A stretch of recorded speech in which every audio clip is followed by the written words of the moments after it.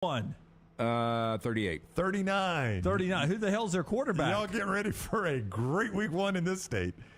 Lance wanted Florida, Utah. I would say that Utah is going to be, Cam Rising. So I don't know what they do with the number right now. I would say it's 8, though. Utah 8. 7.5. Yeah, Utah's favored 10 early on against Florida. That's where that game is opened at Circus Sports. Utah favored 10. Some of these we've seen some differing lines on Florida and Utah. Yeah, I'll try to give you some of the big games. North Carolina, South Carolina, that is a neutral site game. North Carolina favored 2 over South Carolina. That's going to be one of the better games of week one. I'll tell you an interesting game, and we talked about this game the other day, and I am surprised the line has come out where it has. And it is not a neutral site game. UTSA is at Houston. UTSA is at Houston. This is in... What is it? TEDCU Stadium. And or I've told you that Texas San Antonio, I had them ranked really high in our 40 and 40. I think they're going to be a 4-point favorite. They are. Who is? UTSA. Okay. American. At Houston? Yeah. New American team against new Big 12 team. Yeah. It is a pick'em. Pick'em. I was surprised it was a pick'em. You thought UTSA would be favored by more than a field goal. Wow. Well, Lance is giving you some value there. LSU, Florida State, also a neutral site game. LSU, too. LSU's favored 3 in that one. Technically, the road team at Florida State, though, again, it's a neutral site game. And then Clemson-Duke is that Labor Day night game we just talked about the other day. Clemson is favored 12 over Duke at Wallace-Wade Stadium on Labor Day night. Clemson a 12-point favorite. Those are some of your, again, we've told you, week one is not a great week of football. Yeah, but some of those we had seen, so bounce around some of the other ones, not the marquee names, just names, teams that we would like. Just give us some lines. Week 0, Notre Dame favored 21 over Navy. That game is being played in Dublin, Ireland. I would say I don't expect a lot from Navy. First of all, new coach. And they sort of were broken last year. They were a bad team last year. I think their win total is like 2.5 or 3. Yeah. Week 0 game, Vandy is favored 18 at home over Hawaii. They destroyed Hawaii on the island last year. I think Hawaii was up 14-0, and then it was all. That's right. I mean, it was early Hawaii with Timmy Chang as the coach, and they were playing basically on their practice field. And you thought, okay, this is trouble for SEC, a bad look for the SEC team, and then it was a beatdown. Nebraska, Minnesota, that's a Thursday night game, am I correct? I think that's a Thursday night. Or Friday. Minnesota is favored 8 at home over Nebraska in Matt Rule's debut. Yeah, I mean, that's so Nebraska's the 8-point favorite? Minnesota is favored 8. Okay. Yeah. I was trying to find TCU, Colorado, because I just discovered this today. The first 2 big noon kickoffs are TCU, Colorado, and Colorado, Nebraska. They're showing Colorado the first 2 weeks on Big Noon kickoff. Well, I mean, it draws eyeballs with Deion Sanders. I guess in fact, in the recruiting world, a 4-star tight end, Tavion Galloway, decommitted from LSU. He's been one of the longest commitments for this upcoming class, and one of the teams that he most recently got an offer from that they may have spurned the decommitment, Colorado. Well, TCU is a 19-point favorite over Colorado in that first game. Again, TCU is going to take major steps backwards, but Colorado's got a lot of work to do. Virginia, Tennessee. That is at Nissan Stadium, if I'm not mistaken, in Nashville. Year 1 for Tony Elliott was terrible. Brendan Armstrong went backwards. I would say that Tennessee is 21-point favorite. 28. 28-point favorite. Yeah. Wow. Any more quickly? You have 1 or 2? You good? I think that's about all I got for you right there. Again, not a tremendous. Penn State, a 20-point favorite over West Virginia at home. That's huge.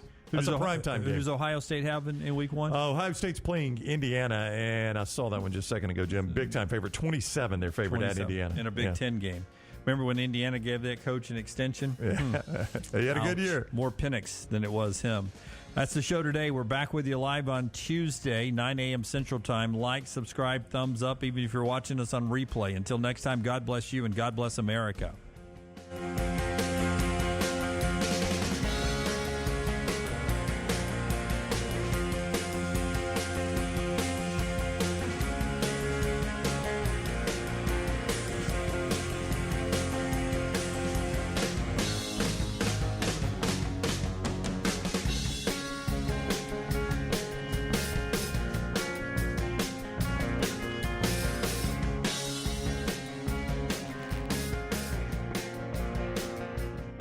want to look great while supporting your favorite show, you know the place to go is the official Next Round store at nextround.store. Yes, there are .store domains, and we have one. From shirts to hoodies to hats and all kinds of fun stuff, you can rep the Next Round anywhere you go. At the beach, Next Round hats to block out that sun. Up north in the winter, get you a comfy Next Round hoodie. Just need something to put your $20 beer in at a game? Get you a Next Round koozie and throw that thing in your pocket. You never know what stuff Jim's going to make me put in there next. Check it out. It's the Next Round store at nextround.store. Jim Dunaway, Lance Taylor, Ryan Brown, and Rockstar. Live from the Birmingham Racecourse Casino Studios, the Next Round, presented by Bud Light, is on now. A new 40 and 40 team coming up on every show through the start of the college football season. Yesterday at 35 was Troy. We enjoyed our conversation with John Sumrall, the head coach down at Troy, in their championship season last year. Breakdown for that's on all of our platforms out there. And we'll get to number 34 a little bit later on. We're about to celebrate an NBA championship, talk a little bit about dynasties and great players who really overachieved. College football, ton of that coming up in the show. Clay's with us at 10 o'clock today. And we'll start with a little baseball here. I send this out because if you were up late in the Sunken Diamond watching Texas and Stanford, a horrible way to – let me update everybody on how it ended if you missed it. It's 6-6, 2 out, bottom of the ninth. We're heading to extra innings. You'd fall back to get it 6-6, too. Yeah, and so you're going to extra innings because it's a can of corn, easy fly ball about midway in the outfield. The problem is – Texas on the road, they lost it in the lights. Neither outfielder, the center fielder or the right fielder, could see it. It was a little too deep for the infield to get back there. Boy, they were busting it, though. I'll give them credit. I mean, they saw what was happening. And it drops down to the turf, and the Stanford team wins it, and they now advance onto the College World Series. I sent out a question. Would you rather be eliminated losing one in the lights, 7-6, bottom of the ninth on that walk-off, give up a walk-off home run, base on balls, bases loaded to walk off with a actual walk, or get beat 22-5 like Alabama? Which way do you? 22-5. Probably 22-5. I mean, look, I know you've played the outfield. It's the worst feeling in the world, either losing a ball in the sun or the lights. It's one of those pit in the stomach kind of things. And under those circumstances. I can't imagine much of a worse way to lose a game. And to the right fielder's defense, like you said, the center fielder had no clue either. He was equally as clueless. So there was clearly a lighting situation there. They call that Sunken Diamond because it's underground, right? Well, it's a little behind the plate is a little underground. I mean, but there's no. I'm not aware of any like existing situation where everybody's like, "Oh God, you lose everything in the lights there." No, I mean this isn't the. I mean, it makes it sound like a weird park, like Sunken Diamond, like they're literally playing underground. If you ever played the game before, there are some ballparks that were not made for baseball. Sometimes you would play in, and fly balls could get above the lights. Yeah, that was our park. And so you played at Montevallo. We played one game at Montevallo, and I was playing. Right field, and a liner was hit, and it was like directly in the lights. I completely lost it, and I swear to God on my kids, somehow just glove up, it goes in the glove, but I completely lost it. Could have hit me in the face. Yeah. Did Montevallo have a lighting problem? No, it just had big league lights. Yeah, and if you're a high school player playing, I mean, it's so many more lights. Yeah. But no, I mean, losing him in the lights happens to Major League Baseball players. It's just a freaky thing. Usually, though, it's not a can of corn like that, right? Well, yeah, and usually it's not 2 outs, bottom of the ninth, season on the line, extra innings if you catch it. I mean, it's just a rare time for that to happen. And the most go back and watch the video. They cut to the winning run scoring at the plate, and the catcher literally looks like he's about to vomit. Like he puts hands on his knees, leans over like because imagine your entire season, all that work, and you've got a chance to get to Omaha, and that's how it ends. I mean, I would imagine the catcher almost did vomit. having to watch it all. The players in the outfield were beside themselves. Tough way to lose for future SEC team Texas. Stanford is back to the World Series, and Tennessee's on their way as well. Last year they were the show in college baseball. They were number 1 overall. The Vols were everybody's favorite team to watch or favorite team to hate, and then they got surprised and did not make it to Omaha. Well, they're going this year, and they had to go through Southern Miss. First, a little note: one team last year had to go through Southern Miss to get to Omaha. Hotty toddy. Little team called Ole Miss that went on to win the national championship. And Tennessee's odds probably about the same place Ole Miss, maybe a little better than Ole Miss's was. But here's Tony Vitello about last year's team and this year's team, and the fact that this year's team, who technically not as good as last year's team, is actually going to the World Series. Here's Tony. I said it to the team, but I appreciate greatly everybody that was a part of that team last year, guys like Trey Lipscomb, and I could go on and on. They helped have one of the most memorable college seasons ever, most talked about, and then they also helped these guys learn some lessons. And when you advance to Hoover and beyond, you're still playing baseball, but there's other games you have to play, and that's one of them, is managing time and itineraries and things like that.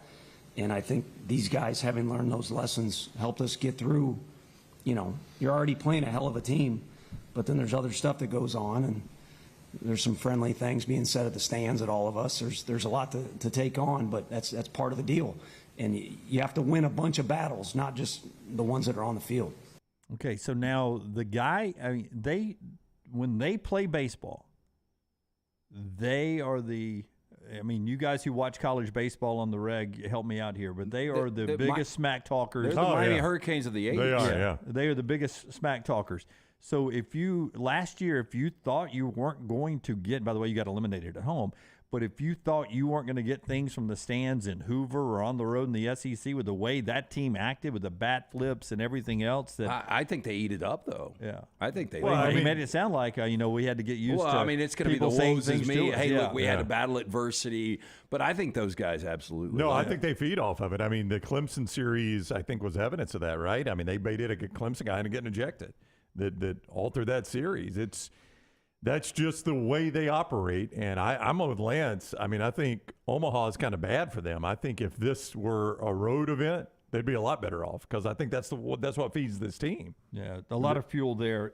We've got Omaha set now. I'll give you the start times Friday and Saturday and the matchups after LT finishes this. Well, no, the only thing I was thinking about going into that game 3 is if Southern Miss gets into the College World Series, you could have 3 separate Mississippi teams in consecutive years win the College World Series: Mississippi State, Ole Miss, and Southern Miss. I mean, how nuts would that have been? That would be crazy. Because I joked with the Mississippi folks. I said, the Mississippi State folks, some friends of mine who are Mississippi State grads. I said, dude, we experienced this. Mississippi State finally won a national championship at the College World Series, and then Ole Miss does it the next year. You have very little time really to hold it over your rival and celebrate. Said it happened to Alabama in 2009 in football, and then Auburn comes back and does it in 2010.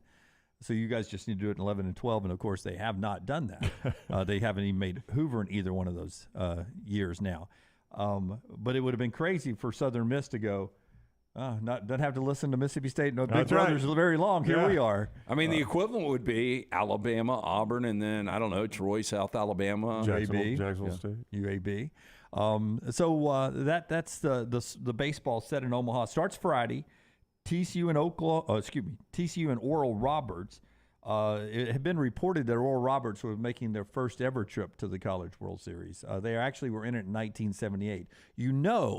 You're Cinderella when nobody remembers you came to the party. Yeah, so was that really? They were here in 78? Yeah, 1978. They were actually in the College World Series in 78, but nobody remembered.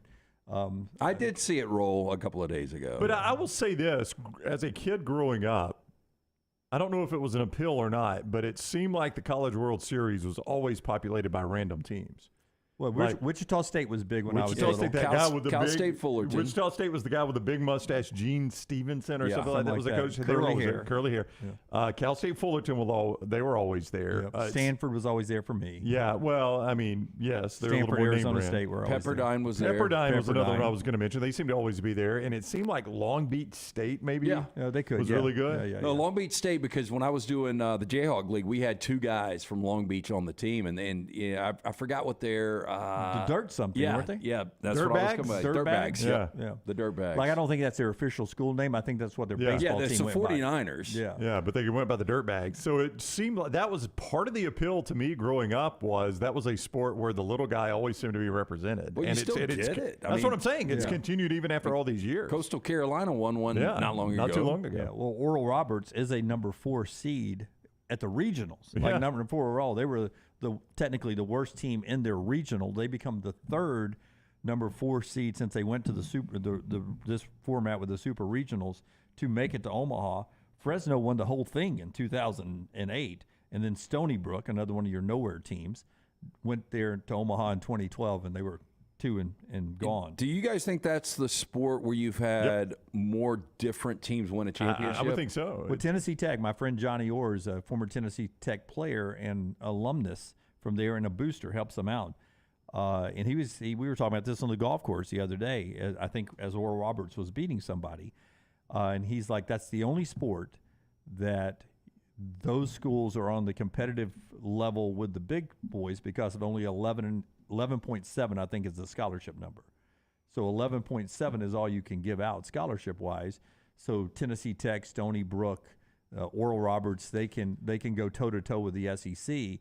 His fear is that they're going to up the limit to 25, and that is going to be just like we get in football. Then the big schools will be able to flex their muscle. But more. I've also thought, too, that the way the postseason is set up really helps a team that has got a really dominant Friday starter. They might be an average team otherwise, but they've got a dominant Friday starter. So now I'll come to the regional, I'm automatically in the winner's bracket. And now everybody's having to burn through their pitching to get back to me, right? Which dumbs it down for you a little That's bit. right. And then I go to the super regional, and maybe I get that first game, and now I've got the advantage of the other team scrambling. They got to win 2 games, right? It's just it's pretty rare that you've got a sport where that type of thing sets up. But the postseason system sets up for a team that might be a good team, but they've got a dominant number 1 starter. And that gets them in the winner's bracket in both situations. TCU and Oral Roberts, 1 o'clock on Friday. Florida and Virginia play the prime time game at 6. On Saturday, Wake Forest and Stanford at 1, and then LSU and Tennessee at 6. 3 SEC teams out there. Wake Forest trying to become the first number 1 overall seed since Miami in 1999 to win this thing, which is crazy. That's the last overall one, huh? The last number 1 overall to win it all. Wow. So We've had a basketball number 1 overall win it since then, right? Yeah. I've got 31 different national champions. It's going how far back? It only goes back to 1947. Yeah, I think that's when the World Series began. Yeah, and it was in Kalamazoo, Michigan for the first 2 years. California won the first, USC the second. And when it went to Wichita in year 3, Texas, then finally in Omaha is where it started in 1950, and Texas won there. Holy Cross has won a national championship. Wake Forest in 1955. They're trying to win their first national title since 55. Minnesota, California, Ohio State. Just some random teams in there. So do you think 31's more than you've had basketball champions? 31 different? I don't know. I don't know. I think you've had more different basketball I think you champions. probably Well, have. while Brownie tells about my bookie, go to basketball. See how many different ones we've had. You know the first SEC team to win one in the year? I'm going to say it was... This kind of mirrors what softball has done. You know, it was all dominated West Coast. I was going to say LSU when they won it under no, Skip. I'm going to say it was... This is kind of random. I'm going to say it was... I remember this. I'm going to say it was Georgia in 1982.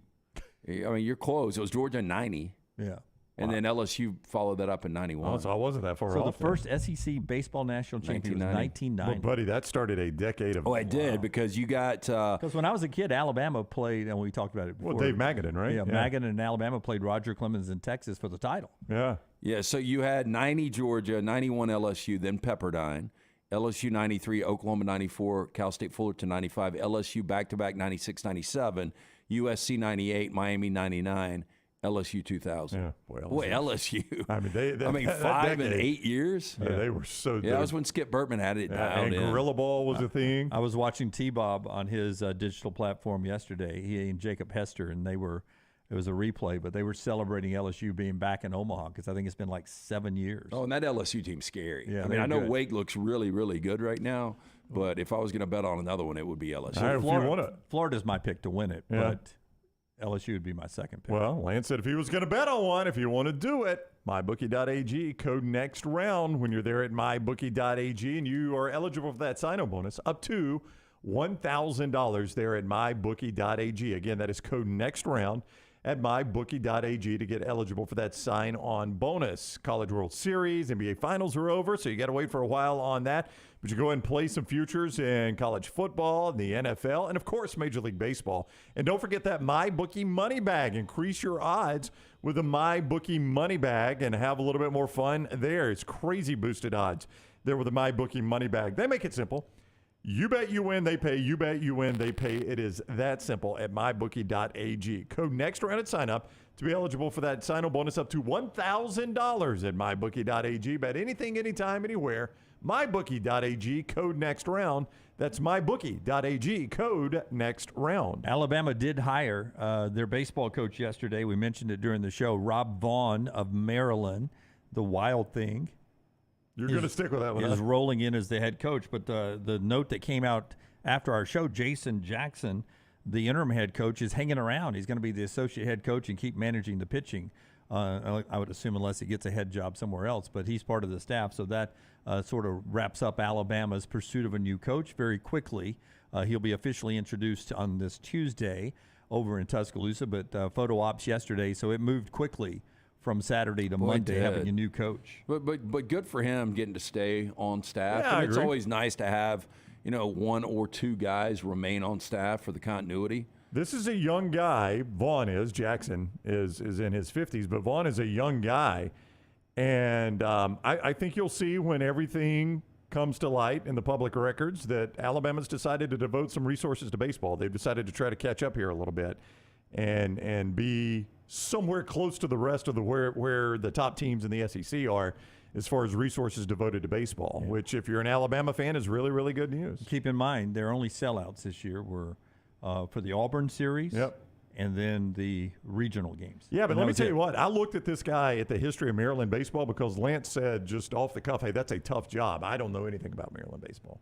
And I went and looked. They have done almost nothing historically. Until he got there. And this guy came in and won two back-to-back Big Ten championships, 3 straight NCAA tournament appearances. They only had 6 regional appearances before he got there, and he had 3. I mean, that's crazy to think about. 2 Big Ten championships and a Big Ten Conference Tournament championship, twice the Big Ten Coach of the Year back-to-back years. I mean, that guy did a really good job at a program that has no history. And Rob or Greg Byrne, if you guys want to bring it up in the news conference, last time Alabama hired a former Maryland head coach from the resume, a guy named Bryant went on to win 6 national championships. We did drop the confetti last night in the NBA. The Nuggets are the NBA champions. They win it in 5. Jokic averaged 30, 14, and 7. He's the MVP. What blows me away, he becomes the lowest draft pick ever to win a finals MVP. He was 41st overall picked. And he becomes nobody lower than 41's ever won the MVP. Yeah, that's a little surprising. I mean, I guess in a 7-game series when you've got to be, on your A game for 4 games, it's a little bit different than some of the MVPs we've had in the Super Bowl. Like a Larry Brown who has 2 picks thrown right to it. Yeah. But isn't that crazy? It seemed like a Yeah, fix it with is. Well, I mean, it's crazy to sit here and think that Jokic, who's won how many regular season MVPs? 3? 2? Should have been 3 this year. Was picked 41st overall. I guess there was fear that you wouldn't be able to get him to come to America and play. Well, it could have been that. I forgot exactly when he was selected from Serbia, but this is a situation where, the European invasion that you had in the draft for a while, a lot of those guys weren't panning out. And so it could have also been they got a little skittish on, how good is this guy actually going to be. But Yeah, first player in history to lead the league in points, rebounds, and assists in a single postseason. Yeah, I mean, statistically, the best individual postseason we've ever seen. And the Heat, I don't know if it'll be remembered that way. The Nuggets are good. It'll be forgotten how much the Heat poured into getting to the finals as an 8 seed, who they beat on the way. An amazing run by the Heat, but they just look like they ran out of gas. Yeah, and look, and Jimmy Butler did too. You know, he had a nice little run there in the second half. He got off to a rough start. He only finished with 21 points. And I said this yesterday. In all 4 of their losses, they didn't reach 95 points. And so they were just offensively challenged. Hero came back last night, but that was an ugly Game 5. You said it in the office earlier. I agree. One of the more forgettable finals in the history of the NBA. But, I mean, good for the Nuggets. First ever championship. Now there's only 10 teams in the NBA that haven't won championships. And it showed up on Clippers and who? No, I've got the Nets, Clippers, Hornets, Pacers, Magic, Suns, Jazz, Grizzlies, T-Wolves, Pelicans. And everyone will say, what about the Atlanta Hawks? They won it where? In St. Louis? St. Louis Hawks? Boy, I tell you what, one of the surprising, just because of how much they love the game, the Pacers. That's just a surprising, like some of those. They won ABA championships. To me, the surprising ones are the Pacers, the Jazz, and the Suns. Yeah, because the Suns were, I mean, all of them been really close. I mean, the Reggie Miller era Pacers, they were very, very close. Dan Marley and the Barkley the Barkley era Suns were in the NBA Finals, I mean, the Jazz, too. The Jazz with Malone and Stockton. I mean, they've all been really close. Yeah. I'm just saying, man, that state of Indiana loves them some basketball. To think they've never won an NBA championship. They do. Now, Jokic is queued up over here. If you watch the postgame, they asked him, his excitement, blah, blah, blah. And he English, not his first language. I understand that. But he gives a very simple answer. The job is finished. Now we can go home. With very little emotion. Sounds like Schwarzenegger in a movie, right? I'll be back. The job is finished, and now we can go home. They hand him a bottle of champagne for the celebration, and he goes, and then he sets it down. The guy was giving us no emotion. Now, he had his wife, his new baby daughter who looked beautiful, his 2 brothers who were actually celebrating more than he was, and all that. So in his mind, I think he thinks it has been a long season. I have done what I needed to do, and I really can go home. And I think in his mind, thought he would be on his way home today. So is he going back to Lithuania? Is that what he means by wherever this? Home is for him. But Brown, I think he thought he was on a plane this morning. He didn't know about the parade? He found out in the NBA sound here. Yeah. Listen. You said after the Lakers win, you said you were surprised that you didn't feel more. So I'm curious what you are feeling right now, and if you're looking forward to a parade coming up in Denver. When is parade? When is parade? Thursday. No. I need to go home. Okay. God, I hate it for the guy, man. It seems like he's completely spent. Find some joy in this. This damn United States is overrated. I know. Play it again. Has he got to cut his grass? What's going on? Why has he got to get back to Lithuania? When is the parade? You said after the Lakers win, you said you were surprised that you didn't feel more. So I'm curious what you are feeling right now, and if you're looking forward to a parade coming up in Denver. When is parade? When is parade? Thursday. No. I need to go home. Okay. He's about to cry. I need to go home. When is parade? When is parade? I've not cut my grass in months. I mean, I feel bad for the guy. It is Serbia. Okay, so he's from Serbia? But honest to goodness, LT, what is he, 28? No, 29? He's 28. 28 years old. We're talking about a dynasty? This guy's not going to play that long. He just won the MVP. He won the championship, and he's not having any fun at all. Once he hits a certain dollar figure, he's going to be like, potatoes in Serbia, they don't cost that much. Yes, potatoes ain't good, don't they? I mean, honest to goodness, this guy's not going to be around for a dynasty. Yeah. He's not having fun. No, it doesn't look like it. It's like Drago in Rocky IV. Yeah. I mean, he was made in a lab. Yeah. Go ahead and he plays like he was made in a lab. I'm going to give him a piece of advice here. and this could be poor advice coming from me, right? I mean, I don't know the guy personally. But on this trip to Serbia, I would take all the money I've earned from the Denver Nuggets in this championship run, and I would find anybody I actually care about and say, plane leaves at 5 o'clock tomorrow. And we're going to America. That's right. We're never coming back to Serbia. We're going to live in a Denver suburb, and right. I'm going to learn how to celebrate. Yeah. But this guy is... It's on me. Y'all ain't having to pay. Plane leaves at 5 o'clock. I have already paid for it. Well, you know, he signed a $150+ million contract So he's got 5 the years money. ago. No, but he just signed last year after winning his second MVP, a $250 million That's right. contract. Yeah, How long there you is go. that one? Because it seems like an anchor around his freaking neck. It's 5 years, so he is. 5 more years. He's got 4 more years. When his parade. Well, you know his wife ain't 5 gonna more let that years. go. 5 more Your years. ass is playing 4 more years, and at 32 you can retire with $500 million. Sounds like a plan. It was a big week for Serbia. Jokovic and Jokic, all, and the fact I got both those names back to back is a bigger surprise. Oddly, both called the Joker. Yeah, both called the Joker. There you Yeah. go. Djokovic and Jokic. Good out of I you. man. There they go. doubt Serbia is a very funny country, though. I mean, it just And apparently not full of parades. people probably say, well, why do y'all choose to live in Alabama? I love living in Alabama. Maybe Serbia is great, but I would just think like, hey, I'm cool not going back to Serbia. I'm going to stay here I may go to the Virgin Islands or somewhere. Parade. I can give you When a is little. parade? When is parade? When is parade? Thursday. No, I gotta go home. So it Go back to the house. I mean, that's almost another trash open. I mean, unless we're getting dinged for it. It borders Hungary to the north, Romania I to the bet it's northeast, beautiful. I'm sure. Bulgaria to the southeast. Yeah, I'm sure it's beautiful. Hey, you know what's in Hungary? What's in which one? and Hungry? yeah, Hungary. What? Budapest. Wislas. Yeah. They're Hungarian. It's great. Can't get those in America. LT tells us more about a map a little bit later on in the show. Being brought to you today by our friends at New York Butcher Shop. You know what's at New York Butcher Shop? Good food. Steaks. Yeah, hey, and gift cards. It is Father's Day weekend. If you have not bought Dad anything yet, you need to take care of Dad. How about a gift certificate or a gift card from New York Butcher Shop? Also, great wine. Great selection there. Jim wants to remind everybody.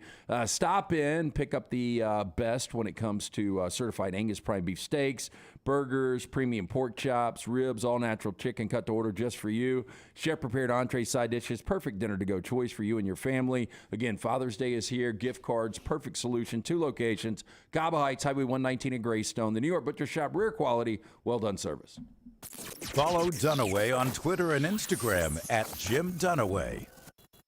Hey, Lance Taylor from the Next Round. You've heard me for years talk about our friends at Bromberg's Jewelers, and we welcome you to stop by and see that great customer service at the Mountain Brook and Summit locations. But we'd also love for you to check out their new online shop. They've got plenty to choose from. Great gifts, big and small. Available online, they've got David Yurman, Tudor watches, select diamond and gemstone jewelry, William Henry, seasonal and favorite giftware items and baby gifts as well. They've even got an online sale section. For more information, Brombergs.com. It's the spring sales event at Alfa Romeo of Birmingham. Now you can get $10,000 off, plus rates as low as 4.7% on new 2022 Alfa Romeo Stelvios and new 2022 Alfa Romeo Giulias. Come see the team at Alfa Romeo of Birmingham, exit 27 just off I-459 on Grants Mill Road, or visit them online at alfaromeousa of Birmingham.com. Hurry down before they're all gone. All incentives applied, in stock units only with approved credit. Alfa Romeo USA of Birmingham.com. For 50 years, our friends at Wayne's have been doing things around your house that you don't have time to do. Warm weather is coming. You want that lawn looking great. You want mosquitoes not around. Our friends at Wayne's, they can help you out. Right now, they will do $50 off for each of those services to continue to celebrate their 50th anniversary. Again, our friends at Wayne's, they take care of all of us here on the Next Round. You don't want those mosquitoes. You want the lawn looking great. Call them today, 866-WAYNES1 or call Waynes.com. Storm season is here. Make sure you have a plan of action in place right now. Greg from Pell City and Storm Restoration Roofing should be your first call when storms hit. Insurance companies love working with Storm Restoration Roofing because of Greg Nelson's name and reputation in the industry. When storms hit, call Greg Nelson. He's local, 205-542-3531. He's the home of the free no-cost roof inspection. Greg from Pell City on Facebook, 205-542-3531. It's Storm Restoration Roofing. Summer is here, school is out, and that means moving season. If you need help buying a home or selling your home, you need Holly Mack Wilson. Let Holly Mack Wilson do for you what she did for 70 people last year. Find you the home of your dreams. She is a professional who helps you with every step of the buying and selling process. Holly Mack Wilson will help you find a home, negotiate the best price, and help you get your home ready to sell. She helps you get the most out of the house you are selling and helps you get into the home of your dreams at the best possible price. Holly Mack Wilson can help you find a home anywhere in Alabama, from Huntsville to Mobile. So call Holly Mack Wilson today, 205-901-9446, or check her out online at hollymackhomes.com. Then sit back and enjoy your summer. Who knows, she may even help you plan your summer vacation. That's Holly Mack Wilson at 205-901-9446 or hollymackhomes.com. Holly Mack Wilson, your trusted and professional travel planner and Keller Williams agent.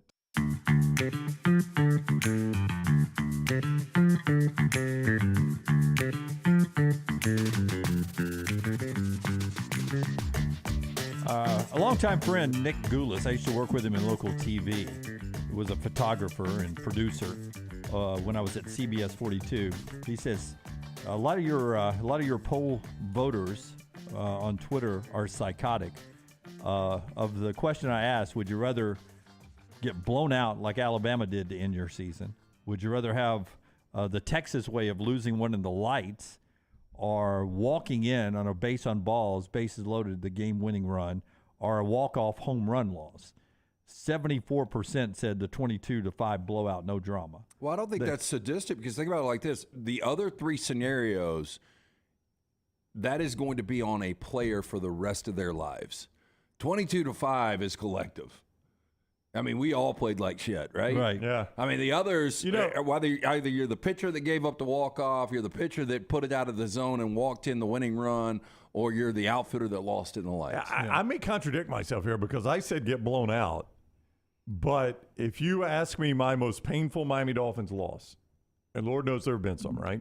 Jacksonville? No, that was 62-7. That was the blowout. I mean, that's what I was going to No, say. that was not painful. That pain was over quickly. I died quick on that one. The most painful one, though, was the 1992 AFC Championship game against Buffalo, where Miami was the 2 seed, had won the East, had split the season series with Buffalo, and had them in Joe Robbie Stadium at the time. It was named Joe Robbie Stadium then. In the heat, I think kick time, it was still like 85 degrees. Buffalo coming down for the goal. Everything favored Miami. We lost 29-10.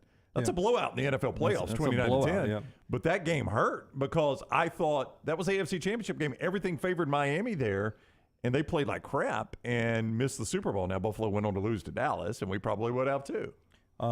Nick's pointing out that 6% is psychotic. The 6% people vote the Texas way, losing one of the lights. I don't know. Because my most painful loss as a Buccaneer fan, and there hasn't been that many because we usually are 3-13 or whatever. We're rarely competitive, but when we have been, my most painful loss was the playoff loss to the Rams because it took a miracle for us to come back and take the lead or tie the game. Right? Did we take the lead or tie the game? And no, you tied the game. Tied the game, so we were going to go to overtime. It was a miracle to come back and tie the game. Oh, you had won that game by coming back and tying that game. Yeah, and then we kick it off. It's just seconds basically left in the game, and the Rams go down and get a game-winning field goal. And that was the most emotionally draining game I've ever been a part of. Yeah. And I hate to even admit this, but I did have some tears that came out after that game in a win. And I cried like a baby because I had already in my head they had won the game. It was in over. my head it was already a loss. Yeah. And for them to come back, it got my hopes back. Yeah. And then when you guys tied it on the Fournette touchdown, to me it was a loss because it was going to overtime. Without that throw and the Cooper Kupp reception, it goes to overtime. Yeah, I was screaming at the TV, let's just go for two. Let's just go for two. I'll never. My toughest loss actually wasn't the Vinatieri field goal, which I was at. I just had it in my head the Rams were going to win that entire one, and I guess I was still excited 2 years before that they had won one, but it was the year after when Jeff Wilkins missed a kick that would have won it. It goes to overtime, and in overtime, first possession, Steve Smith takes one to the house. And the Panthers went on and played for the Super Bowl, or played in the Super Bowl with Jake Delhomme that year. But I kept going back and it was when DVR first came out and watching that play over and over again. It killed me. And as an Alabama guy, I don't know how real Alabama fans feel, but the loss in Tampa to Clemson on the rub play on the right side, pick play depending on which side you're on, that cost you a national championship. That one hurt more than the kick six. I don't think that's maybe it is still. Yeah. Maybe I'm still in shock over the kick six, but that was, and maybe because I had to do 2 hours of television immediately afterwards that I never really fully grasped. And maybe therapy 10 years from now, it'll all come pouring out of me. I'll be crying in a corner somewhere. But that was such an extraordinary way. I remember as we were getting ready to go on the air afterwards, after I plugged in my microphone up, I remember thinking to myself, well, they're going to show that play like the band on the field the rest of my life. I'm going to see that play I just saw at Jordan-Hare Stadium, the pick six, the rest of my life. Yeah, you are. Yeah. I saw it this morning. Yeah. Randomly, I'm on, where was I? You were on TikTok. I was on TikTok, and I ran across a TikTok of the greatest walk-off plays in sports history. And I don't even know why somebody had that out there. And it was like the third one. They weren't ranking them, but it was just like the third one they showed. And I'm like, that just shows you that play is going to exist forever. But I wonder initially if it didn't hurt Bama fans as much because they didn't realize. Like me watching the game, I never thought it was a scenario where it was either Alabama makes the field goal and they win the game, or they miss the field goal and it goes to overtime. Yeah, that's what I thought it was too. Our friends at Harbin's Outdoors bringing you part of the show today. Our friends at Harbin's giving you an easy way to do things like put that pool in the backyard. Absolutely. Look, one-stop shop. Again, I've talked about before, when I got the pool put in about a decade ago, way too many people that I was dealing with Jeremy and his crew. You don't have to worry about that. Harbin's Outdoors, award-winning landscape company specializing in installing custom fiberglass pools, landscaping, hardscaping. Jeremy and his team, one-stop shop for your pool construction needs.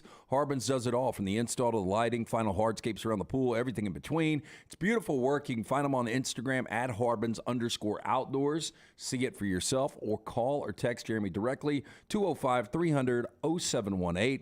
At Harbins, you and your home are the center of all that they do. Call them today for all of your landscaping needs. To your point, I was standing on the field for both the prayer at Jordan-Hare and the kick six. The prayer at Jordan-Hare, the just explosion of noise. I bet Scott was on the field for both of them too. I bet Forrester was. I was there. Yeah, but I thought you had actually had to leave the stadium for the kick six. Were you in the stadium? No, I was down in the tunnel. Yeah. Yeah, but Scott, and I don't know if you'd agree with this. The explosion of sound on the prayer at Jordan-Hare, because like everybody in the stadium knew what was going on. On the kick six, it was almost like this crescendo of sound because I think so many people were like, "What the crap is happening here?" Oh, I'm a paid professional sportscaster. Yeah. I was like, does this count? Yeah. As he's running it down the field, I said, can you do this? No. Do you agree with that though, Scott, being on the field? Yeah, that one was definitely, I guess, more of a roller coaster. The prayer at Jordan-Hare was different, just because they were going to lose the game if that didn't happen. Yeah, it's true. Right. The other case is in overtime. If Chris Davis steps out of bounds or a kicker makes a play. Yeah, but that wasn't confusing. That was just like, oh shit. It wasn't. It wasn't. I'm not saying it was confusing. Everybody in my basement watching that game was like, like everybody was just looking around. And then I'll never forget, Rockstar starts laughing out loud. Yeah, that's what Rockstar's always said. He just laughed out loud. He starts laughing out loud. I bet the Alabama fans love that. Yeah, we're not happy. Yeah, Rockstar's just like. The other thing it's one of those ways that you lose. It's crazy. B. Rich says top 3 worst losses for him: kick six, the cam back, and the Falcons blowing a 28-3 lead in Super Bowl. That's the worst ever. Well, Jay Price asked which Super Bowl was worse: the Falcons getting dismantled by the Broncos, or blowing the lead to the Patriots. It's got to be blowing the lead to the Patriots. 28-3. I mean, other than Jokic, every normal human's thinking about the parade at that point. Well, you're a first. We're going to take it right down Peachtree, right? You're a first down away from winning the game, or you're a third down stop away from winning the game. Or people have gone back and done the math. You could take knees from the middle of the third quarter on, and you would have won the game. Just burning clock. That's all you had to do was take knees. You would have won the game. I mean, when you see a stat like that, you realize. Hey, and I would take that too. Like, if Falcons have never won a championship, I'm a Falcons fan. Take a knee. If I've done the math in my head, it's gonna play out. I know this is gonna be unconventional, but we're gonna be able to burn the clock out this way. Yeah. So, some tough losses there. Michelson laser vision until I get to our next point, which Is he an Alabama basketball player, or is he not yet? I want some clarification on that. Tell us about Michelson as we get some clarification in eyesight as well. Yeah, again, if you wear the contacts or the eyeglasses, you are wasting money each and every year. I'm speaking from experience. I wore the contacts for about a decade. Finally went to see Dr. Mark Michelson, a pioneer in the business, the first to perform the LASIK procedure way back in 1995. Got the procedure done. Now I have 2015 vision, better than 2020. Did this 20 years ago. Make the phone call that I made. 969-8100. Ask for Amy. Tell her the next round sent you. They're going to hook you up with a hassle-free consultation. You've got zero to lose to find out if LASIK is right for you. Again, 969-8100 or online, michelsonlaservision.com. Scott says 28-3 is on the Mount Rushmore of his blinkiest losses. Shittiest losses there, he says. Yes, go ahead and fill in the blank. Taylor, little T, out in the command center of social media and Next Round Live on all the platforms. Kick 6 was on my birthday. I've never had a more exciting one. Oh, wow. Yeah. I mean, how old was little T? Oh, so that was 13. That was 13. She was 13. She was 13. Her 13. She became a teenager. What a way to become a teenager. Teenager, yes. She is a Auburn fan that wears her emotions on her sleeve. Are you kidding me? I've seen that. Let me just tell little T. I joked with and I forget, it was some smart-ass something Forrester had sent in our text thread, and I joked back very Alabama-ish, and all Taylor did was send me a picture of her flipping me a bird. And I'm like, I love Taylor as a fan. Oh, she's got passion. We had one other guy that we used to work with, and you know who I'm talking about. Oh, yeah. And I remember we had a sales manager that would give him hell because he was an Alabama fan. And I remember one time he took a picture of the sales manager's car and sent it to him. Like, I know where you park. Yeah, and it wasn't like a joke. I mean, it was like legitimate. Speaking of little T, she is going to join us live at 3:30 today on Next Round Cocktail Hour. Oh, look out now. She filling in for one of the usual hosts? Brittany Wagner's at the beach. I don't know if you saw, she was repping our gear. I saw that. I did see that. I did not know it was her, though. Yeah, I've never seen her with her hair up under a hat. She's on a family trip, and so it's going to be me, Kelly Hunter, and Lil T's going to join us. There's young Brittany right there, Brittany Wagner, part of the Next Round Cocktail. Brittany. I did not know that was Brittany. I've never seen her hair in that style. Never seen her neck before. Yeah. Did her social media handle not give it away to you when you were? I only saw that picture running in the show yesterday. Oh, running in the show. Gotcha. See, I did not come across my social media feed. Brittany and I are not close enough for her to include me. Right. She went at Lance Taylor. Yes. She did not go at Jim Dunaway. Hey, Patrick wants to know, is little T old enough to be on the Cocktail Hour? Yes, she is 23, and she can outdrink most people in the chat room. Yep. And in the cocktail hour. That's later today, live at what time? 3:30. 3:30 today, and every Tuesday. So swing by for that. One thing to point out, is Grant Nelson an Alabama player or not? Nothing official I've seen yet, Brownie. LT, have y'all seen anything official? There were reports from Tipton Edits, Joe Tipton, who is really, really dialed in on transfer portal stuff, that it was expected that he came to Alabama. Then there was a report that said nothing had been decided yet. You see Scott, if you're watching, Scott showing you what I'm referring to in Tipton Edits, that he did use the word expected. There was no report that it was 100% done, but that guy has been pretty on top of the transfer portal in basketball. 6'11" forward from North Dakota State, averages 17 and 9, would bring great front court depth to Alabama. He has athleticism. Problem is he only hits 27% of his threes. He's 6'11", though, but 27%. If you're playing in the Bama style, you want those to be a little bit better. And then you question the competition. Like Reed and I were sitting in the lobby yesterday when Joe's tweet came out, and we were watching highlights, and he was dominating like North Dakota and some other lower-rung teams.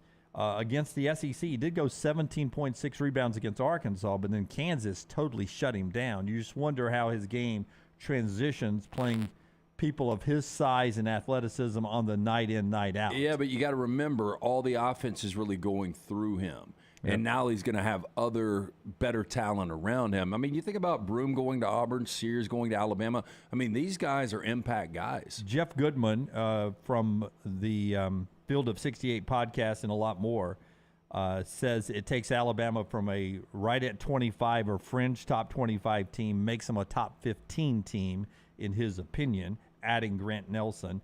Much needed because it's Nick Pringle and not a whole lot down in the front court right now. Yeah, I mean, this is, I bet if you asked if you ask Nate Oates right now how big this decision is, I would think he thinks it's huge based on what they need on that front court. Waiting for something official. Jeff points out, says, this guy's not Brandon Miller. Few people are. But if he could duplicate Noah Clowney's stat lines week in and week out, night in, night out, then that would be a good get for Alabama down in the front court. I will say whoever's doing his PR, his sizzle reel, if you want to call it a sizzle reel, whatever you want to call it, his highlight reel, he was Brandon Miller in that thing. And because I watched it yesterday, and I was like, my gosh. And then I did what you did. I went and looked at his numbers. I was like, okay, somebody did a really good job of putting that highlight reel together. One team he was dominating. I was like, who's he playing? John Carroll? Well, that was the other thing I looked at, too. I was like, I can't even see the name on that jersey. I can't even tell who he's playing. My friend Greg from Pell City has a great name on the jersey. He plays for the name on the back of the jersey, your name on the back of the jersey there. He wants to make you happy when it comes to your roof, the one that protects your family. Greg from Pell City Storm Restoration Roofing, Greg Nelson, he'll get on your roof and give you a free no-cost roof inspection. That is so important because the price of everything's high now. So he gives you a free no-cost, no-obligation roof inspection so you know if you got any damage, wear and tear, leaks, or anything that's brewing up top there. It's good to get that inspected every now and then. He does it for free. And he does it with no obligation right there. It is this number to call, 205-542-3531. Call it up, 205-542-3531. If he doesn't answer, leave a voicemail. He'll get back to you. He's usually on somebody's roof out there trying to make sure everything is great with the next family he's working on here in the Birmingham area. A-plus rated with the Better Business Bureau. Insurance companies trust him. That's always a big advantage when you're dealing with your insurance provider. He's got the best warranties. Call him up, 205-542-3531, or look him up on Facebook. Greg from Pell City. Contact him there as well. It's Storm Restoration Roofing.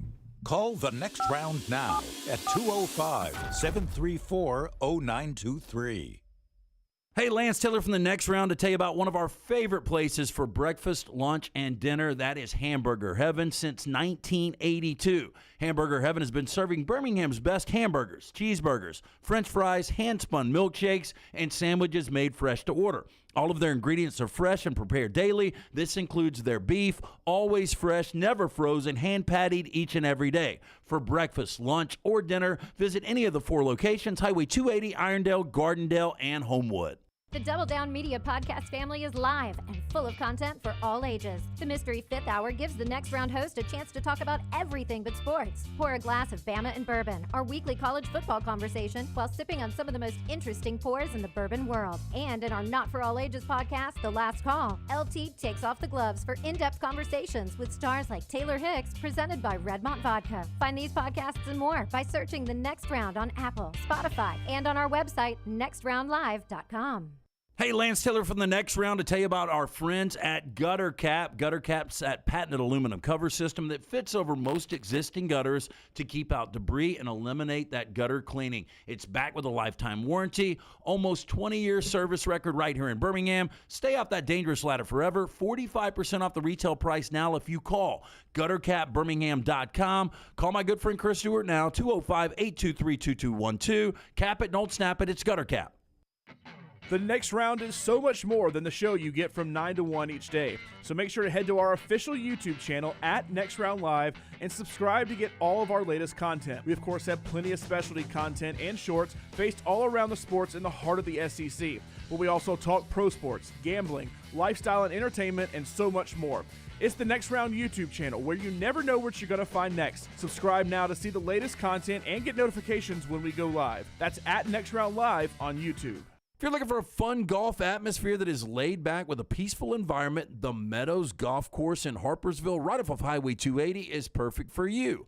Just a short drive from Birmingham, this 18-hole, 200-acre track with rolling fairways and ample greens is the definition of peacefulness of the country just miles from the city. Enjoy a great lunch before your round and a cocktail on the wraparound porch after 18. Come see us today. The Meadows Golf Course in Harpersville, right off of Highway 280. Hey, there's nothing worse than waking up to a plumbing problem. Don't get caught in a flooded house. Call the guys at Hemp Hill Services. Adam, Chad, and the team at Hemp Hill are the only ones I trust to fix it and fix it right the first time. Hemp Hill Services does it right and always at a fair price. For all of your plumbing, cooling, and heating needs, trust the name that Birmingham has trusted since 1954, That is Hemp Hill Services. Call now, 205-229-2090. That's 205-229-2090.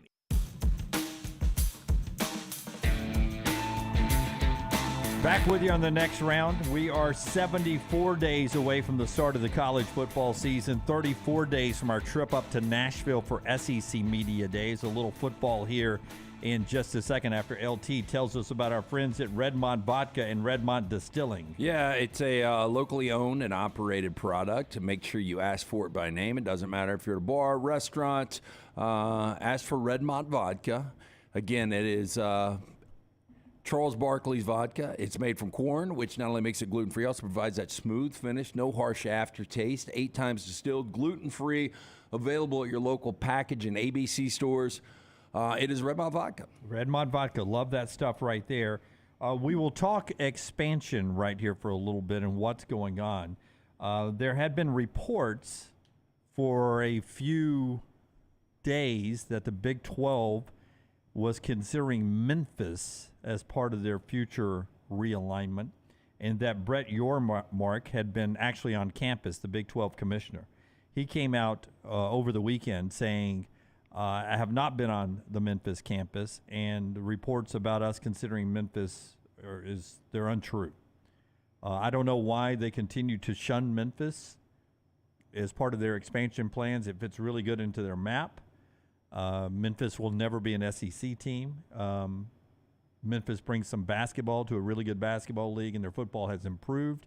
But they don't seem to be very interested in Memphis in the Big 12. Yeah, I don't know where that product is right now. So Memphis football went like this, and then it's kind of dipped down a little bit. And the same with the basketball. I mean, Hardaway, there's been some expectation there. He's had some really good players, but better history than reality now in basketball. Yes. I think, though, it's all about what football brings, right? I mean, that's in all this conference expansion, everything is about what do I get out of the football product? Does it help my TV numbers? And really, it's only had one quick burn. It has not been good. Yeah, it's not been good traditionally. And I just don't know that the basketball product is significantly good enough that you would take on a mid-tier football product. You know, I mean, like if you were getting Kansas basketball for a mid-tier football product, maybe. Even though they may take all of UConn at some point. But Silverfield doesn't make any sense either to me. Is 21-16 going into year 4. It is a mid-tier football program that just really does nothing for me. Who, Memphis? Yeah, but Fuente had it dialed in. Yeah, Norville had it dialed in. Dunaway said for a minute they got good. And I always wonder how much of that was the American or not. I say Fuente. I mean, look at this. Fuente was 26-24 in his 4 years. Yeah, he had to build it up, right? Yeah. He was the guy that built it up. And then Norvell was 38-15. That's when you saw some good Memphis teams. Yeah. So, but Pete Thamel writes today at the ESPN.com. So where are we with the Big 12 right now? Colorado, who did not join the Pac-12 until 2011, is the focus point, according to Pete Thamel. But he says they will not do anything until they see the Pac-12 numbers, television deal, that they will not jump the script. They're getting antsy, They're getting antsy, and they want to move this along and find out what financially the Pac-12 looks like in the future. But they will not jump the script, according to Pete Thamel at ESPN.com. What is interesting, the Pac-12 is preparing for Colorado to leave. Pete reports that if Colorado leaves, and they're the only one that leaves, the Pac-12 has let it be known they would slide San Diego State in place of Colorado and try to hold on to Utah, Arizona, and Arizona State, and the rest of them, Washington and Oregon. So San Diego State, a long time rumored to be a part of the Pac-12, seems to be a replacement for Colorado if Colorado leaves. You get an upgrade in football and basketball. Yeah, and that's what I was going to say. You get an upgrade in both sports, yet it seems to be a lesser. It seems like you're losing the brand a little bit. Well, the brand's definitely lesser. I mean, Colorado's got a better brand just because it's been in a big-time conference more than San Diego State. But to Lance's point, football at best is a wash right now. Yeah, basketball is much better. If you take the last 30 years, or at least back to 2000, San Diego State's been better than Colorado. Well, and what's the bigger market, San Diego or Denver? San Diego. Denver. Oh, is it? I would have thought I San don't Diego's know. bigger. I think it's close. Yeah, but where does it? I mean, I don't know. I mean, San Diego at some point is very small, and L.A. reaches way down. But it's close, though. You're getting probably really side by side, to be honest with you. Top 15 markets? I would say Denver's 14, San Diego's 19. No, it's a bigger gap than I thought. Denver is 16, San Diego is 30. Yeah. I just don't know how good a sports town San Diego is. I know the Padres are good, but, they lost the Chargers because they wouldn't invest in a new facility. You lost the Clippers. You lost the Clippers to L.A. I mean, the Padres are the Padres. Maybe it's just a baseball town. I don't know a whole lot about San Diego. But I also wonder, I always look at it too. Okay, media market's one thing. Where does that team rank in the media market? And if you're, how many people in San Diego care about San Diego State versus people in Denver that care about Colorado? I mean, Colorado's way down. I'm sure San Diego State is too. It's got to be. Yeah. Neither one of them seem like big college towns. But I mean, you think about right now where the Nuggets are in that market. Obviously, the Broncos are the biggest draw. The Avalanche probably are right below the Broncos. Yeah, it's definitely a pro town. Yeah. But I mean, you're not really picking over good decisions here. It's Colorado or San Diego State, it's not like I'm winning with either one of those. They're a low-tier program in my conference. Jason says Jimmy Nilsson. I just tell you, when you're a young sportscaster, you start learning the market sizes. Where you want the next job. Yeah. So how much would I get paid if I went to a top 30 market? Can I live in Denver? Yeah. San Diego State finished 83rd with 198,000 viewers. What does that mean? I missed the first part of that. Where did Colorado finish? Yeah. I appreciate all the thoughts there. Denver loves the Avalanche, and so do I, says Patrick over in the Vulcan Tire and Automotive chat room. Hey, listen, the Avalanche have been very good, owned by Stan Kroenke, who owns the Rams, who also owns the Denver Nuggets. You think about it, so 3 consecutive years he's had the Rams, the Avalanche, and now the Nuggets. Yep. And by the way, his Arsenal team, which he owns in the Premier League, had a resurgence this year. I don't know where they finished on the final table, but they were in contention to win it all. So he almost, all of his teams in the last 3 years have almost won a championship. What do you think is his bank account right now? Probably less before he bought all these things and built SoFi Stadium, but it's probably growing back pretty quickly. He probably spent a little. I mean, I just wonder what Kroenke can make in a day, and people hate Kroenke. They really do, don't they? Oh my God, the city of St. Louis. I mean, if he walks through the city, I mean, they might tear him apart. Yeah, Vulcan Tire and Automotive is the chat room sponsor. Summer travel's a real thing. Get that truck or car checked out bumper to bumper. Listen. Over the years, we have grown with Vulcan Tire. They've grown into this great, huge business here in town. 4 wonderful locations. They've got a, it's a full docket every day, but they got room for you, a new customer. Slide in there. Vulcan Tire and Automotive, whether it's new tires, you just want to get the tires checked, get the kids to run by there before they're taking a trip off to college. And they handle bumper-to-bumper service as well. The perfect place to take your vehicle. Vulcan Tire and Automotive, they sponsor our chat room. We're back in a moment right here on TNR.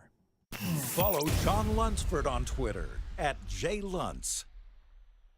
It's the spring sales event at Alfa Romeo of Birmingham. Now you can get $10,000 off plus rates as low as 4.7% on new 2022 Alfa Romeo Stelvios and new 2022 Alfa Romeo Giulias. Come see the team at Alfa Romeo of Birmingham, exit 27 just off I-459 on Grants Mill Road, or visit them online at alfaromeousaofbirmingham.com. Hurry down before they're all gone. All incentives applied, in stock units only with approved credit. alfaromeousaofbirmingham.com. Hey, Lance Taylor from the Next Round. You've heard me for years talk about our friends at Bromberg's Jewelers, and we welcome you to stop by and see that great customer service at the Mountain Brook and Summit locations. But we'd also love for you to check out their new online shop. They've got plenty to choose from. Great gifts, big and small. Available online, they've got David Yurman, Tudor watches, select diamond and gemstone jewelry, William Henry, seasonal and favorite giftware items, and baby gifts as well. They've even got an online sale section. For more information,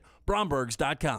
Hey, Ryan Brown here from the Next Round. Do you want to help pay for my kids' college and look great while you're doing it? You need to go to the Next Round store. Everything from hats to short sleeve and long sleeve t-shirts, sweatshirts, hoodies, zip-up hoodies, and much more. And we're adding new things all the time. Why would you not want to see my kids get a great college education and look great out in the public while you're doing it? Get the gear we wear all the time on the show, and there's only one place to get it. Nextround.store. That's nextround.store. You've heard us rave about our friends at Legacy. Now I want to tell you about their everyday checking. How about this? No monthly fees, no minimum balance.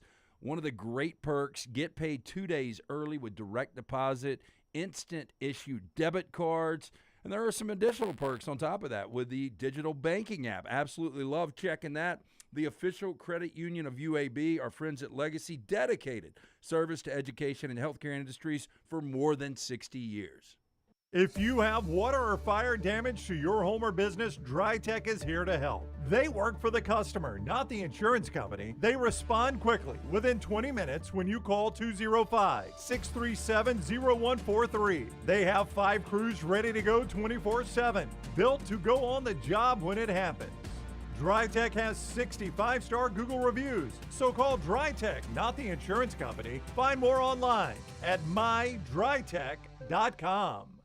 Make sure to start your day at nextroundlive.com. Get caught up on the latest podcasts and videos from the live daily show, plus specialty shows such as the Mystery Fifth Hour. You can also learn more about the whole staff at Double Down Media, find all of our social media feeds, see the latest videos from our YouTube channel and gaming channel, plus find other ways to consume the show like the Next Round mobile app, which you can download direct from the site via your iOS and Android device. Make nextroundlive.com your homepage and stay up to date with everything from us here at the Next Round. Jim Dunaway, Lance Taylor, Ryan Brown, and Rockstar. Live from the Birmingham Racecourse Casino Studios, the Next Round, presented by Bud Light, is on now. We've got an NBA champion. It's the Denver Nuggets, waiting officially to see if Grant Nelson, the North Dakota State transfer, is at Alabama. And Texas loses one in the lights last night. Stanford and Tennessee fills out the field in Omaha. We got the Stanley Cup in the house tonight. Florida and Las Vegas, 7 o'clock on TNT. This hour of the show being brought to you in part by our friends at Precision Sports. Before we get to Clay Travis, tell us about getting back into the game with our friends at Precision. There are ways to contact your favorite Precision Sports Medicine orthopedic provider. Remember the number, 205-512-3885. The website, precisionsportsortho.com. Maybe you hurt that knee getting up from the couch at halftime. Maybe you hurt the elbow shooting hoops in the backyard. Let this be the year. Precision Sports Medicine and Orthopedics. Get your life back on track. Orthopedic care better together. Find your provider today. Again, call 205-512-3885 or visit precisionsportsortho.com/2023. We've been doing this show together for going on 15 years now, and or whatever it is, I don't know what the number is, 13 years, I guess, going on 14. I can't remember very many times where in a break before a guest or 2 breaks before a guest, we've said, hey, what do we want to talk to this guest about? We almost never do that. Yet, for some reason, we did it with Clay today, and we've got 2 of the most random topics for Clay Travis, the founder of Outkick. You see him on Fox Sports, at Clay Travis on Twitter. He's on the JohnstonRVCenter.com hotline. What is up, Clay? How are you? Doing well. How are y'all? Doing awesome. Thanks a lot. Pat Sajak announced his retirement yesterday. He's doing one more season. Would you consider him the greatest game show host of all time? Is he Mount Rushmore? Where would you put Pat Sajak? Third. Off the top of my head, I'd put Alex Trebek number 1. I agree. Because I think Jeopardy is a way harder game show to manage, and I think Trebek was absolutely iconic in the way that he did so. I'd actually put Bob Barker, too, with what he did historically on The Price is Right. In my youth, I mean, I'm probably like a lot of people who are around my age. When I was sick, I got sent to Grandma's house, and certainly during the summers when I was left at home, when my parents were both teaching, I would sit around and watch Price is Right every morning. So I'd put Bob Barker 2, and then I'd put Pat Sajak 3. So that would be my gold, silver, and bronze all-time game show host ranking. Who rounds out the Mount Rushmore? I mean, do you have a 4th? I'm just curious in that. Yeah, I mean, it's a good question because I think there's a big drop-off in general with the rating, I would imagine, for game shows after those 3.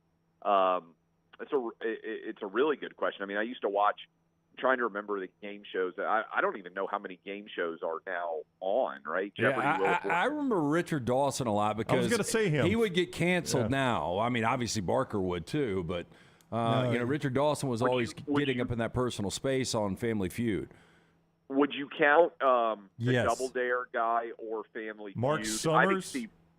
Mark Summers back in the day. I think Steve Harvey is better than the guy who used to do Family Feud. No, you got to go with the Regis on Regis Philbin? Yeah, on Oh, Who Wants to Be a Millionaire. That was a game show, but such it a short run though. it was powerful It though for a was, few years. yeah. It was like the highest watched show for about 3 or 4 years, right? Maybe Yeah. less. But yeah, in the early 2000s, that one was up there too.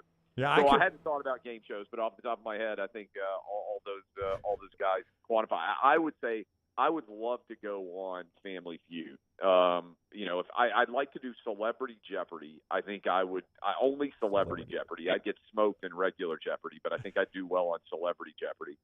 I think I'd be really good at Family Feud. Well, I mean, hell, we ask you about every job opening except in sports. I mean, we ask you about, are you replacing this guy or that guy? Are you going to try to replace Sajak?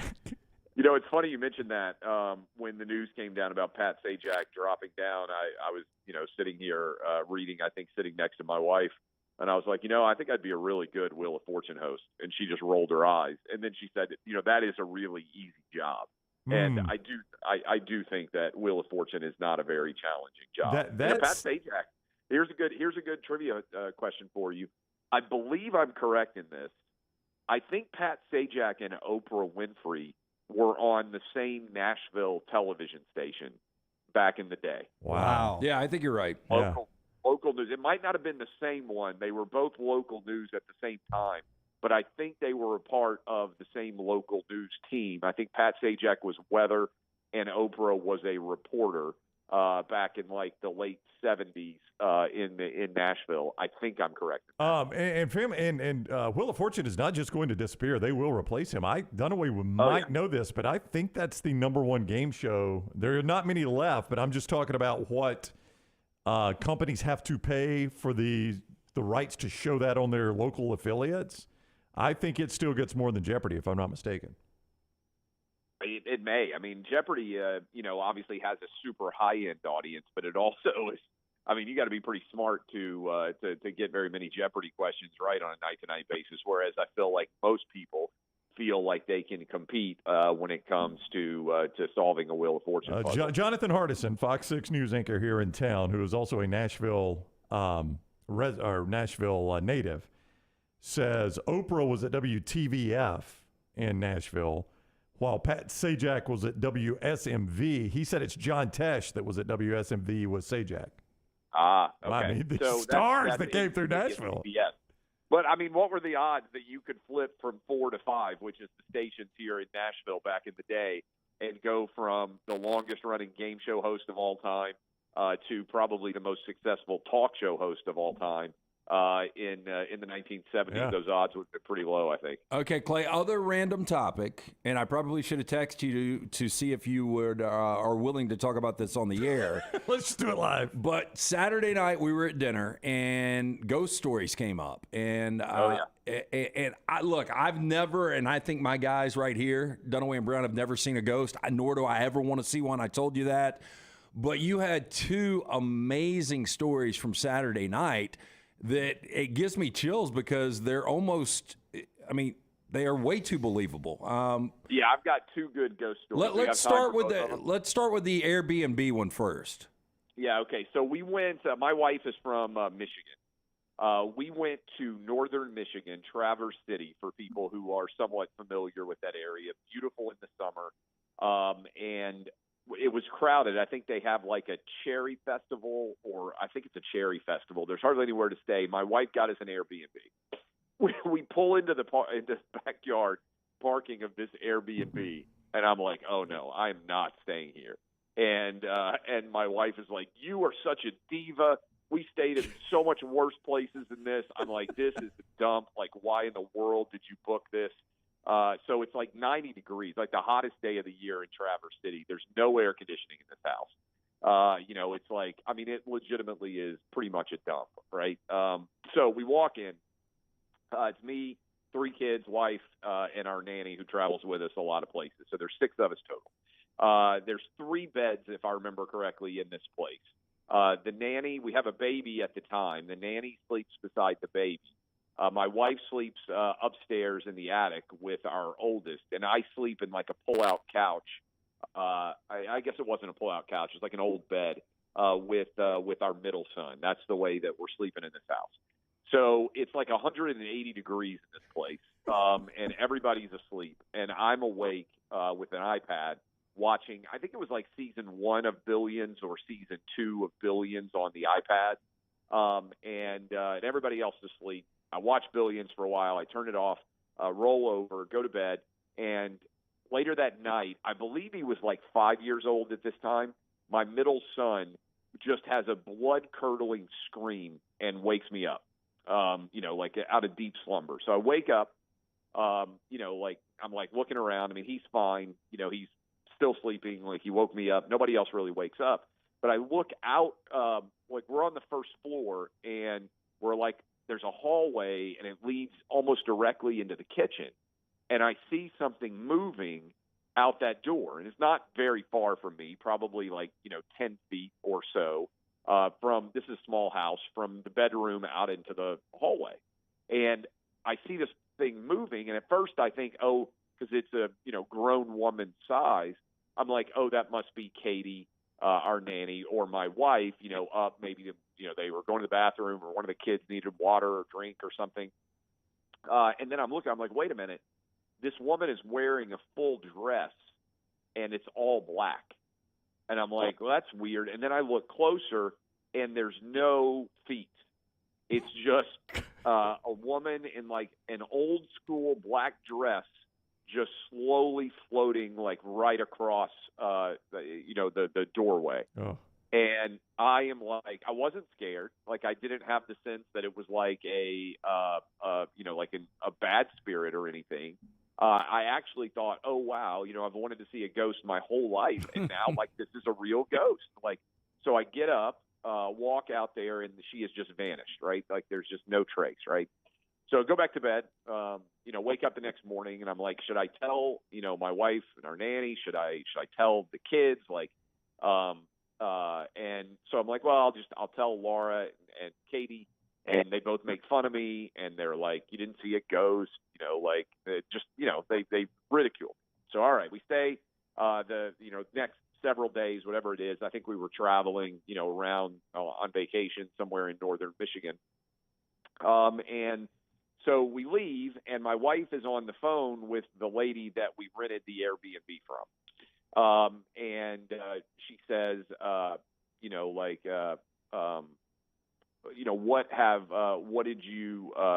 what did you see? She says, how'd it go? And my wife says, well, it's great. But, by the way, you may think this is crazy. My husband says that he saw a ghost. And there's like a pause, and she's like, okay, tell me more. And I had described, to my wife exactly what I saw. And so my wife says what she saw, and she says, well, first she said, you think he's crazy? And she said, no. She said, tell me what you saw. And so my wife, says, well, what have you seen before? And this is the best of my recollection. The woman says, well, several people have said they saw an older woman, dressed all in black, like she was at a funeral. And we think maybe it was the woman who built this house, like, 100 years ago. Her husband died, and other people have said that they have seen her dressed like she would have been dressed on his funeral day. Mm-hmm. Oof, that's tough one there. And she had no idea what I had seen. Right, and like just verified everything you had seen. Yeah. Everything that I said I saw, other people had said they had seen there before too. Now that one's good, but the second one to me is a little more, disturbing. Disturbing? Yeah. Okay. So before you get to that, here's a a big money idea for you. You do a remake of Charles Dickens' A Christmas Carol, because you're obviously tied into the paranormal, and you do a ghost of the past, a ghost currently, and a ghost of the future, just through your life. I think that would be very interesting. You can do a little spoof. Here's the deal. I can't act. We did spoofs for Fox Bet Live, the television show that I did for 4 years. and everybody else can act. If you give me a script and say, memorize this, I can't do it. If you just tell me, hey, go be yourself, like I'm fine in front of a camera, obviously, but I don't have a script. Like if you tell me memorize this and deliver it, it comes off totally fake. I can't do it. I'm not an actor. But if you tell me, hey, just, kind of sit, like I'd be fine on a reality show, because I'm just sitting, talking, being normal. But if you tried to put me on a sitcom or something, like I hate scripts. Now, I think the way they film Curb is they have like rough outlines of funny situations, and then they just kind of tape it. I think I could do that, and I think I'd probably be pretty good at it. But anyway, so I don't think I could be an actor. But it'd be fascinating political spoof because your ghost past, you were a Democrat. Now your ghost president is where you are now. I'd like to see what future you. He's a libertarian in the future. What you are in the future. The truth of the matter is, I haven't moved at all. Your fellow Democrats, in a way, have just lost their mind. They think dudes should be the greatest women's athletes of all time. All right, so this is the second one. So we lived in this house. I live in Franklin, Tennessee, which is a suburb of Nashville. Directly south, probably a lot of people, Birmingham, if you drive south from Nashville, you drive basically right through Franklin. Franklin also seen of a famous Civil War battlefield back in 1864, and I'm a history nerd, so that factors in. So when we moved into a new house when we had our third child, my third son, we needed more space. He's right here grinning at me right now in the house. And so we had to decide where we were going to live. And so, as many husbands do, I told my wife, all right, like, I don't even want to get involved in looking at all these houses.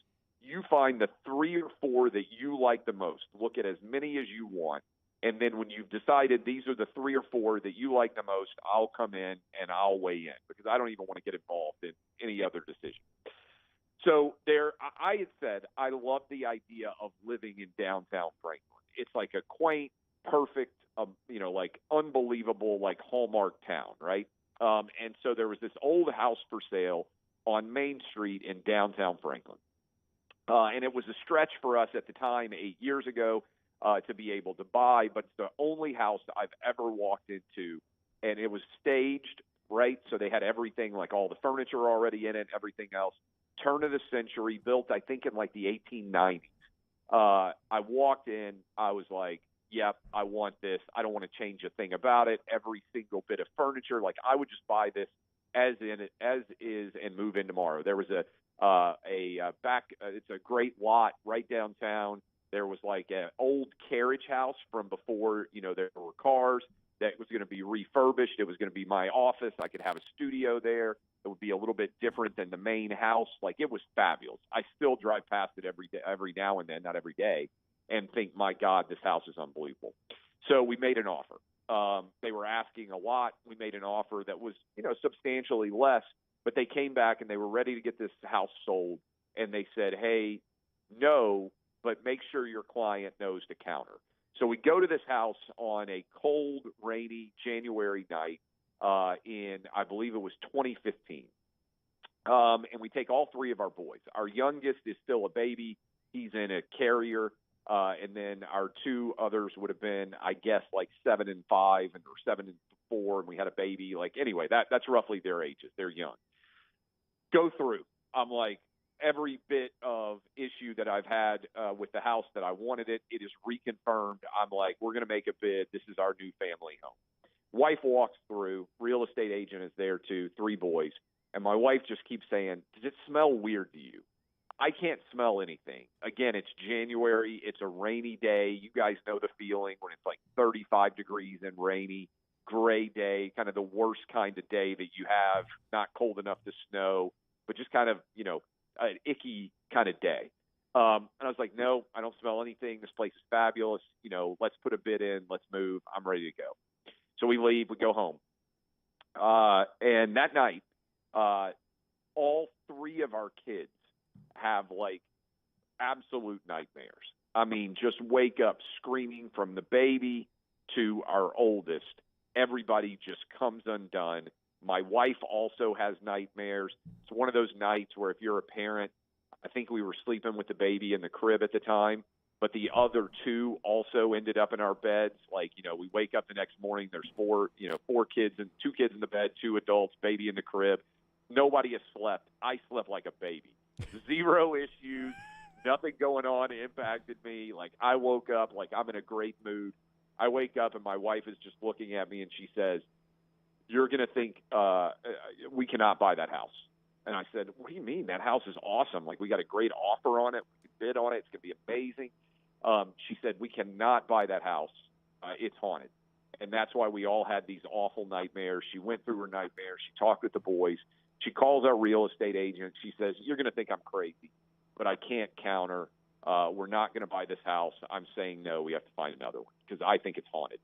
And our real estate agent pauses for a second. She says, "Well, interesting you tell me that, because after you left last night, this morning I got a call. And the call was from, the real estate agent people. And they said, 'Hey, were there kids in the house last night kind of running around, playing, touching things?' And my real estate agent was like, 'Yeah, I was there with them. The kids were there, but they were really well behaved. And, they said, do not touch anything. And also, like, we were with them the whole time, like they never ran off on their own.' So why do you ask?" I said, "Well, we came in this morning. Every single pillow in the whole house was stacked floor to ceiling on top of one of the beds.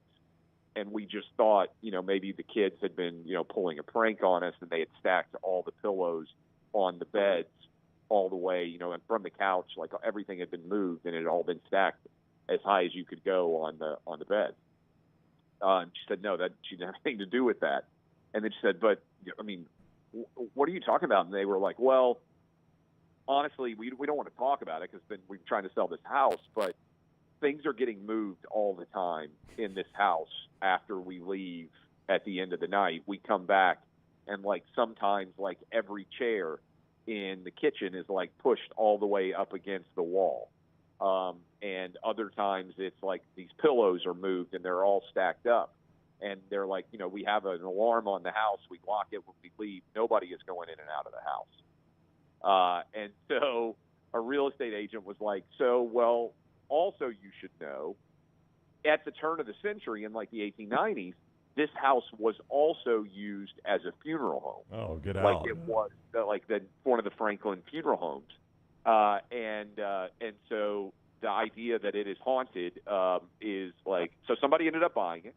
My wife, swears that she's right, that this thing was haunted. And what she was smelling that night, she says, was dead bodies in the from what they used to use in the morgue or whatever. She swears that she was smelling the dead bodies and there were spirits in the house that night. And that's why all the kids had nightmares. And that the reason I didn't have any nightmares is because I can't smell anything and never, had an interaction in any way with any of the spirits that were in that house. Oh. All right, those are 2 bangers right there, man. That's crazy. Capstone on this, the house has tripled in value since we would have bid and bought that house.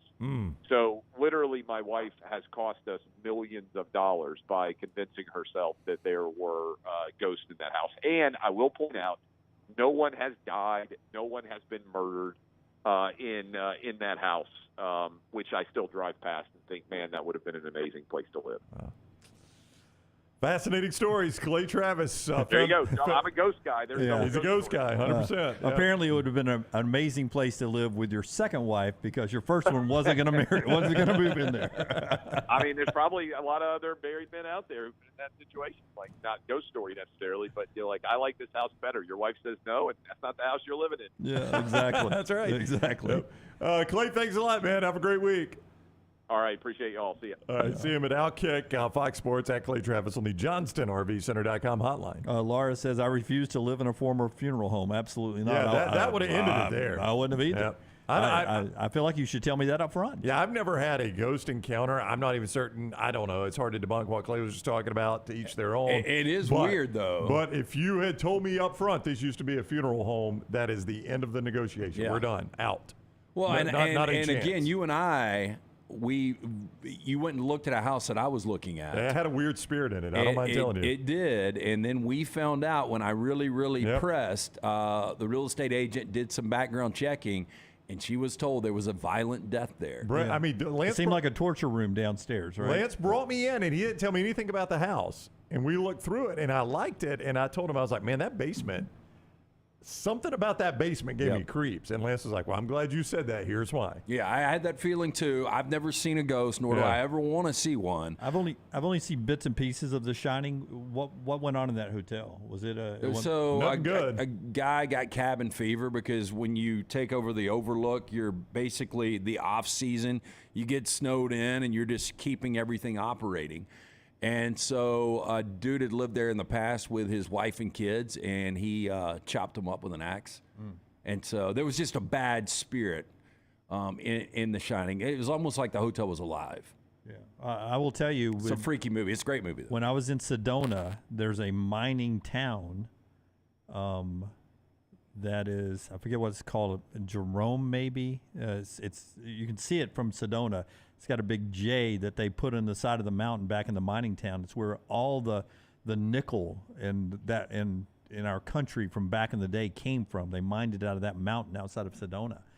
And the hotel you can stay at has some rooms that are haunted. It was the hospital for that mining town back in the day, and thousands of people died in the hospital from mining accidents or just being a bar town, shoot 'em ups and stuff. Jerome, I do think, is the name of it. And our guide for our Jeep ride even told us, like, there's one room that is just known for in the middle of the night, all the ghost does is tickle your feet. And Maggie You're joked, kind of joint. That's what Maggie said. Oh, sounds like the room. So we'd be staying the fourth floor. But the top floor was the insane asylum, the highest floor there, and that's where most of the stuff happens. Yeah, I would love to see from people over in the Vulcan Tire and Automotive Chat how many people have seen stuff like that, because my ex-mother-in-law, I mean, she's got, down in Livingston where they were, these Sometimes old you houses. do sound like a country song. My ex-mother-in-law. Yeah, but she's got great stories from the house they grew up in, ghost stories, and they're really eerie. I mean, people that have experienced this, I mean, they truly believe it. Whether it's real or not, I have no idea. Again, I don't want to see one. I don't want confirmation on my end. Rarely is it like in the movies where something is chasing after you and killing you, right? Yeah, Usually it's just like... Well, I mean, there have been some... troubled spirits. Where a spirit...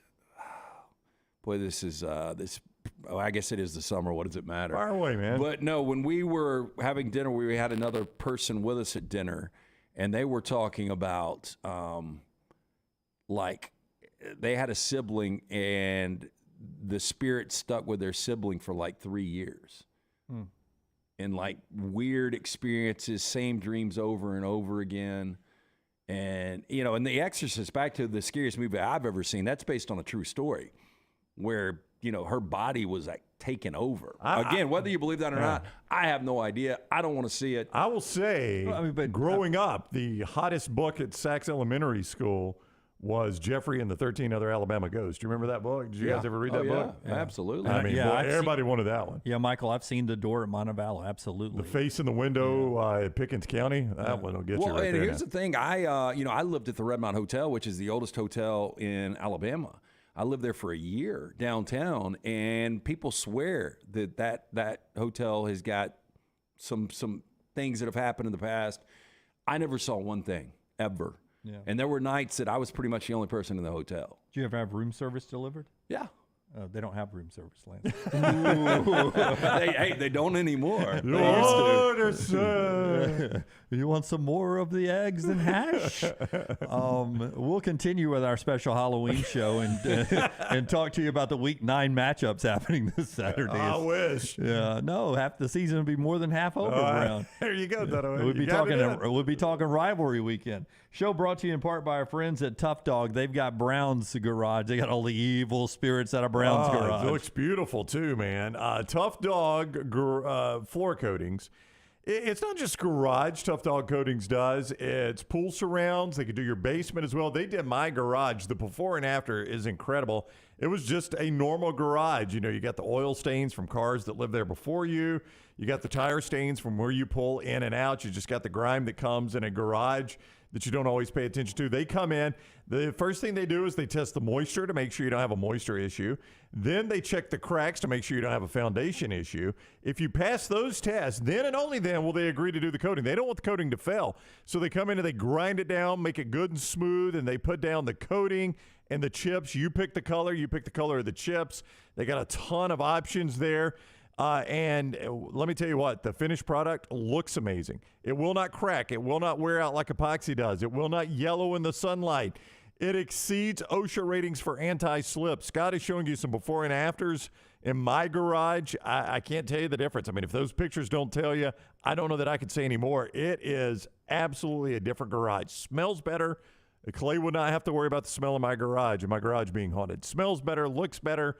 It's more functional. I mean, just everything's better about it. Tough Dog Coatings. Here's the number to call. These are Birmingham guys. All right, you're dealing with local guys that own the company, not some big national company. They actually own the company. 205-947-3639. Like everything. If you miss any of this, reach out to me. I'll hook you up.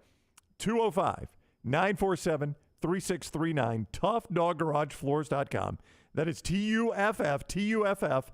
ToughDogGarageFloors.com. Follow The Next Round on Twitter, Instagram, and Facebook at Next Round Live.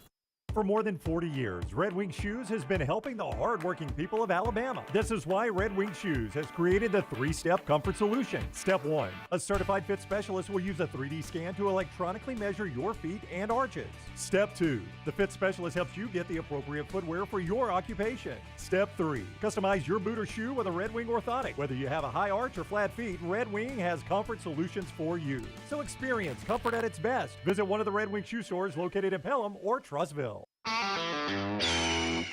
This is for the men who never settle, the ones who miss the fairway all day and still pull out the big stick, the type of guys who will always prefer to be behind the grill than in front of the camera, and the men who never let their friends forget about a high school nickname. This is the Lodge mentality. This is Twin Peaks.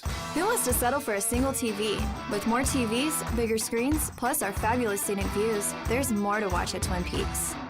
The Double Down Media podcast family is live and full of content for all ages. The Mystery Fifth Hour gives the Next Round hosts a chance to talk about everything but sports. Pour a glass of Bama and bourbon, our weekly college football conversation, while sipping some of the most interesting pours in the bourbon world. And our Not For All Ages podcast, The Last Call, presented by Redmont Vodka. LT has in-depth conversations with personalities like Clay Travis and Taylor Hicks. Find those podcasts and more by searching The Next Round on Apple and Spotify. And remember to like and subscribe. Summer is here, school is out, and that means moving season. If you need help buying a home or selling your home, you need Holly Mack Wilson. Let Holly Mack Wilson do for you what she did for 70 people last year. Find you the home of your dreams. She is a professional who helps you with every step of the buying and selling process. Holly Mack Wilson will help you find a home, negotiate the best price, and help you get your home ready to sell. She helps you get the most out of the house you are selling and helps you get into the home of your dreams at the best possible price. Holly Mack Wilson can help you find a home anywhere in Alabama, from Huntsville to Mobile. So call Holly Mack Wilson today, 205-901-9446, or check her out online at hollymackhomes.com. Then sit back and enjoy your summer. Who knows, she may even help you plan your summer vacation. That's Holly Mack Wilson at 205-901-9446 or hollymackhomes.com. Holly Mack Wilson, your trusted and professional travel planner and Keller Williams agent. The Double Down Media podcast family is live and full of content for all ages. The Mystery Fifth Hour gives the Next Round host a chance to talk about everything but sports. Pour a glass of Bama and bourbon, our weekly college football conversation while sipping some of the most interesting pours in the bourbon world. And our Not For All Ages podcast, The Last Call. LT takes off the gloves for an in-depth conversation with stars like Taylor Hicks, presented by Redmont Vodka. Find those podcasts and more by searching The Next Round on Apple, Spotify, and on our website, nextroundlive.com.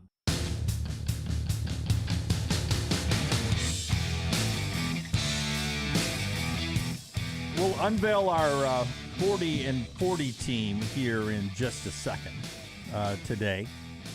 A team that I'm down on this year, and I'll tell you why in a second.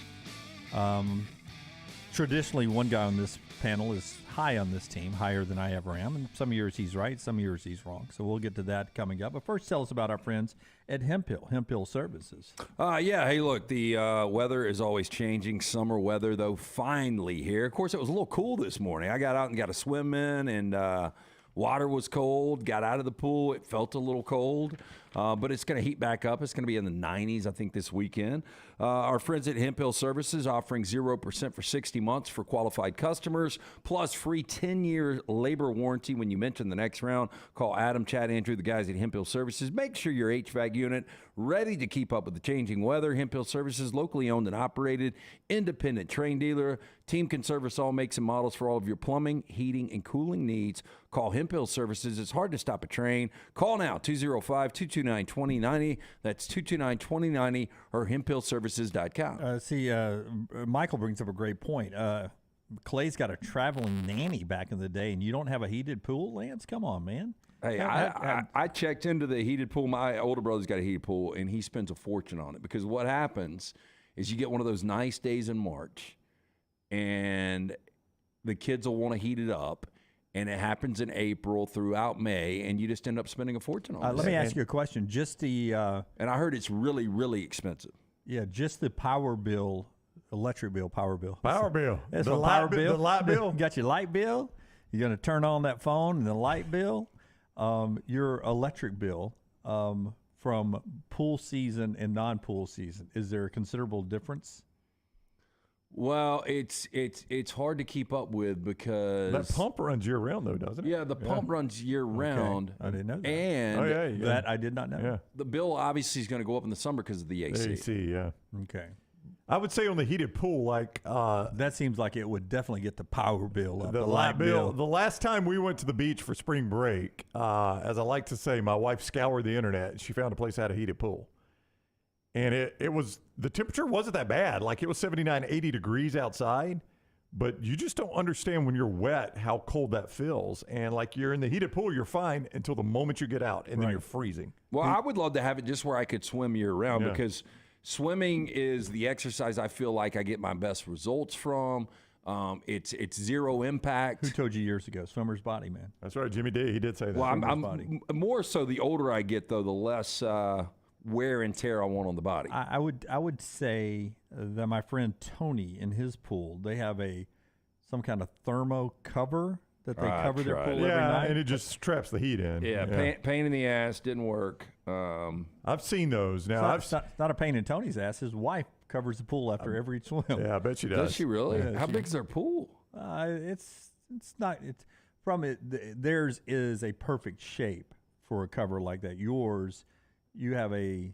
It's unique, and with that shaping, we had somebody come out and do a custom cover that was the solar paneling, and it just didn't work. I mean, it might have heated up a couple of degrees. Boy, my friends in Anniston had that one time, and they would keep it on in the summer. And at summer nights, like if they had it on all day in the summer, that pool was like freaking bathwater.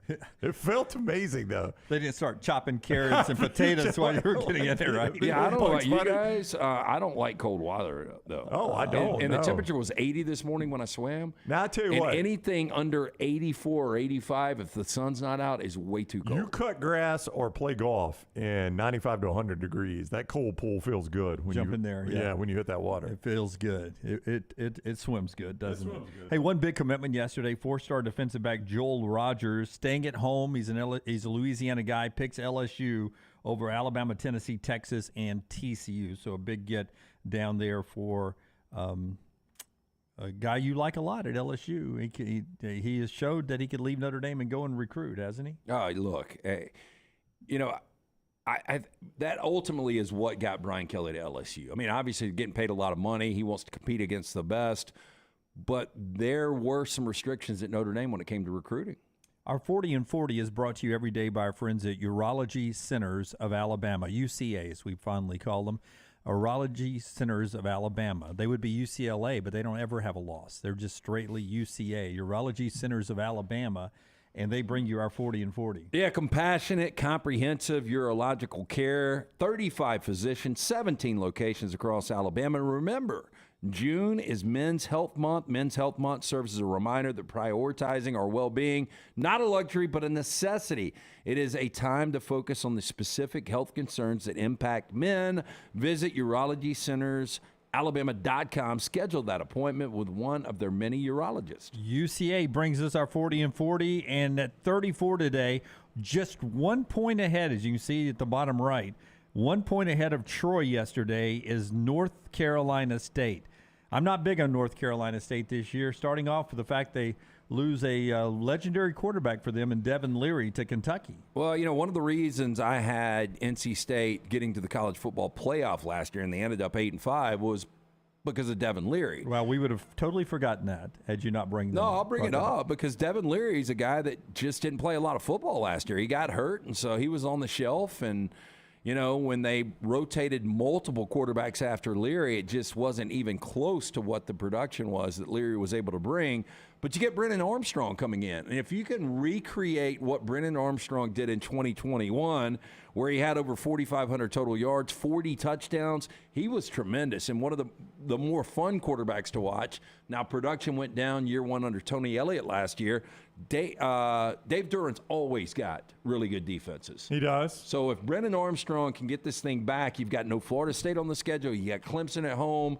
I think this is about right, though. I think 8 wins is about right, and I think where we've got them in this 40 and 40 is about right. You do get Notre Dame week 2, which is a game, as we've talked about Notre Dame in the offseason, and I bring that game up. You're like, hey, that's a tough spot for Notre Dame. I think Notre Dame loses that game. It's oh, wow. Yeah. I don't think Notre Dame loses week 2, 11 a.m. ABC, by the way, in that one. But in fact, I'm not sure NC State survives week 1 on the road at UConn. That'd be a terrible loss. CBS Sports Network, 6:30 kick Thursday night. That's the first Thursday night out. So we've been looking for good week 1 games. You're saying this one might be better than most think? Because just think of what Jim Mora Jr. did last year. Hey, look, it was amazing, the transformation of UConn. But, yeah, they'll get by that. I think they'll probably struggle a little bit with UConn. Smell a steak bet. And then everybody's going to be on Notre Dame week 2. Yeah, I've got them 2-2, maybe 3-1, going into play Louisville, which will be a loss. Marshall's a tricky game. Then you're at Duke. You're laughing at him just making Louisville a loss. All that before you get to Clemson, Miami, and at Wake Forest, at Virginia Tech, and North Carolina at the end of the year. I'm not guaranteed this team gets more than 6 wins. By the way, NC State favored 18 points at UConn, Circa Sports yesterday. Hey, by the way, 18 points, Dunaway. You just called an upset in that one. By the way, they're not in my top 25, so I don't know how many of you put them in there. I think some of you vote off of last year sometimes. Wow. NC State, no way. I'll take them over 6.5 wins. You'll take them over 6.5 wins. Let me count again. Say more smart things, Brownie, while I count again. So NC State, Lance, Dave Duran, would you call him one of the more underrated coaches in college football? Well, Jim counts. I don't. Chuck Amato did decent things. Here's the thing: NC State, in their entire history, they've had one 10-win season or one double-digit win season. I think it was O'Kane. No, I think it was Amata. I think was it Chuck Amato? Was it Phillip Rivers years? With Phillip Rivers, yeah. Norm Chow was the offensive coordinator. You remember that? Yep, I sure do. They had some pretty good teams back then. Okay, so they're 7-0 when they scored 21 or more points last year. They were 1-5 when they didn't. If they would have scored 22 points in every game, they would have been 10-3. The offense was a problem. Yeah, so his defense played well. Brennan Armstrong, I don't consider that upgrade from Devin Leary, but Devin Leary didn't play last year. That was the problem. I don't feel like they get 8. Would you go 7 so we can have a push in play there if they end up at 7? Because you think they get 8. I think they get 6, maybe. 7 is a we'll do ground. 7's a push. Okay. 8's a win for me. 6 or less is a win for you. Yeah, okay. 7's a push there. I'll take NC State under 7 for a stake bet. They're our 40 and 40 team today. But the coach, you bring up him, he does seem like he not every year, but some years exceeds expectations for this program. I just don't know how attractive this program is. That's what I was saying. And yet, Brownie, this is the program we get labeled as, if the SEC expands again into North Carolina, this is the one we're going to get. Keep an eye on this one. If they have Eastern expansion, I'm told NC State and Virginia Tech are 2 programs to keep an eye on. May not be those exact 2, but those are 2 among the group that you need to keep an eye on. This one gets mentioned a lot. Go ahead and put me in my jammies and hand me my pillow, because that's Sleep City for me right there. But it's still a better program than other programs, some other programs in the SEC. I mean, like who? Missouri. Oh, what? NC State is better than who? There are a lot alike. Yeah. Well, No, I disagree. I mean, think about this. So outside of his first year, we throw that out, right? Dave Durant. He's only had one losing season.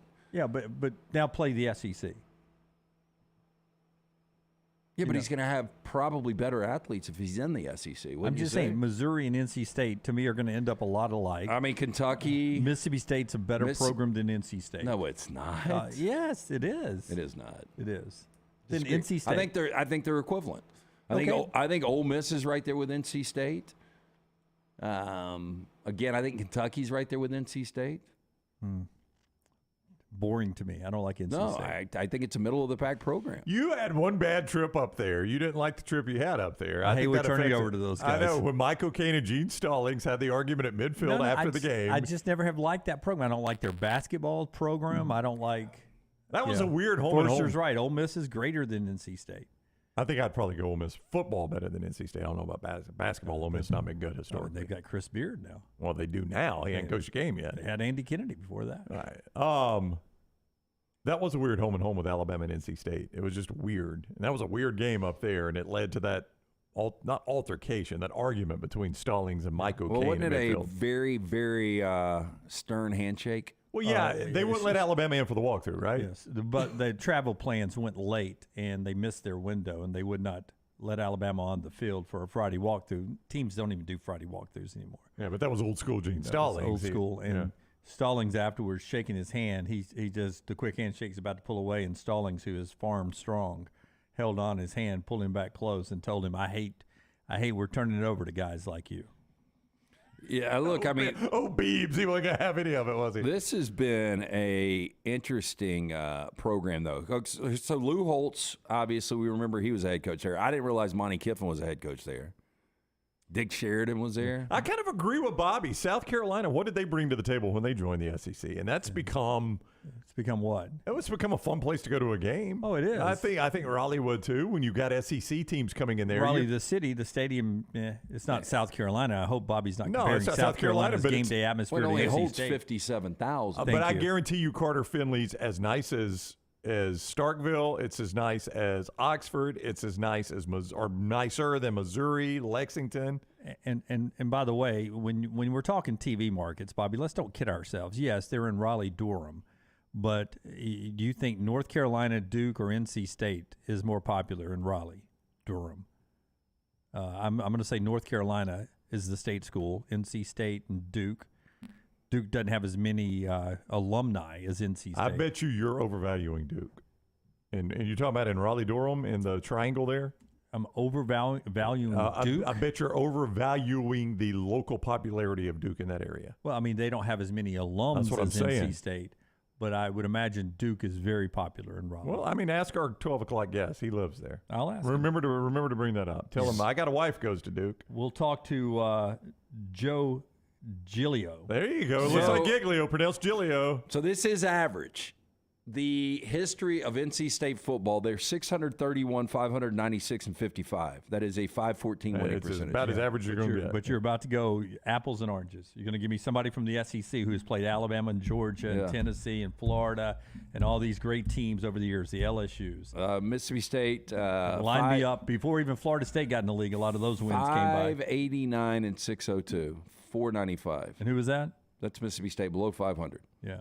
That's kind of sad you're below 500, though. It is. In the SEC, it's sad. Well, I mean, it's not just the SEC. They don't just play SEC schools, Dunaway. Yeah, but they play a lot of them. Yeah, they them. do, but they play a lot of other schools, too. Yeah. I mean, how are the Rams compared to Alabama? You know, their winning percentage. I mean, one's in the NFL, one's in the SEC. It's different. That is truly apples. I don't like NC State. That's our team at number 34 today. How do we ever let them in the rankings here? Voted on by you, the people. 34 is NC State, brought to you by our friends at Urology Centers of Alabama. Yeah, again, I want to remind you that June is Men's Health Month. Health Month serves as a reminder that prioritizing our well-being is not a luxury but a necessity. They've also got that Men's Health Center, beautiful place, helping men with a wide range of sensitive male issues in a comfortable environment. Visit urologycentersalabama.com. Schedule that appointment today. Britton from Asheville, North Carolina, listening and watching it. You would be blown away with the amount of Duke fans comments here. Rivalry of Duke and North Carolina is as heated as Auburn and Alabama. Right there. Trip says nobody refers to our area. He's also listening in North Carolina as Raleigh-Durham. The two cities are polar opposites. It's Raleigh and it's Durham. I called it the Triangle. I wanted to sound smart. Isn't it called the Triangle? Raleigh-Durham, Chapel Hill. I thought it was called the Triangle. There is. It's isn't it called like the Technology Triangle? The Research Triangle. Research That's what I thought it was. Yeah. All right. Well, we're known as the Magic City. When's the last time you saw anybody pull a rabbit out of their hat here? We're back in a moment on TNR. Take the next round anywhere you go with official Next Round gear. Buy yours today at nextround.store. Hey, Lance Taylor from the Next Round to tell you about my friends at Michelson Laser Vision, located conveniently UAB Highlands. Almost 20 years ago, I went in for the procedure. Only took 12 minutes for both eyes. When I went in, I had 2200 vision. I was legally blind. Now I have 20/15 vision, still 19 years later. Make the call today. Schedule a hassle-free consultation. 969-8100. Dr. Mark Michelson, Dr. Jen Michelson, Michelson Laser Vision. Make sure you tell them the Next Round sent you. 969-8100 or MichelsonLaserVision.com. For 50 years, our friends at Wayne's have been doing things around your house that you don't have time to do. Warm weather is coming. You want that lawn looking great. You want mosquitoes not around. Our friends at Wayne's, they can help you out. Right now, they will do $50 off for each of those services to continue to celebrate their 50th anniversary. Again, our friends at Wayne's, they take care of all of us here on the Next Round. You don't want those mosquitoes. You want the lawn looking great.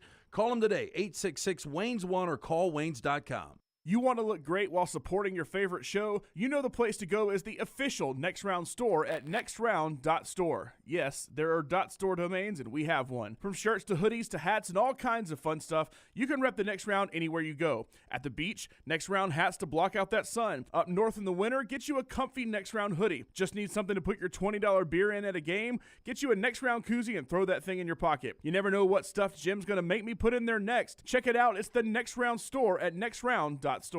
Hey, if you're looking for Birmingham's best pizza, you need to stop in and see our friends at Slice Pizza and Brew. It's as local as you can get, from the ingredients that go into every pizza to the beer on tap. For a great lunch or dinner, go see our friends today, Vestavia or Lakeview at Slice. The Next Round is so much more than the show you get from 9 to 1 each day. So make sure to head to our official YouTube channel at Next Round Live and subscribe to get all of our latest content. We, of course, have plenty of specialty content and shorts based all around the sports in the heart of the SEC. But we also talk pro sports, gambling, lifestyle and entertainment, and so much more. It's the Next Round YouTube channel, where you never know what you're going to find next. Subscribe now to see the latest content and get notifications when we go live. That's at Next Round Live on YouTube. It's the spring sales event at Alfa Romeo of Birmingham. Now you can get $10,000 off, plus rates as low as 4.7% on new 2022 Alfa Romeo Stelvios and new 2022 Alfa Romeo Giulias. Come see the team at Alfa Romeo of Birmingham, exit 27, just off I-459 on Grants Mill Road, or visit them online at alfaromeousa of Birmingham.com. Hurry down before they're all gone. All incentives applied, in stock units only with approved credit. Alfa Romeo USA of Birmingham.com. Start your day online with our website, nextroundlive.com, for the latest videos, podcasts, and college football stories. It's also a great way to stream the show or shop in the Next Round store. Stay connected by visiting nextroundlive.com.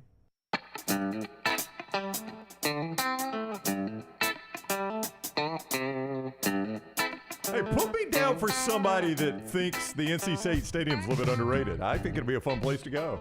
I know you've been there, Dunaway. Well, here's the thing. They're going to Finley. do the first thing they'd probably do if they go to the SEC is renovate the stadium. That's right. That's right. Day one. That's That's right. what you do. Just like most of us in America, we want to, go ahead and cash checks we haven't got yet. I'm telling you, I just did. I mean, I did a Google image search of Carter Finley Stadium in the break, and that looks like a cool little place to watch a football game. Listen, I talked to some of the same people you talked to, Brown. I know when we expand, it's going to be NC State, Virginia Tech. Just put me down of saying I don't like either one that much. I mean, I think you're adding two fun stadiums. Virginia Tech, I'm sure, will be a fun trip. It will never feel like an SEC game. I'm just going to tell you, I'll be dead and gone soon. You guys won't have to put up with my bullshit, but I think, Dunaway, NC State fans, and we'll ask our noon guest, NC State fans, I think, are the roughnecks of the ACC and Virginia Tech fans. I think we're getting the Roughnecks of the ACC. Scott Shoney Carter Finley Stadium. That's a pretty little stadium right man, there. It is. So how does that rank at Scott Field? What time's the Prattville kickoff in that stadium there? Prattville. Who's Prattville hosting tonight?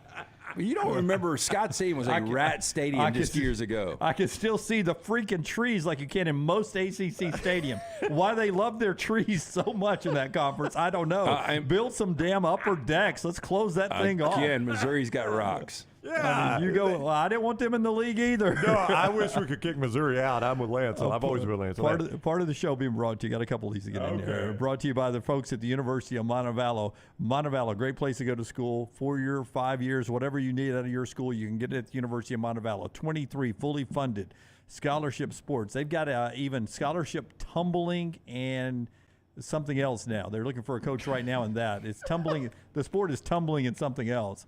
It's a new sport. They've got that at Montevallo, always cutting edge. Esports, they've got it all at Montevallo. You can check it out. Montevallo.edu, great place to go to school, great campus life. In-person tours, Montevallo.edu. In the chat room now, people are jumping in as well. Why do you guys, this is from David, at Next Round Live on Twitter, why do you guys always say it's NC State and Virginia Tech when the SEC expands? Brown? I've just been told that by numerous people inside the Southeastern Conference to keep an eye on those two programs. And I am not saying it's 100% those two programs. I am saying those are the two names that come up the most often when Eastern expansion is talked about. And I just don't think Western expansion is a possibility. Who else are you going to go get out west if you're the Southeastern Conference? Grab Oregon. Oh, boy, that is. And I do think, unlike the Big Ten. Would you be excited about Oregon? I would. It's so disconnected. Except for the travel. I mean, I like the fact when the SEC builds, we keep our states connected. And I think that is important to the Southeastern Conference. It's important to me. Yeah, and I think staying in the Southeastern footprint is important to the SEC. In fact, I think it should be a rule. Well, your state's got to be connected? It should be like the game of Risk. You cannot have a conference unless your states connect. Oh, boy. Boy, the Big 12, the Big 10. Big Ten's in trouble. They got to add some West teams. Yep. That's why I always bring that up. And everybody's like, go get NC State and Duke, or go get North Carolina and Duke. And you know, maybe you would take those teams. Those teams seem to be more interested in the Big Ten. Virginia gets brought up a lot. Like, I don't know what Virginia, they've got a worse stadium than NC State. Yep. Yeah, Virginia academically would not come to the SEC. I know we've got some great institutions academically in the SEC, but Virginia's too they're too pretentious. Virginia, North Carolina, and I guess Duke, Brown, but I always hear Virginia and North Carolina is too likely Big Ten. NC State, Virginia Tech here. And I've also been told that the Southeastern Conference is not necessarily just going to add TV markets, that they are more concerned in this second go-around about cultural fits. Yep. Which, to me, you forget the TV markets and culture of fits. You always go Clemson and somebody else. Clemson and Florida Which State. would be your natural inclination there, right? Yeah. But I do think TV market plays into it some. Now, Clemson brings Spartanburg, which is a good college football market. If you look at just like a normal game that doesn't involve one of these markets, you're going to see these three cities almost all the time: Columbus, Ohio, Birmingham, Alabama, and Greenville, Spartanburg, South Carolina. Yeah, combination market. Yeah, those are three markets that you're always going to see. It could be a Pac-12 game. You're going to see those markets show up. They just watch They college love college football, yeah. And sports in general. Greenville, Spartanburg's a lot like Birmingham when it comes to television viewing. Yeah. A lot alike. All right, so that's our 40 and 40 team today. There is a new stadium coming online pretty soon. The folks at South Florida, their board of trustees, are this one step closer to getting their own stadium where they do not have to play in the stadium in Tampa. Here's a look. The USF's board of trustees approved the plan for the Bulls to build this $340 million on-campus stadium there, 35,000 seats. Do you like the way that one looks, Brown? I do not. I don't understand the circular nature of it. Your 50-yard line seats are forever away from the field. Yeah, that's the only problem. I mean, aesthetically it looks good, but if you're one of the spectators in the stadium, it's going to be a long way away from the field. But you know what? They've got a nicer stadium than the Buccaneers do now, though. It looks like. Do you disagree? I mean, that stupid chip. You have built You have built the most expensive non-domed stadium in the history of the world at SoFi. One yourself that when you go see in person, you're like, it doesn't look as good in person. Well, because I couldn't get in it. Yeah. Everybody that's been to SoFi, I have not heard one person say this place is not amazing. Put this back up. I think they're making the mistake here, Brownie. Are they going to keep a track around there? I don't know. Yeah, nothing says you're a low-rent stadium like having a track around the field. But are they going to play? I mean, that does seem like you built it for the Braves to play there in the offseason. There's no doubt. It looks like the old school cookie cutter stadiums that used to host baseball and football, and the 50-yard line seats were the worst seats in the house.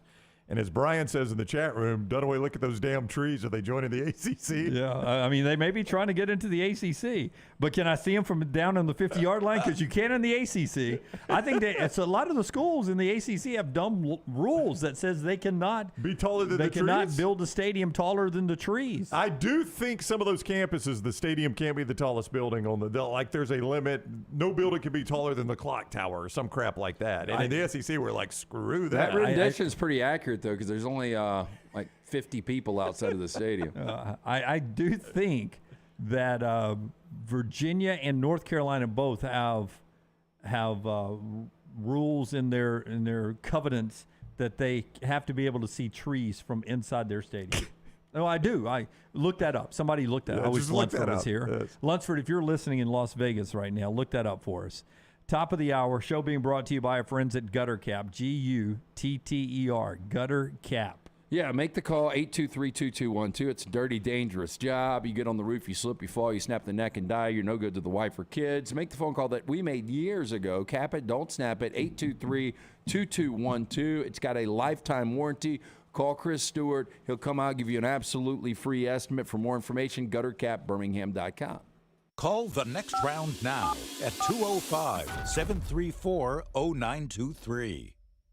If renting is putting a dent in your bank account, here's your sign from the universe that it's time to buy a new home. And who better to help you through the ins and outs of home buying than our friends at Mortgage Right. With Mortgage Right, you don't have to worry about becoming a short notice mortgage expert because they do all the heavy lifting for you. They're trusted mortgage professionals, and they'll help you choose the right mortgage option and stand by your side every step of the way. Visit mortgageright.com/TNR to buy before renting runs you dry. That's mortgageright.com/TNR. NMLS 2239, Equal Housing Lender.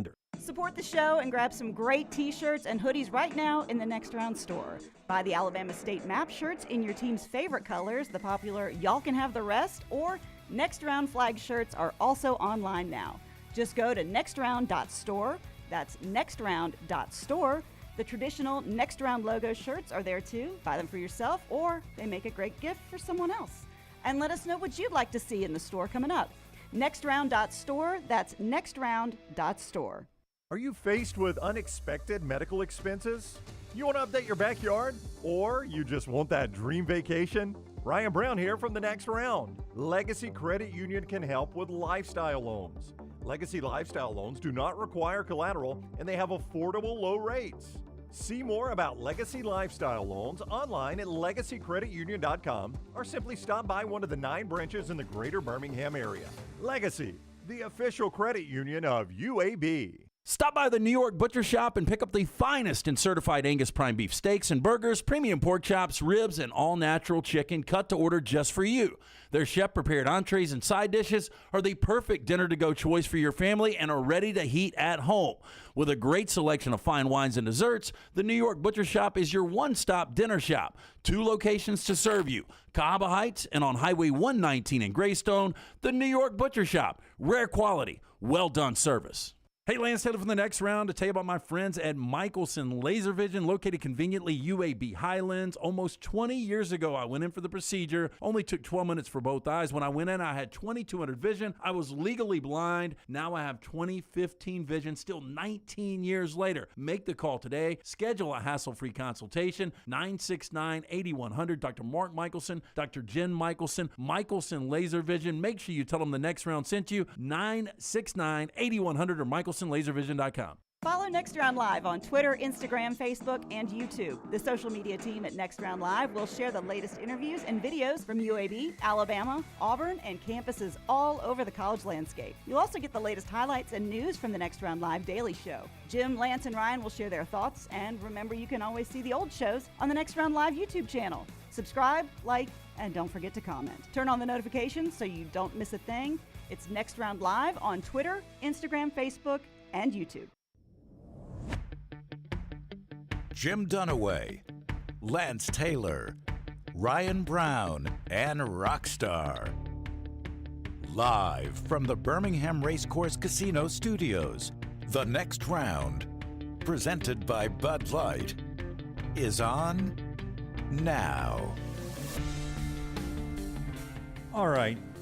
I'm not a tree hugger. I love trees. I just don't think you should be able to see them inside your football stadium. If you can, you're not a major college football contender, in my opinion. But we got some oddities. As happens in the show, we stumble into things that I did not know. This is from a story back in 2015. I'll jump into a couple of weird things, a few that you know already, coming up in just a second.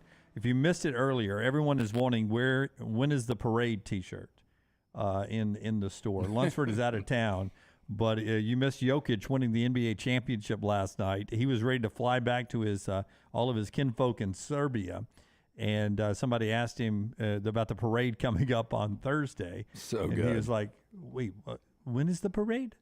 You go back and see that. Maybe we'll give it to you again here coming up in a second. Final half of the show now as we start the second half. Jim Dunaway, Lance Taylor, Ryan Brown.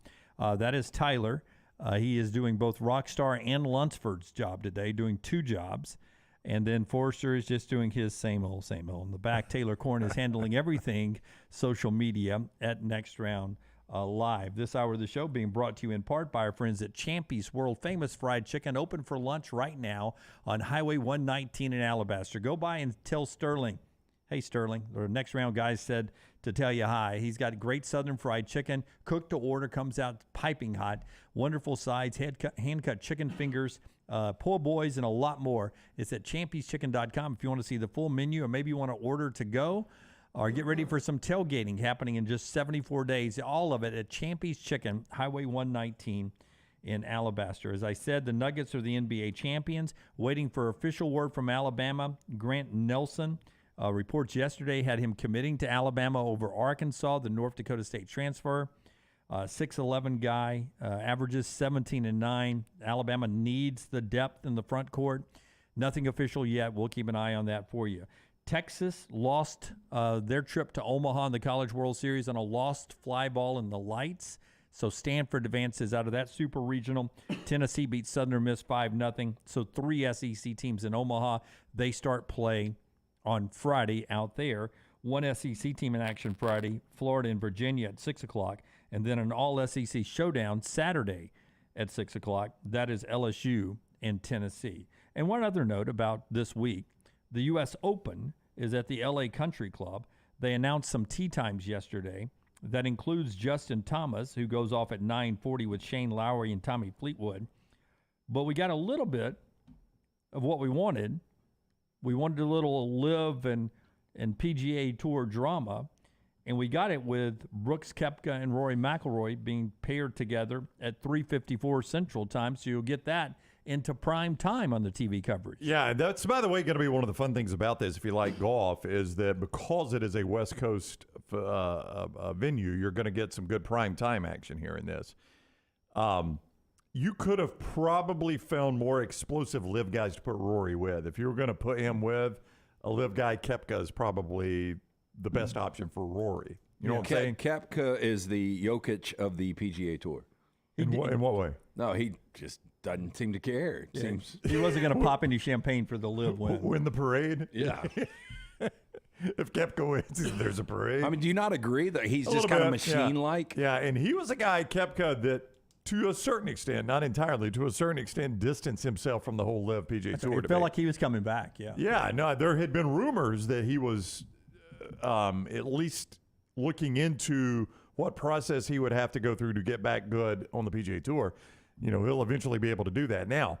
But he was a guy that took more shots at Brandel Chambly of the Golf Channel than he did some of his fellow competitors there. So, yeah, you got a live versus PGA guy, but it's probably the least salacious matchup you could find. Yeah, really interesting there. And then tell me about the L.A. Country Club, because I was reading today, this is their first ever U.S. Open. Some members tried to get the U.S. Open and the USGA to go there in the 80s, and the USGA was going to put a U.S. Open there in the 80s, and the board who runs the country club voted it down 5-4. What I was reading today on The Athletic, they call this the most exclusive country club, even more so than Augusta National, that at one point it was harder to get into this country club than even Augusta National. That's not entirely surprising just because there's so much big money out in Los Angeles. There's several big clubs out there. Riviera is one of them, which hosts an early season PGA Tour event. This one, you've got some of the big ones there in Beverly Hills and things like that. I would say Cypress Point is, if I just had to guess on most exclusive clubs, Cypress Point, which is out next to Pebble Beach, which is ultra exclusive. Augusta and this one are probably your top three, or at least among your top three in America. It has been redone by a guy named Gil Hance, who is a guy they bring in to redo U.S. Open courses and kind of restore them back to their original design. He's really good at that. And taking what was the original intent of the original designer, because like so many things, it gets designed one way, and as the game evolves, people evolve the course with it. And now this guy has come back in and said, okay, this was kind of the original intent. Let's keep it difficult, but let's restore it back to what it used to look like. And I can't wait because I think other than what is the College Cup they play for, the Palmer Cup, what is it? The Walker Cup. The Walker Cup. Yeah, that's an amateur version of the Ryder Cup. Yeah, so that was played a few years back here, but other than that, this is the really first time national television will get to see a major event on this course. Yeah. It's uber private, and it is apparently so challenging, but it looks messy is what they kept using. Yeah, but the beauty is in the mess is what they were saying in the story. Yeah, I mean it's playing firm and fast too. Lance, you lived out there. They don't get a ton of rain out there, so they can keep that place firm. Yeah.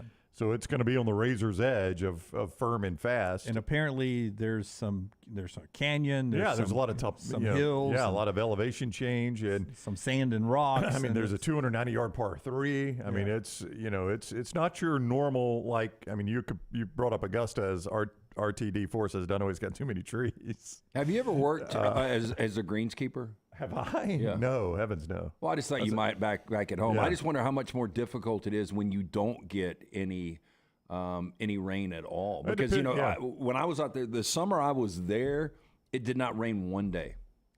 I can believe that. And, it used to be more difficult when everybody wanted the course to look like Augusta and it be green from tee to green. And now people are embracing more of what you're talking about, Dunaway, the natural look. And, stuff might be brown and look dead, but that's just kind of its natural state. Right. And I mean, if you go to L.A., you're not going to get any rain. What do you think the grass is going to look like there, right? Hey, and by the way, brown is dangerous sometimes on the golf course. Stay out of the brown. Try to stay on the green, right? Oh, no doubt. Yeah. I mean, it's going to be firm and fast. This course is going to play firm and fast. I got no idea how to predict what will win. I will predict that I like Justin Rose this week. Justin Rose. Yeah. I think he's a good play. Of course, I've been awful this year in the major, so I don't know why you listen to me. The betting favors are Scheffler, Rahm, Brooks Koepka, Hovland, who is yet to win a major, but he's done really well, right? Yeah, Hovland is yet to win a major. He was in the running at the PGA, and this guy, he's in the running every week. He's so good. He is such a good young player. He has been, other than Brooks Koepka and I think Rory Mac, maybe, I forget who it is. He's two other good golfers. He is, and I think it is.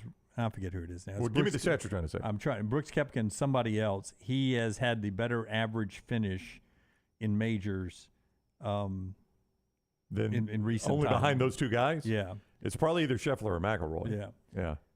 Anyway, he's trending towards getting his first major very soon. Rory's 11-1. He's the 5th betting favorite. But I can't believe he hadn't won a major in 9 years. Rory, I know. That's crazy. He's in every one of them. I mean, if you go watch him, just about every one of them, he's in the running. Stadium news, and I found something on NC State Stadium. I cannot find, and we don't have Lunsford here to do the research for me. But if someone can send us a link.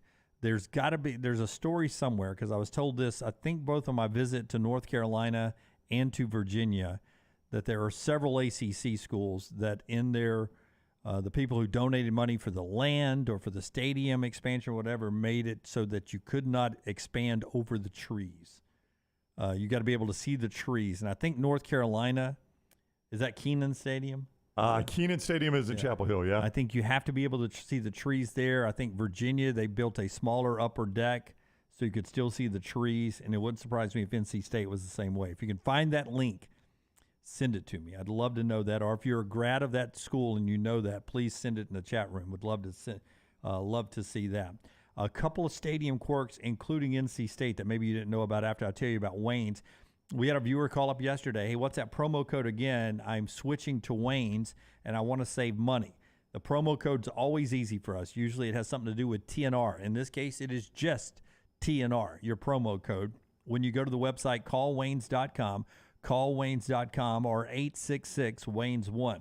We're celebrating 50 years with our friends at Wayne's. That's why it's a $50 savings on their pest control, $50 saving on their termite bond. You can save $50 on the mosquito protection and the lawn care service. Stack those together, save $50, $100, $150 when you use our promo code TNR.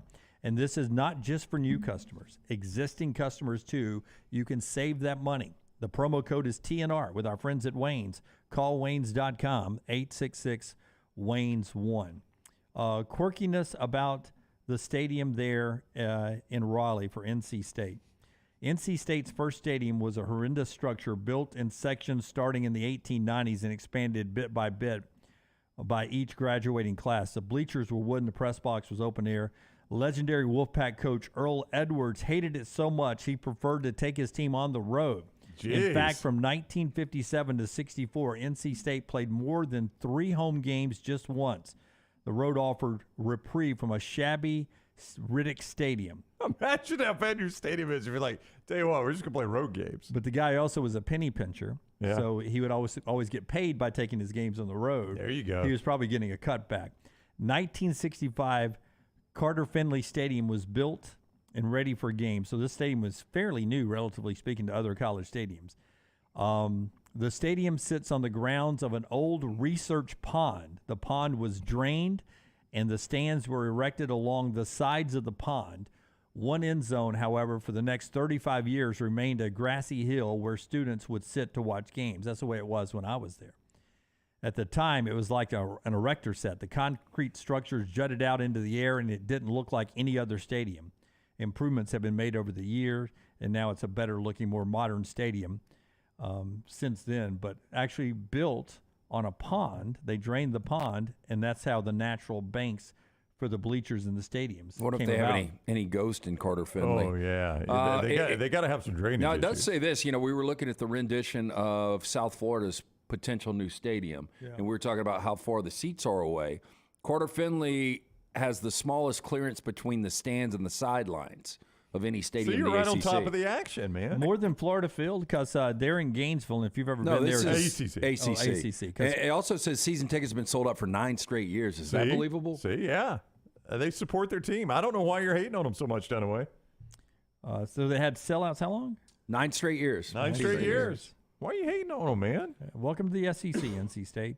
We all know that at LSU Stadium, students used to live in that stadium because that's how they got the stadium built. Same is true in Columbus. I was explaining that to my soon-to-be college freshman daughter when we were up at the Horseshoe a couple weeks ago. I was showing her, you could still see the old structure. They've built the new facade over it that just looks like crap. But if you study it, you could still see the old structure. And I was showing her how there are rooms. And then we drove through Knoxville and Neyland Stadium the same way. That's the way they used to do it back in the day. Carter Finley, though, Van Halen's played there, Pink Floyd, The Who, The Stones multiple times, Grateful Dunaway. Dead, We're gonna Paul need you to be on board. McCartney, Paul McCartney, Dunaway. George Strait. Oh, King George? Jimmy Buffett. There's your guy, Jimmy. U2. Uh-huh. And the latest to perform was 2016 Beyonce. Beyonce, Queen Bee. You've had King George and Queen Bee, Dunaway. Put them in the conference. By the way, the Rose Bowl.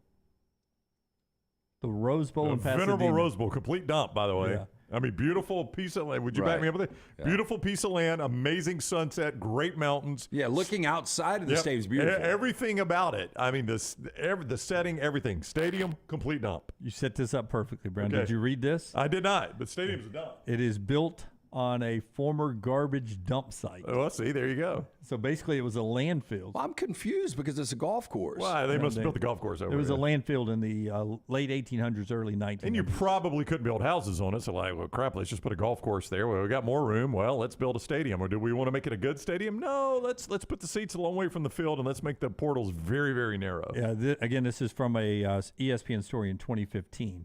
During various excavation and renovation projects at the Rose Bowl over the years, they have been known tractors to dig up old cars that have been dumped there.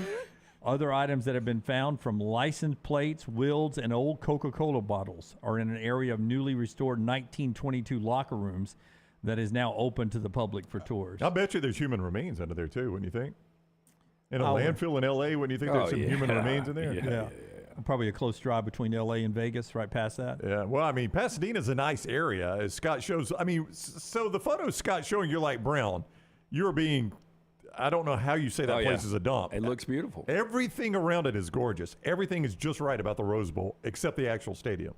Total dump. Yeah, you're right. Don't know why you're shaking your head. It is not. It's I mean, a total dump. Once you get inside, it's just a dump. It's an open bowl stadium on the greatest grass on earth. No, the grass is beautiful. Yeah, the seating is, by and large, is pretty bad seating. The going through the portals from the gate to the seating, it's, you know, I'm scared, like claustrophobic. This thing's going to cave in. Yeah, Forrester's been there. So Forrester's archaic. let's hear from Forrester.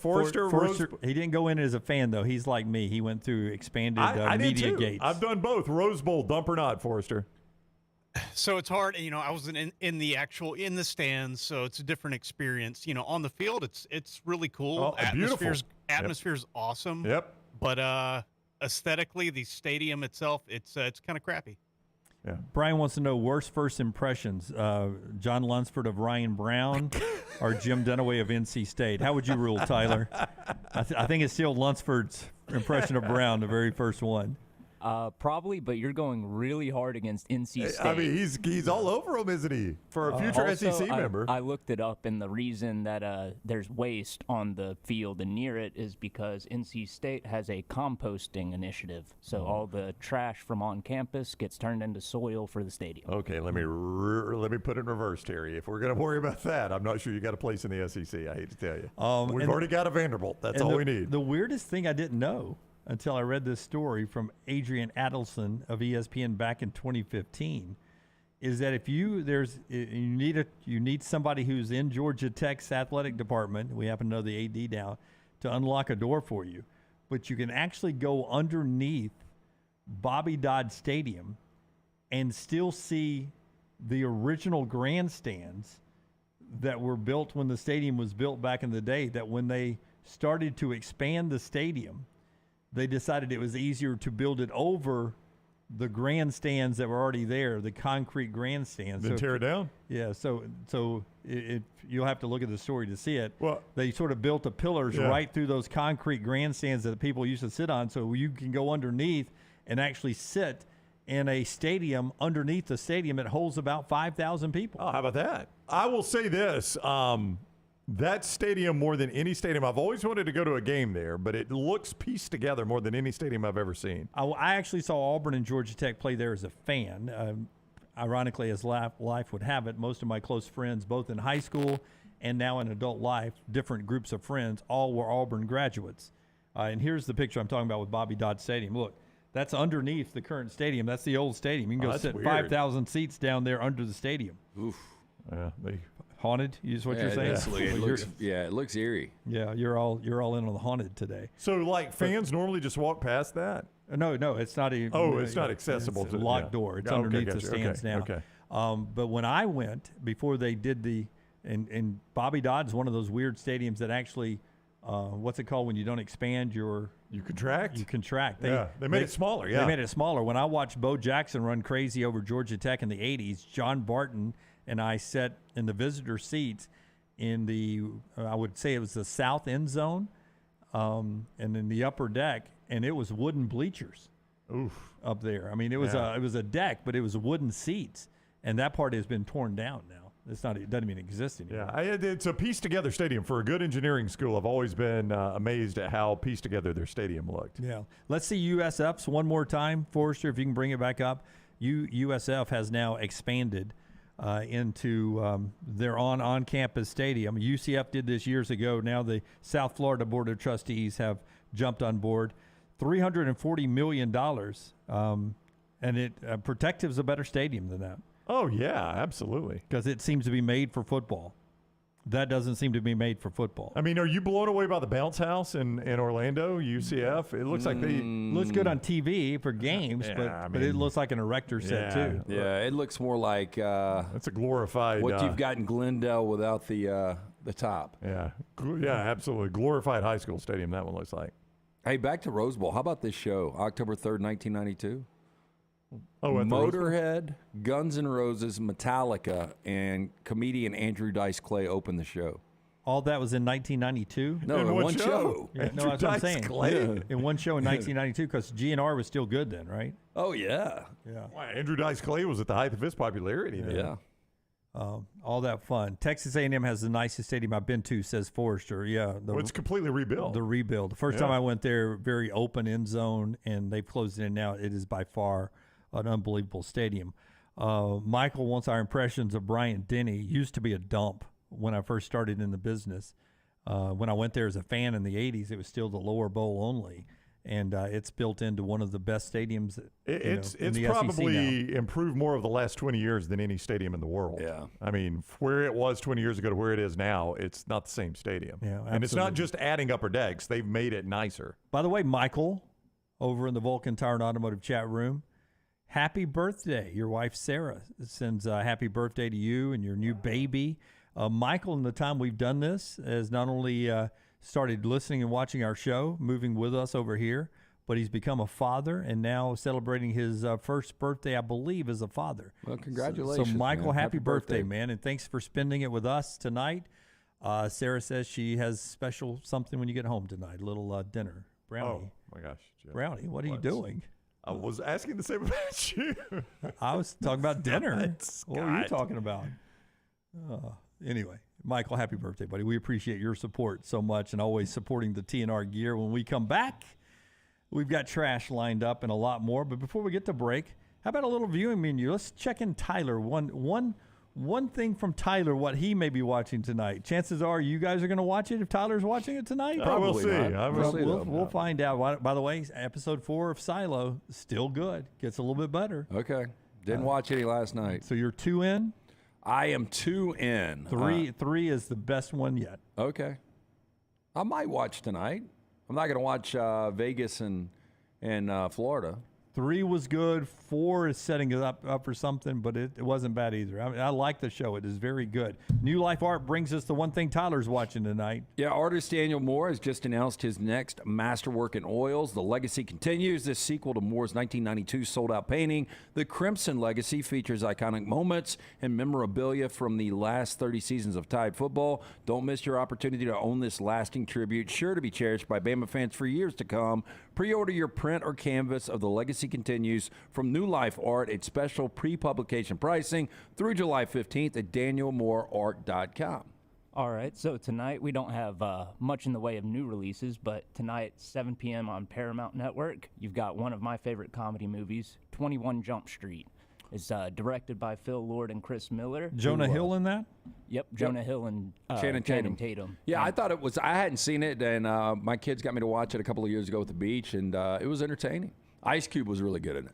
He's really good in it. And it's directed by Phil Lord and Chris Miller, who have recently made a name for themselves by writing the Spider-Verse series. Oh, wow. So they came from that. Now they're doing the Spider-Verse stuff. Yep, and they also wrote and directed the Lego movie. So I've never seen that. I have. Actually entertaining. Oh, Lego movie's good. I didn't like it. Did you not? I liked it. I thought it was funny. Is that the one with Batman in it? Yeah. Yeah, I thought it was entertaining. And Wild Style, I think, was the girl's name. Yeah. All right, Tyler, thank you, man. That's the New Life Art viewing menu. When we come back, we've got trash for you standing by right here on the next round. Everything Next Round is on demand now in the podcast section at nextroundlive.com.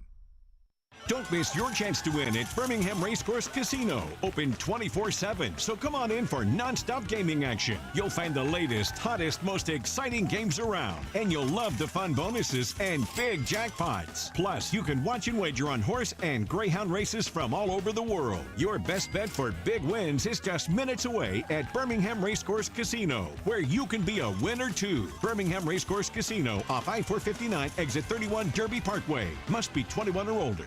Hi, this is Wes McClooney, owner of the New Balance Birmingham store. Conquer whatever summertime activities you want to take part in, all while wearing the perfect shoes. Our fit specialists take precise measurements of your feet and analyze how you walk and run so that your shoes fit perfectly. And we haven't forgotten about the kids either. We'll get them equipped for summer camp or whatever adventures they take on. Stop by the New Balance Birmingham store today, located on Highway 280 next to Chick-fil-A. New Balance Birmingham. Experience the difference a custom fit makes today. If you have water or fire damage to your home or business, DryTech is here to help. They work for the customer, not the insurance company. They respond quickly, within 20 minutes when you call 205-637-0143. They have 5 crews ready to go 24/7, built to go on the job when it happens. DryTech has 65-star Google reviews, so call DryTech, not the insurance company. Find more online at mydrytech.com. Make sure to start your day at nextroundlive.com. Get caught up on the latest podcasts and videos from the live daily show, plus specialty shows such as the Mystery Fifth Hour. You can also learn more about the whole staff at Double Down Media, find all of our social media feeds, see the latest videos from our YouTube channel and gaming channel, plus find other ways to consume the show like the Next Round mobile app, which you can download direct from the site via your iOS and Android device. Make nextroundlive.com your homepage and stay up to date with everything from us here at the Next Round. It's time to get out and enjoy the summer of 2023. Ocean City, Maryland. And our friends at Residence Inn by Marriott, Ocean City is ready to welcome you. Kayak from Bayside Beach, swim in the Atlantic, dine at Bayview Bar and Grill, local golf packages, great restaurants, and a lot more. See everything online at residenceinnoc.com. Check them out on Instagram and Facebook. Do something different this summer. Residence Inn by Marriott, Ocean City, Maryland. Stop by the New York Butcher Shop and pick up the finest in certified Angus prime beef steaks and burgers, premium pork chops, ribs, and all-natural chicken cut to order just for you. Their chef-prepared entrees and side dishes are the perfect dinner-to-go choice for your family and are ready to heat at home.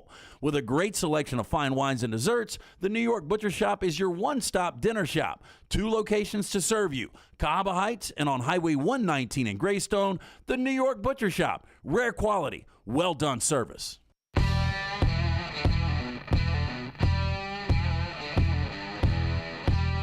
Back with you on the Next Round. Slice Pizza, bringing you part of this segment here. Appreciate our friends at Slice with their 4 great locations. Yeah, make sure you get in, go see the Bajaya Brothers, the original in Lakeview. It has really grown, gone to Vestavia, then Montevallo, now Crestline Park. Local pizza, local ingredients. From the soul pie to the Bajaya special, you're going to absolutely love. It's the best pizza around. Also, delicious fire-baked wings. Don't forget about the carry-out special, 7 days a week. You get 12 of the fire-baked wings. You get half pan of the salad, 2 of the specialty pizzas, all for $75. For more information, slicebirmingham.com. Sometimes I don't really notice what I throw on to wear. I just grab a golf shirt and shorts. I'm dressed like a gender reveal today. Let me show you. Is it pink or is it blue? We girl or boy? No, yeah, you really are. Yeah, I was going to say you matched the hat up pretty well with the outfit, but you're right. I don't know if Dunaway's male or female. Which one is he, Lance? Gender reveal. Blue, is it pink? Is it male or female? You got more blue than pink. Hey, we're gonna pop you open to see what kind of It's dust. raining outside. Do you play golf in the rain? I do not know. It's raining. Yeah, I think you're gonna fight that the next couple days here, Jimmy D. We're supposed to play Thursday, you and I, and it's iffy too. Yeah, after the disaster the other day, I'm still gonna go back and play with him again. He's gonna let me play again. It was he that bad? You know, he's making a big deal out of this. He really wasn't. Day. Yeah, he really wasn't. Were you bad on the green, bad off the tee? I was bad off the tee. Yeah. Bad off the tee. I'll be better this time, though, because I'm playing for Camus if you know who I'm playing with. Oh, yeah, I'm sure. Hey, is there any truth to it? If you put Vaseline on the head of your club, you'll hit it straight? It reduces spin, yeah. So, if you put cut or hook spin, it's also illegal. But I'm sure. Well, I play with the guy, I'll tell you, in break, and he never plays. And every one of his drives was, he's got no power at all, but it was like 220. But it was just right down the pipe. You thought he was putting Vaseline on, or he actually was? No, I think he was. I didn't confirm it, but there was no way he was hitting the ball that straight. Let's hit trash. It's brought to you by our friends at Mortgage Right. Hit the big button, Tyler. Tell me about the whistles. The whistles got woo. When you want to woo, it's that woo woo. You know what I'm saying? LT's Trash is presented by Mortgage Right. Mortgages done the right way.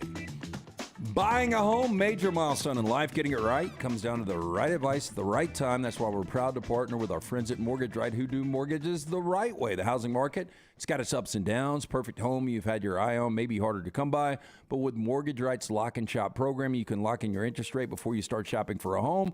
Plus, you'll know just how much home you can buy. Locally owned and operated, Mortgage Right standing by to help you today. Visit their locations, Highway 280 in Birmingham, Parkway Drive in Leeds. You can apply online, mortgageright.com/TNR. Call 205-815-9200. NMLS 2239, Equal Housing Lender. We start first with a story a buddy of mine sent over, and this is a pretty crazy. And the headline: Amazon plane crash, children reunited with family after 40 days in the jungle. Have you guys heard about this? So it's not Amazon the delivery service, it's Amazon the actual river basin. Yeah, four young Colombian siblings who managed to survive for 40 days in the Amazon jungle after their plane crashed have been reunited with their family as further details emerge of their astonishing feat of endurance. Yeah, I don't believe this story. I think it's fake.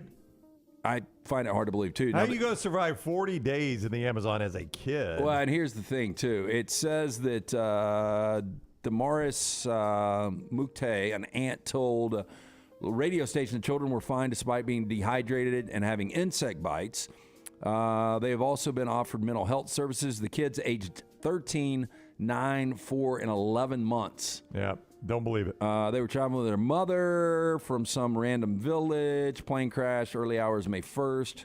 Military sniffer dog found them alive on Friday after they spent weeks in an area where snakes, mosquitoes, and other animals were abound. Yeah. There's so much that could eat you in the Amazon. I don't think I could make it 4 days. Yeah, and I was a grown adult with two 11-month-olds, and I barely kept them alive in a house with electricity. I don't know how you do it in the Amazon. They said the kids were weak. Their strength was only enough to breathe or eat small fruit to feed themselves or drink a drop of water from the jungle. Yep. Don't believe it. Yeah. I don't know. You believe it, Dunaway? I think we're going to get another side of this story. It's from CBS News, so I do believe it. When have they ever screwed anything up? Never.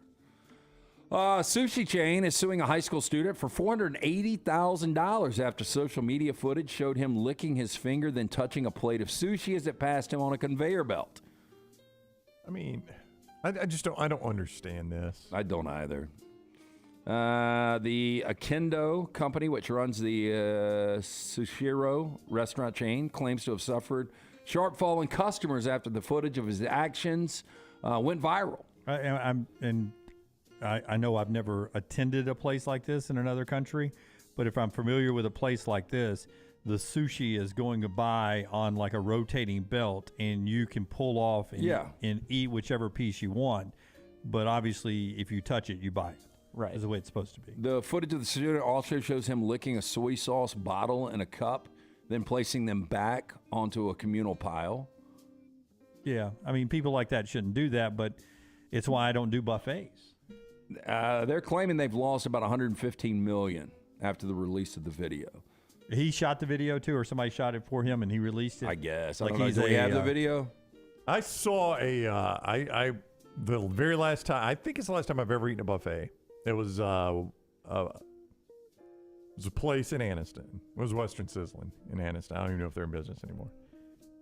And you got the sneeze guards, and there was this little kid that was having to look up over to tell his mom and dad what he wanted. Did he sneeze? Oh yeah, all over the food. That's it for me. Put the plate down, walk back, called the waitress over and said, "I'm going to need to cancel my buffet order and get something from the kitchen if you don't mind." Yeah. But of course, as happens, there's a guy sneezing in the kitchen as well. Oh, probably so. I don't have to see that one though. That's exactly right. I've worked in restaurants where I've seen I just seen don't somebody need to know. drop something on the floor and then put it back and plate it. Yep. John Reyes and his wife made a discovery in her father's former home in Los Angeles. They were cleaning out a crawl space in the basement when they came across 1 million copper pennies. Oh, wow. A fortune. Now, are they only worth a cent? No. Because they're copper, they're worth more, Yeah, they're right? worth a little bit more now. They first spotted the loose pennies, which led to boxes, which eventually led to the discovery of dozens of bank bags filled with the coins. So I've got 1 million pennies. Yeah, how much do you have if they're only worth a cent? I bet some of those pennies are worth $5. Okay, so Reyes said the family was in disbelief what they were looking at. Family members confirmed the pennies were copper, not zinc, which the United States switched back to in 1982. They weighed the bags to determine how much each bag contained, and it came to an estimated 1 million pennies. Now, Reyes recalled thinking at the time, quote, "We've got to take these to Coinstar." Oh! They that would've been a quickly big changed their mistake. minds. They didn't want to pay the 8%, and there's no way they could take all these. And actually travel with them. After months of struggling to find a bank that would take that many pennies, Reyes listed the coins on OfferUp, popular resale app and website, asked it for $25,000 for the pennies. And guess what? No offers. 0 offers? Yeah. I'm glad I wasn't there. I'd have bought them. Yeah. So what do we think they're worth? Obviously not 25 grand. I would have sold them one at a time. 1 penny at a time? Yeah. For how much? Well, that'd only take you the 10 rest years, of eternity. yes. There are people that would buy that. Am I wrong? You coin collectors out apparently there. They tried to get 25 grand for the whole lot and couldn't get them. They didn't advertise it well enough. Dude, who wants to buy a penny for $5? It's a collector's item. Okay, he's got a million of them. Right now, Who I can wants go to buy look Tom Brady's jersey that he wore in Week 14 in 1989? I can go look in anybody's ashtray in the parking lot out here, And or not cup find- holder. Yeah, you'll find pre-1982 pennies. I see them all the time. Hey, and you will. You know what that's worth? A lot more than a penny. I don't think you're right about that. Go find one. Find Okay, one for me. There's give me gotta a be year. a market Give for me a it, year, though. Dunaway. Value of a mint condition. Just give me a year. 1967. Mint condition. 1960 1958 penny mint condition. That's what popped up. So Okay. that must be a common search. The 1958 Lincoln Cent Brilliant Uncirculated, $3.95. $3.95. Well, you're for that asking one penny. $5. Yeah, but I think that's a unique one. Okay, but quickly, Huh? dude. That's for uncirculated. That's for uncirculated. He's right. Those have been circulated. Okay, so if it's $1, if it's 66% less than what you're saying, if it's $1 and I got a million of them, how Hey, much money is that, that's a Tyler? Hey, crack into that. It's $1 million. Okay, crack into that 401k, and you can buy these for $25,000. I telling bet you. you can probably get them for $20. 1943 copper wheat penny, $250,000 or what is that? $250. 1943. I'll look it up. Yeah, I'm on the 1943 website now. copper wheat pennies. I'm on the website. Those are not. Those are. Wait a minute. Those are steel. My gosh, they made pennies out of steel back in the day. because the war was going on. The good steel penny is worth $329,000 if you can find one of those. Yeah. What year is it? 1943 during So World War II. They've just stumbled into this bag of 1 million pennies. Has anybody gone through it yet and see if Yeah. there's a 43 copper wheat? Well, we got a couple of interns we could put on that, right? I'm just saying. Well, I tell you what, if you can find an Indian head penny, it's worth a little more than $1. Brown, down I there. watch a daggum show occasionally that people will buy storage units. They don't even know what's behind the door. Sometimes they find something good. If you can count the 40 and 40 votes like you did and actually figure that out and do all that math, you probably could go through these million pennies. I'm just saying it would be a good end-of-life hobby. The most valuable penny is the 1914 S Lincoln penny. It is worth $105,800 per. Autographed by Lincoln himself. Not 1914. Okay, so a resident of Abraham Riverview, could not make it. resident of Riverview, Florida, was bitten by a relative. Later, developed a quote flesh-eating infection from the bite. Now, a man in Florida developed the rampant flesh-eating infection that tore through his thigh just days after a relative bit his leg during a fight at a family gathering. What's the relative's name? 52-year-old resident Donnie Adams initially noticed a small bump on his left thigh, which emerged 2 days after he had broken up a fight between two family members at the gathering. Thinking the wound looked like a bite mark, Adams went to a local emergency room to get a tetanus shot, antibiotic treatment. 3 days later, quote, my leg was very sore, couldn't walk. It was very warm, very painful. Adams returned to the emergency room, and that's when they said gray fluid started seeping out of his legs, and they actually diagnosed him with a flesh-eating infection. That's unfortunate. Do they say? Don't put the photo up yet. Hold the photo. Everybody hold it. Do they say the guy's name? No. That bit him?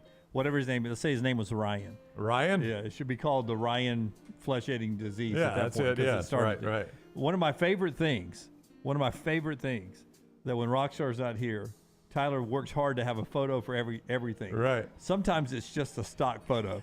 This would be, what do we call these that were in the box over our shoulder for us during the TV days? What were those things called? That'd be an OTS. OTS, over the shoulder, is the graphics. This would be the over the shoulder graphic. That'd be behind me if I was reading the story on the news. It's not really tied to the story, right, No. Tyler? This is just a generic graphic. This isn't actually the bacteria that's tearing through that guy's leg. I assume it's the gray fluid, but I have no idea. So Rockstar pulled this. Looks like a the bad microscope? science fair model or something. This is what a flesh-eating bacteria looks like under a microscope? This is stock. It's disturbingly beautiful, honestly. Yeah, we like to call this stock photo. Yes. Yeah. Birmingham, man. Yes. You're actually right, Brown. There's somebody up here that would probably want to hang this in our Louvre up here. An employee of a North Harris County Mexican restaurant has been arrested, accused of writing his own tips to himself on customer receipts. James Green Jr. That's why, I don't really worry about it, but for whatever reason, the merchant copy. I got a system. I do too. Merchant copy. I'll tip. I'll leave it, and I'll take the receipt and I'll tear it up. So here's what I do. In the tip, not that I don't trust servers, I just do this as a practice everywhere I go. In the tip line, I put my own dollar sign. I don't use theirs, right? And then I put the number right up against the dollar sign so nobody could squeeze another one in. And I just leave round number tips like $4, $5, $6, $10, $12, or whatever. And I draw a line. So I'll do like $12 and then draw a line out next to it. So there's no way they can add zeros or anything. Don't ask me why I've put so much thought into this. A little more paranoid than I am. And I don't even know why. I've not been busted on this, but it just seems like something I should do.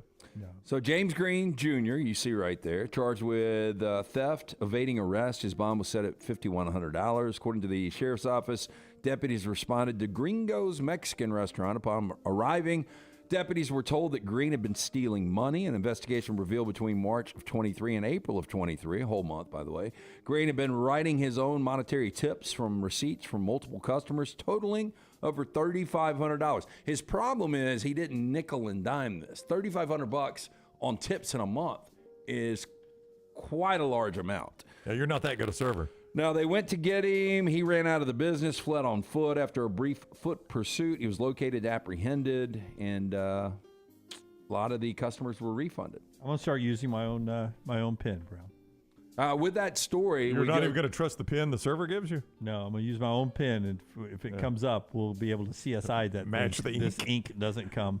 I need rare ink. Hey, we end on service industry shows proof of bad tippers. I hope these are celebrities. Don't call taken men sweetie. Oh, the problem was the wife signed the ticket. That's the biggest compliment to you as the wife, that the waitress thinks he's a sweetie. That's that's a compliment. Yeah, how about, first of all, it's just I'm not going back to Grimaldi's. Yeah. How about the fact that she was just probably in the South, and that's just default. It's just a nice way a woman greets a man in the deep South. Hey, sweetie. Yeah. Also note the $1 tip on a $35 bill. Well, that's what she's doing. She's sending a message, $1. So that's what the story's about. $1 because you called my man sweetie. That's right. Next. Tip is the heart, no money. I mean, just tipped you a little love. Hey, look, don't go out to eat if you can't tip. Yeah. If you can't properly tip. Tip. Don't tell customer kids don't do that. Yeah. So apparently the kids were acting up. Don't tell a customer's kids don't do that. How about you tell your kids don't do that? Yeah. Now, I mean, I don't need the server telling my kids what to and not to do. I get that. I need more of a backstory. Yeah, I'd like to know the history on this one here. You were wait. Oh wait. I was very interested in that one. Yeah, let's go back one. We'll go back one. Yeah. Hold on. Okay. There you go. You were a great server short on money. So you went to a place where the bill was $77 and you tipped $1. Huh. Yeah.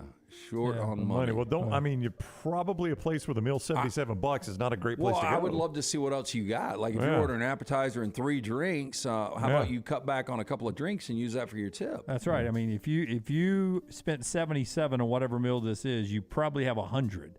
So you can throw, 23 down for me real quick. You were a great server, short on money. I gave you $1. I didn't completely shut you out. Bring down the prices written in the tip line. Well, how about you saw the price on the menu before you ordered? You could have got up and walked. Guess what? The server doesn't control the prices. She sure doesn't. And by the way, I mean, why are we blocking out this person? Yeah, I'd be more upset with the server's nails. Those are kind of dirty like that. Ah, man. I'll tell you what, Dunaway's a good tipper. I don't give Dunaway a lot of compliments, but my gosh, that man will overtip. It's because I'm bad at math, Brown. I just said it's easier to do 50% than it is, or 30% than it is to try to figure out what we're doing. All right. Zach says the old 1 cent tip sometimes is needed to send a message. I just don't do it. I'm that pathetically. I'm going to give you 5 stars if you're my Uber driver. And I had a dirty car that I was in not long ago, and I still gave him 5 stars. And I'm still going to at least tip you 20%. This is an old man thing to do, and my family laughs at me for doing it. But I always tip, even if it's bad service, I tip. But I make a point, if the service is really good, and I think the server is really good, to find the manager or owner of the establishment and tell them. Like, hey, Lance was my server. That dude's on top of it, man. He does a good job. You think they were like, okay, whatever. Well, really half the time they are. But you know what? I mean, there's going to be that manager, that owner that listens and like, okay, I appreciate you saying that. I'm an old TV guy from the 90s. If the service is really good, I run out to my trunk real quick. I grab a picture of myself, I autograph it, and run it back in and hand it to him. Put it on the wall next to Eli. That is trash, brought to you by our friends at Mortgage Right. Hey, are you a veteran looking for a VA loan? Mortgage Right has been advocating for veterans since their company began. As a veteran-owned, operated company committed to your well-being, they can help you find the best terms available, guide you through every step of the process. As a veteran-owned, operated company, they understand the difference between working with someone who gets it and someone who doesn't. We've made it our mission to simplify the VA loan process. Visit locations Highway 280 in Birmingham, also Parkway Drive in Leeds. You can apply mortgageright.com/TNR or call 205-815-9200, NMLS 2239, Equal Housing Lender. Follow Rockstar on Twitter @RockstarBHM. Did you tweak your shoulder putting up Christmas decorations? Injure your elbow shooting hoops in the backyard? Or hurt your knees getting up from the couch at halftime? Let 2023 be the year precision sports medicine and orthopedics gets your life back on track. Orthopedic care is better together. Find your provider today. Call 205-512-3885. That's 205-512-3885. Or visit precisionsportsortho.com/2023.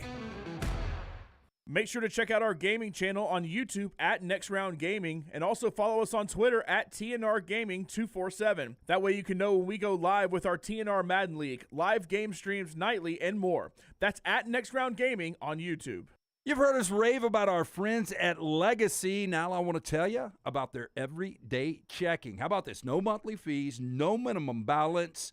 One of the great perks, get paid 2 days early with direct deposit, instant issue debit cards, and there are some additional perks on top of that with the digital banking app. Absolutely love checking that. The official credit union of UAB, our friends at Legacy, dedicated service to education and healthcare industries for more than 60 years. The Next Round store is live and loaded. Check out the latest logo t-shirts and hoodies. Get your favorite team colors, the Next Round flag shirt, or grab the popular Y'all Can Have the Rest t-shirts. Go to nextround.store. That's nextround.store. You hear a lot of interesting phrases while playing golf, like, I think you're on the beach, or the classic, you gotta hit it, Alice. One word you're sure to hear right now at Bentbrook Golf Club is wow. Brand new carts with complimentary GPS, and the bent grass greens are so consistent, you just might drain a few more putts, Alice. Tee it up and find out for yourself. Book around today at bentbrook.com or call 428-1999. It's better at Bentbrook. Stop by the New York Butcher Shop and pick up the finest in certified Angus prime beef steaks and burgers, premium pork chops, ribs, and all-natural chicken cut to order just for you. Their chef-prepared entrees and side dishes are the perfect dinner-to-go choice for your family and are ready to heat at home. With a great selection of fine wines and desserts, the New York Butcher Shop is your one-stop dinner shop. 2 locations to serve you, Cahaba Heights and on Highway 119 in Greystone. The New York Butcher Shop. Rare quality, well-done service. Hey, Ryan Brown here from The Next Round. Do you want to help pay for my kids' college and look great while you're doing it? You need to go to The Next Round store. Everything from hats to short sleeve and long sleeve t-shirts, sweatshirts, hoodies, zip-up hoodies, and much more. And we're adding new things all the time. Why would you not want to see my kids get a great college education and look great out in the public while you're doing it? Get the gear we wear all the time on the show, and there's only one place to get it. Nextround.store. That's nextround.store.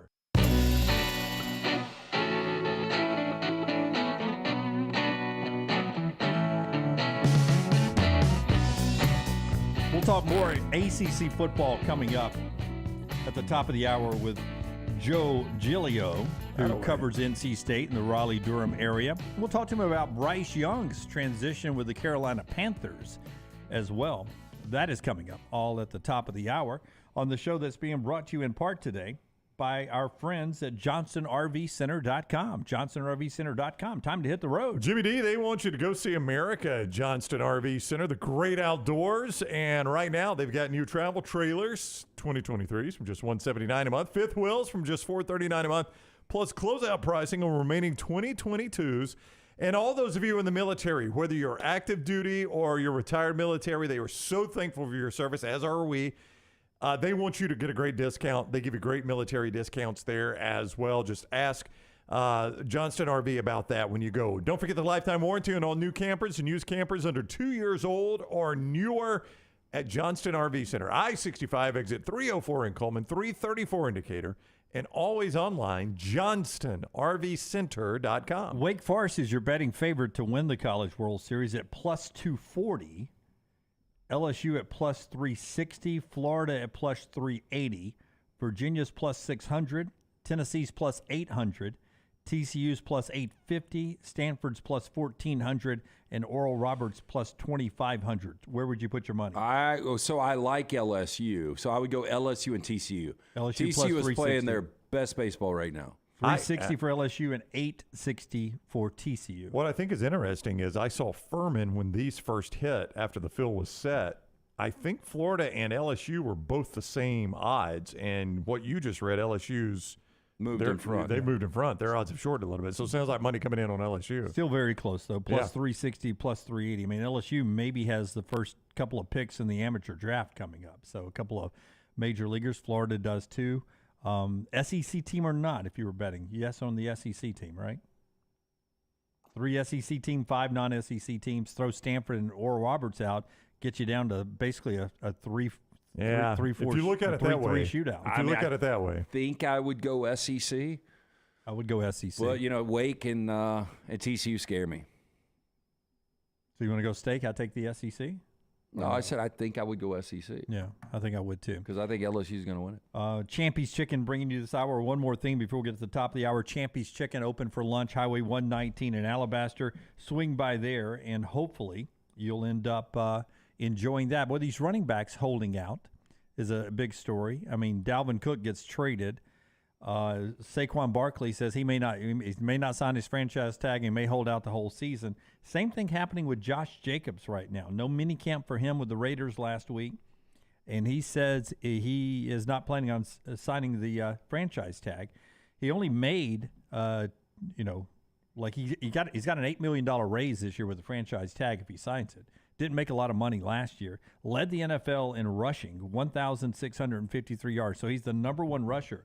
But Josh says, I'm not doing this for me as much as I'm doing it for the running backs of the future. It is becoming egregious at the amount of money they're not paying running backs and the way they're treating running backs now in the National Football League. Well, it's just, coming off a season where you're not only the leading rusher in the NFL, but right at 1,700 yards. So this guy played a full 17 games, was consistent throughout the season.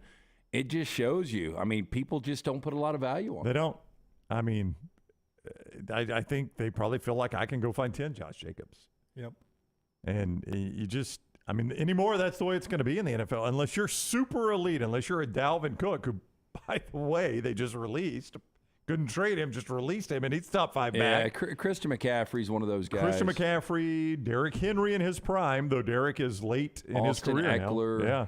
Well, there's not many. Just to show you the lack of respect that running backs are getting compared to other positions, Seattle, who drafted Auburn's Derek Hall, they were not obligated to do this as a second-round pick. They ended up giving him all the first-round guarantees that a first-round pick would have gotten, even in his second-round contract. So Derek got a really good contract with Seattle. I don't know why you would do that if you're Seattle. They're doing it because they, basically it was their best pick. So they're counting on Derek to be there a while. Rodrigo Blankenship, remember that name? He looked like a can't-miss kicker for Georgia. He has not had a great pro career, and he's now going to try to make the Tampa Bay Buccaneers in this offseason. We get back to North Carolina and NC State when we come back on TNR, being brought to you in part today by our friends at Hemp Hill. If it ain't running right, or draining right, or flowing right, they'll help you out. Yeah, and remember, summer weather here, our friends at Hemp Hill Services offering that 0% for 60 months for qualified customers, plus free 10-year labor warranty when you mention the next round. Call Adam, Chad, Andrew, the guys at Hemp Hill Services. Make sure your HVAC unit ready to keep up with the changing weather. Hemp Hill Services, locally owned and operated, independent Trane dealer. The team can service all makes and models. For all of your plumbing, heating, and cooling needs, call Hemp Hill Services. It's hard to stop a train. 205-229-2090 or hemphillservices.com. Forrester on Twitter @ScottForresterTV. If you're looking for a fun golf atmosphere that is laid back with a peaceful environment, the Meadows Golf Course in Harpersville, right off of Highway 280, is perfect for you. Just a short drive from Birmingham, this 18-hole, 200-acre track with rolling fairways and ample greens is the definition of peacefulness of the country just miles from the city. Enjoy a great lunch before your round and a cocktail on the wraparound porch after 18. Come see us today. The Meadows Golf Course in Harpersville, right off of Highway 280. If you have water or fire damage to your home or business, DryTech is here to help. They work for the customer, not the insurance company. They respond quickly, within 20 minutes when you call 205-637-0143. They have 5 crews ready to go 24/7, built to go on the job when it happens. DryTech has 65-star Google reviews, so call DryTech, not the insurance company. Find more online at mydrytech.com. Storm season is here. Make sure you have a plan of action in place right now. Greg from Pell City and Storm Restoration Roofing should be your first call when storms hit. Insurance companies love working with Storm Restoration Roofing because of Greg Nelson's name and reputation in the industry. When storms hit, call Greg Nelson. He's local, 205-542-3531. He's the home of the free no-cost roof inspection. Greg from Pell City on Facebook, 205-542-3531. It's Storm Restoration Roofing. This is for the men who never settle, the ones who believe only quitters end a game in a tie, the type of guys who choose the bar with the biggest TVs to overcompensate for theirs at home. This is the Lodge mentality. This is Twin Peaks. Follow Next Round Live on Twitter, Instagram, Facebook, and YouTube. The social media team at Next Round Live is dedicated to giving you daily news conferences and practice video from UAB, Alabama, Auburn, and around college football. Follow and compare to the sites you used to visit. You'll also get the latest highlights and news from the Next Round Daily Show. Turn on the notifications so you don't miss a thing. Next Round Live on Twitter, Instagram, Facebook, and YouTube. See more at nextroundlive.com. When the weather gets warm in the Deep South, there's nothing better than spending your days outside. Ryan Brown here from the Next Round. When you're outside, there are a couple of things you want to be certain about. Number one, your yard looks the best it can. And number two, you're not always swatting away those mosquitoes. My friends at Wayne's take care of both those things for me. And Wayne's is celebrating their 50th year. So right now, get $50 off your pest, your termite, your lawn, and your mosquito services. Visit callwaynes.com or call 866-WAYNES-1. Start your day online at nextroundlive.com. Get all the latest videos, podcasts, and college football stories. And it's also a great way to stream the show or shop in the Next Round store. Stay connected by visiting nextroundlive.com. Jim Dunaway, Lance Taylor, Ryan Brown, and Rockstar. Live from the Birmingham Racecourse Casino Studios, the next round, presented by Bud Light, is on now. Had another cup this morning and was talking with a friend of mine who had ordered our Next Round coffee, which you can get in our store, nextround.store. In fact, over Tyler's shoulder there, you see the nextround.store picture and the coffee. Move that brilliant mind of yours out of the way. Move that head. Look at that coffee right there. Gorgeous. Buy those bags right there, nextround.store, nextround.store. And people are raving about the taste. I think they're actually surprised it tastes as good as it does. It's a fantastic taste. Don't be surprised at how good the coffee tastes, because Forrester worked hard developing the beans to get them mixed together exactly right with a special blend for the next round. Get it right there at nextround.store. And I don't know this. Can we check with somebody in the commercial break? Can I set up where I get a reoccurring shipment? I think you can. I would imagine, but I don't know the answer to that. So go ahead, if you can, go ahead and click and say, hey, I want it delivered, 2 bags a week or 2 bags a month. Yeah, depending on how much you drink, Yeah, do it. How much do you drink? I drink 1 cup a day. Okay. How much is that in like bag terms? I don't know. I'm not the bag man. Okay. Yeah. By the way, hey, you mentioned we were talking butterfly effect yesterday, and you mentioned Hot Rod Blankenship going to the bikes. Yeah. I was reading our buddy Kyle Berger. I don't know if that's where you saw this, but he said Baker Mayfield greeted him and said, "I still don't like you." Because he made a big kick against Baker in Oklahoma. Well, it was a kick to end the first half. Yeah, and Georgia beat them. Yeah. I was going to say the butterfly effect there is if Georgia never comes back in that game, Tua Tagovailoa probably never takes a snap at Alabama as a starter. Because Jalen Hurts runs him down. I don't know that Jalen Hurts would have struggled as much against Oklahoma's defense as he did against Georgia's. And maybe you never have to make that change at halftime, and Tua probably decides to transfer. I mean, when you start talking butterfly effect, things like that, I mean, it's kind of wild. Yeah, transitions to transfers to USC maybe. Maybe. I don't know where he would go. Yeah. Hey, mybookie.ag code next round is where we send you College World Series. Dunaway just gave you some of those odds on the College World Series. You can play those games at mybookie.ag code next round. Major League Baseball games as well. You could still lock in some futures on your favorite Major League club, like World Series futures and things like that. Take advantage of crazy boosted odds via the My Money Bag. I think it's 6 straight for the A's right now. Yep, sure is. Beat his Rays last night. Yeah. 6 straight for the A's. More impressive, 9 straight for the Tigers. Or excuse me, they broke a 9-game losing streak the Tigers did against the Braves. So you have Atlanta and Tampa Bay, arguably the best team in each league, losing to 2 really bad teams yesterday. Yeah. Well, and the way the way Atlanta lost, I mean, blowing that ninth inning lead. The bullpen's been a problem. It was Detroit's first win in June. Today is June 13th. They'd go in a couple of weeks. MyBookie.ag is where you can play those games. MyBookie.ag, code next round. When you use code next round, you get a sign-on bonus up to $1,000 when you sign on there at MyBookie.ag. Use it, win. It is yours and yours forever. You bet you win, they pay at MyBookie.ag. You bet you win, they pay. MyBookie.ag, code next round. Whether you're a diehard or a casual, simply put, never been a better time to start exploring the world of online sports betting than with MyBookie.ag. Bet anything, anytime, anywhere. MyBookie.ag, code next round. Joe Giglio scheduled to be with us here momentarily as we talk a little NC State football. Until then, a couple of other things going on. Still no word yet officially that Grant Nelson is part of the Alabama team transferring from North Dakota State.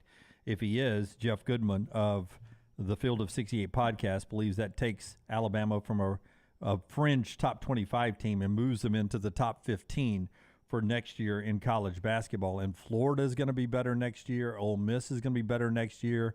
You already saw what the other teams in the SEC did. It's going to be really competitive next season. Kelvin Sampson at Houston got a contract extension now, 4 years through 2027, so 4 more seasons. There is a belief that this will be his last contract with Houston, and that they did name officially his son, Kellen Sampson, coach in waiting. And the twist on this is the trustees passed a rule that said that Kellen could hire Kelvin as an assistant coach once he takes over the program at a maximum of 5 years, $300,000 a year. Okay, so they just gave Kelvin a raise for 4 years, and more than $1 million a year raise, by the way. From he's up to $5 million a year. Yeah, up to virtually $5 million a year. And they made his son the coach in waiting, and then said his son could hire his dad as an assistant. As an assistant or a person that would just offer an advisor, if you will. Yeah. Wouldn't it be a full-time bench coach, but a program retirement advisor? plan. Yeah, but that would be a good retirement plan for Kelvin Sampson to be able to work with your kid, make $300,000 a year, hang out, talk basketball. Hey, and by the way, when's the last time we had a coach in waiting, though? Yeah, it did. That is a dead. I mean, it used to be a hot thing. It did, but boy, it has died. At Houston in 9 seasons, 332 wins and 74 losses, 4 Sweet 16s and a Final Four for Kelvin Sampson. Yeah, and his last. And by the way, they were really good COVID year too. That COVID year had hurt him some, but he has had 4 straight Sweet 16s. And they play the exact same style. They're just relentless, athletic. Yeah, he's built a really good program down there. Yeah, Kansas State is doing the same thing. Tang, the guy that took over Kansas State last year, he got Arthur Kaluma on Sunday from Creighton. Kaluma, Alabama fans wanted him, and Alabama fans wanted Tyler Perry. So he added Tyler Perry and Arthur Kaluma to all the returning players at Kansas State. And then a big one-time North Carolina commitment, Simon Wilcher, has picked to go to St. John's. Did an unbelievable video release last night on social media, LT, where it started off with Coming to America, where Eddie Murphy and Arsenio Hall are spinning the globe, and they stop. It's either L.A. or New York, and it stops, and he picks St. John's, where he's going to go to school. He's the 12th new signee for Rick Pitino. There's one guy returning and 12 new players. I mean, listen. They will need a guide to get from dorm rooms to the practice facility. They will, but if you were... I noticed you didn't say class. If you were to bet tournament or no tournament, St. John's this coming season, you bet tournament? Yes. Yeah, I would too. Would you, if I gave Such a good conference, and he's one of the best college basketball coaches of all time. If you were to bet Sweet 16 or not, what kind of odds would you need? No. You don't think even Sweet 16? I don't. Before LT tells us about Odie's, a really surprising transfer portal yesterday. Now, it's in women's softball, so it didn't blow any of you away, but Jordy Ball, the woman who was the pitcher for Oklahoma that pitched 24 2/3 of scoreless innings, actually came in and ran the bases, scored a couple of key runs for Oklahoma in the national championship win. She was the MVP. She's won back-to-back championships. She's got 2 more years to play. And she went into the transfer portal yesterday after 2 national championships at Oklahoma. The belief is she's from the state of Nebraska and that she wants to go back to her home state and play for Nebraska and try to lift them up. She's already won 2 at Oklahoma, the dynasty. She wants to go back to Nebraska and try to lift them up as a program. Yeah, when I saw that run on the ticker last night, I just immediately thought she's got to be from Nebraska. She absolutely has to be. Yep. And then I read the story this morning that she is, and I would think that they threw NIL money, not that they probably – I mean, Oklahoma would probably match anything because she's that good. But this is interesting. Yeah, and, if you say you grew up in a state and you were a Nebraska fan, your dad cheering for Nebraska football and Nebraska basketball, and that's all you knew growing up, and you ended up getting old enough to make your decision that you went to Oklahoma softball because they were the best, to go back and try to give a little back to your state. That's pretty cool for Jordy Ball there. We'll see if she ends up at Nebraska. Tell us about our friends at Odie's, LT. Yes, Odie's Tavern tomorrow night. Odie's Team Trivia. Come join me, Rocky, Will Haver. We do it every Wednesday, 8 o'clock. Outside of that, great food for Rodney Davis. He's been doing it for 3 decades. Wings, burgers, sandwiches, salads. You're going to absolutely love it. Inside or outside on that great patio, ice-cold beer buckets full of Bud Light. Go see Will Haver and that great staff at, Birmingham Institution, Odie's Tavern. J.J. Watt is going into the Ring of Honor with the Texans. We live in an era now where people don't play with one team. But J.J. Watt, Texans, that's, his Ring of Honor, that's the easy choice, right? Yeah, I mean, his only other team is Arizona, and he hasn't really done much with the Cardinals. Yeah, but he was dominant. I mean, he was your defensive player of the year, I think, 2 or 3 times. Hall of Famer, no doubt. Oh, yeah, easy Hall of Famer. Yeah. Like, I was sitting here thinking greatest Texan of all time. Could be him. I mean, it probably is him. DeAndre Hopkins was really good there. He was really good, but I don't think he was as good as J.J. Watt. I think Andre Johnson at his height was probably better than DeAndre Hopkins.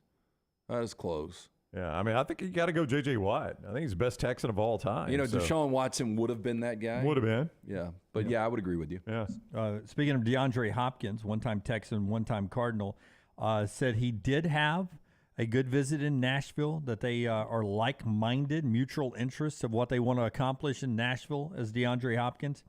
They will get back in touch, but also New England is showing interest. If you're DeAndre Hopkins and your choices are the Titans, the Patriots, or reuniting with Deshaun and the Browns, which one do you choose, LTU first? Well, it depends on what you want, because I don't think the Patriots can be very good this year.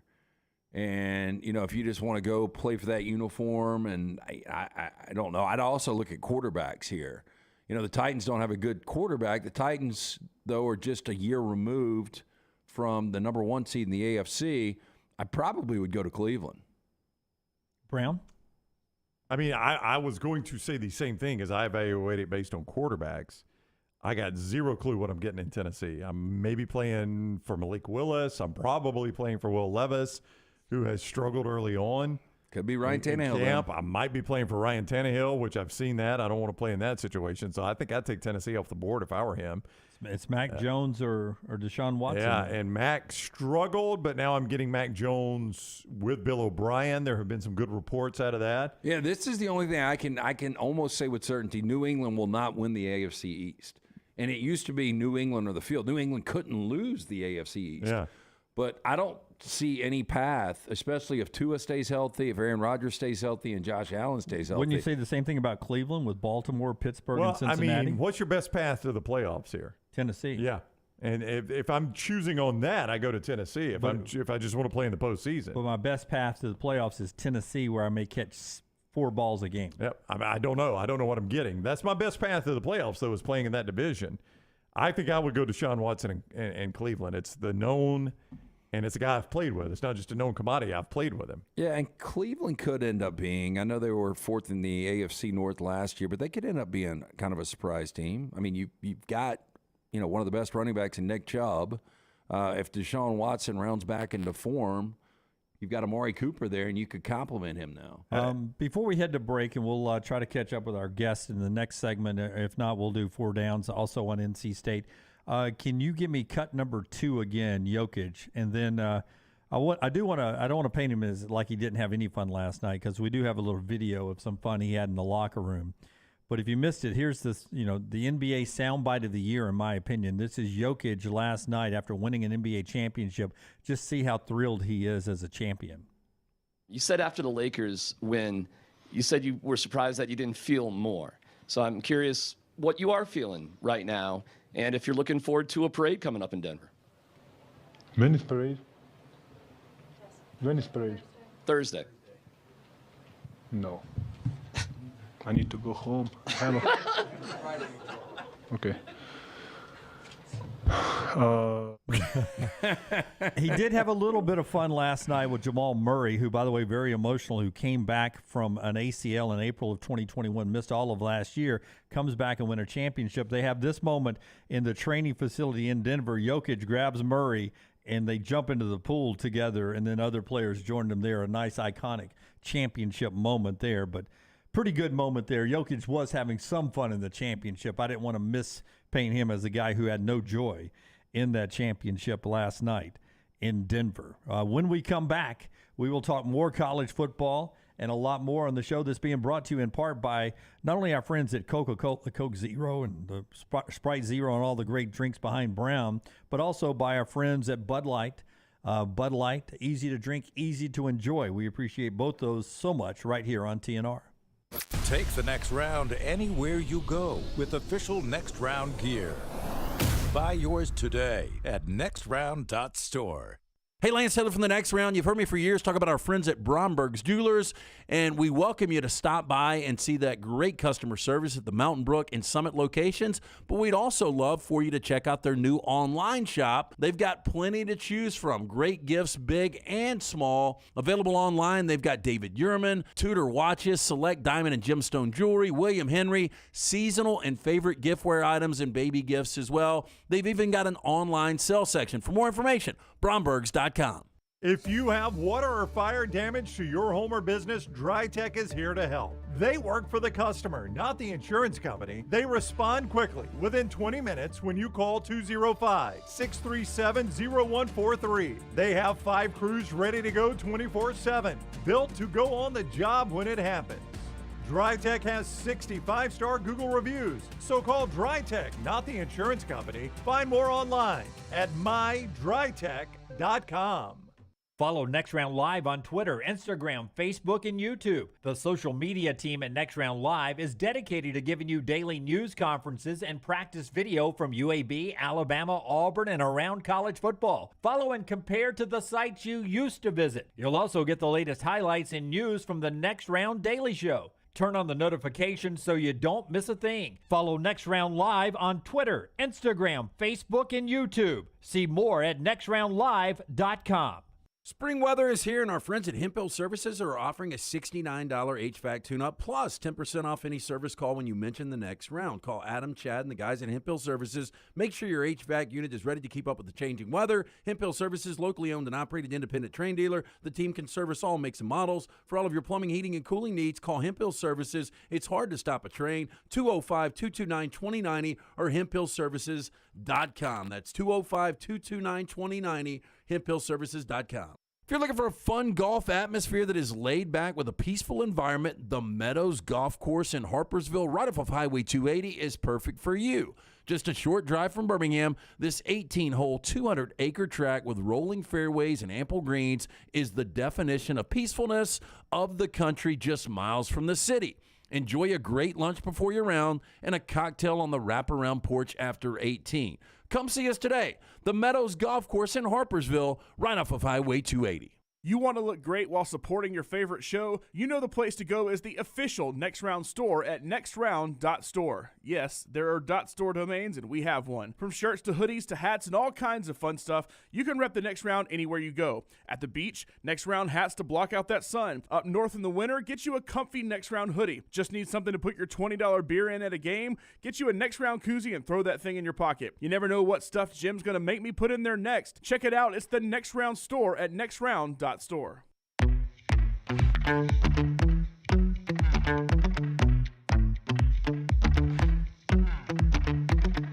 To get back into our 40 and 40 team today, the NC State Wolfpack, and talk a little bit about the transition of Alabama quarterback Bryce Young into the NFL. But first, let me tell you about our friends at Legacy, proud sponsor of UAB athletics and everything in Birmingham when it comes to education and healthcare for 60 years. That's our friends at Legacy. All the details about everything they offer you at legacycreditunion.com. That includes an unbelievable swap and drop program they have with car loans and truck loans, everyday checking, no monthly fees, no minimum balance. You get your direct deposit 2 days early. And also the lifestyle loan, which I tell you about almost every day, where you get an easy loan with no collateral required, affordable low rates for unexpected medical expenses. Maybe you want to do a dream vacation or something like that. All that going with our friends at Legacy, legacycreditunion.com, legacycreditunion.com, federally insured by the NCUA. All right, let's talk more about NC State. Joe Giglio is joining us now. OG Media. Quick backstory, he and Joe Ovies were doing a very successful radio show. Sounds familiar. Up in the Triangle. Does that sound familiar so far? It does. They scanned the corporate landscape and said, boy, I don't think I can work corporate anymore. I want to do this on my own. Sounds familiar. Does that sound familiar? Yeah. Almost a story 20 months in the making. Yeah, so they've branched out and done their own multimedia platform. Does that sound familiar? Yep, sure does. That sound familiar? It's basically the North Carolina version of us. Welcome in, Joe. How are you today? I'm great. How are you doing? Doing awesome. Congrats on that, by the way. I hope you guys are super successful. We're working on it. As you know, it's a bit of a challenge, but it is also very freeing. So it's been fun. Yeah, Joe also, we had to talk him back on the show because he heard Dunaway's slander of Carter Finley Stadium and the NC State football program as a whole. And Joe was like, I'm not coming on that show. It was Carter Finley Stadium in the 90s. It's gotten a lot better so since then. Dunaway says he doesn't like ACC stadiums because you can see the trees from inside the stadium. You said that. Don't act like you can. I mean, he said you can see the trees from inside the stadium, so the conference doesn't take football seriously enough. Your response to that would be what? There's a lot of stadiums in the ACC that fit that bill, so I'm not going to dispute that. That's for sure. So when was the time you went to NC State? Oh, when Alabama came up in the 90s. I can't remember. That was 95. 1995. It was 95 Yeah, or 96. Yeah, somewhere around Might have there. been 96. Props. That was a great game. Props to you though for being an Alabama fan in 95 and 96. Yeah, because a lot of Alabama fans don't claim the He got paid to be there. Years. That was the Stallings year. That was the Stallings You're right. year. You're right. It had been a long 4 years since they had won their national championship before that. So, the gaps, the mammoth gaps of being an Alabama fan. The desert, the times in the deserts are hell. The 80s weren't great. Yeah, you're right. They weren't. weren't. In the 90s? They won one in 20 years? Yeah. That's not a lot for Alabama. The 80s weren't great. Dadgummit 78 and 79 didn't fall in the 80s. 79. Hey, I know my history. And 78, Speaking of history, so there's only 3 SEC teams that have never been to Atlanta to play for the SEC championship. That's Vanderbilt, Kentucky, Ole Miss. There's only 3 teams in the current ACC format that have never played for the ACC championship. That is Louisville, Syracuse, and NC State, the team we are previewing today. Last year, I thought, Joe, this NC State team was going to be really good. It gets derailed with the injury of Devin Leary. The offense was pedestrian, to say the least. If they would have scored 22 or more points in every game, they would have won 10 games last year. You had them in the playoffs. Tell them. You had them in the playoffs. I thought that they were going to win the ACC last year. I thought they'd go 11-1, win the ACC, get to the college football playoff. That was kind of the expectation for me. Now Brennan Armstrong comes in. If he can replicate what he was able to do in 21 with 40 touchdowns, he was one of the more exciting quarterbacks to watch. He obviously had a down year last year. But what is the expectation for NC State coming into this season?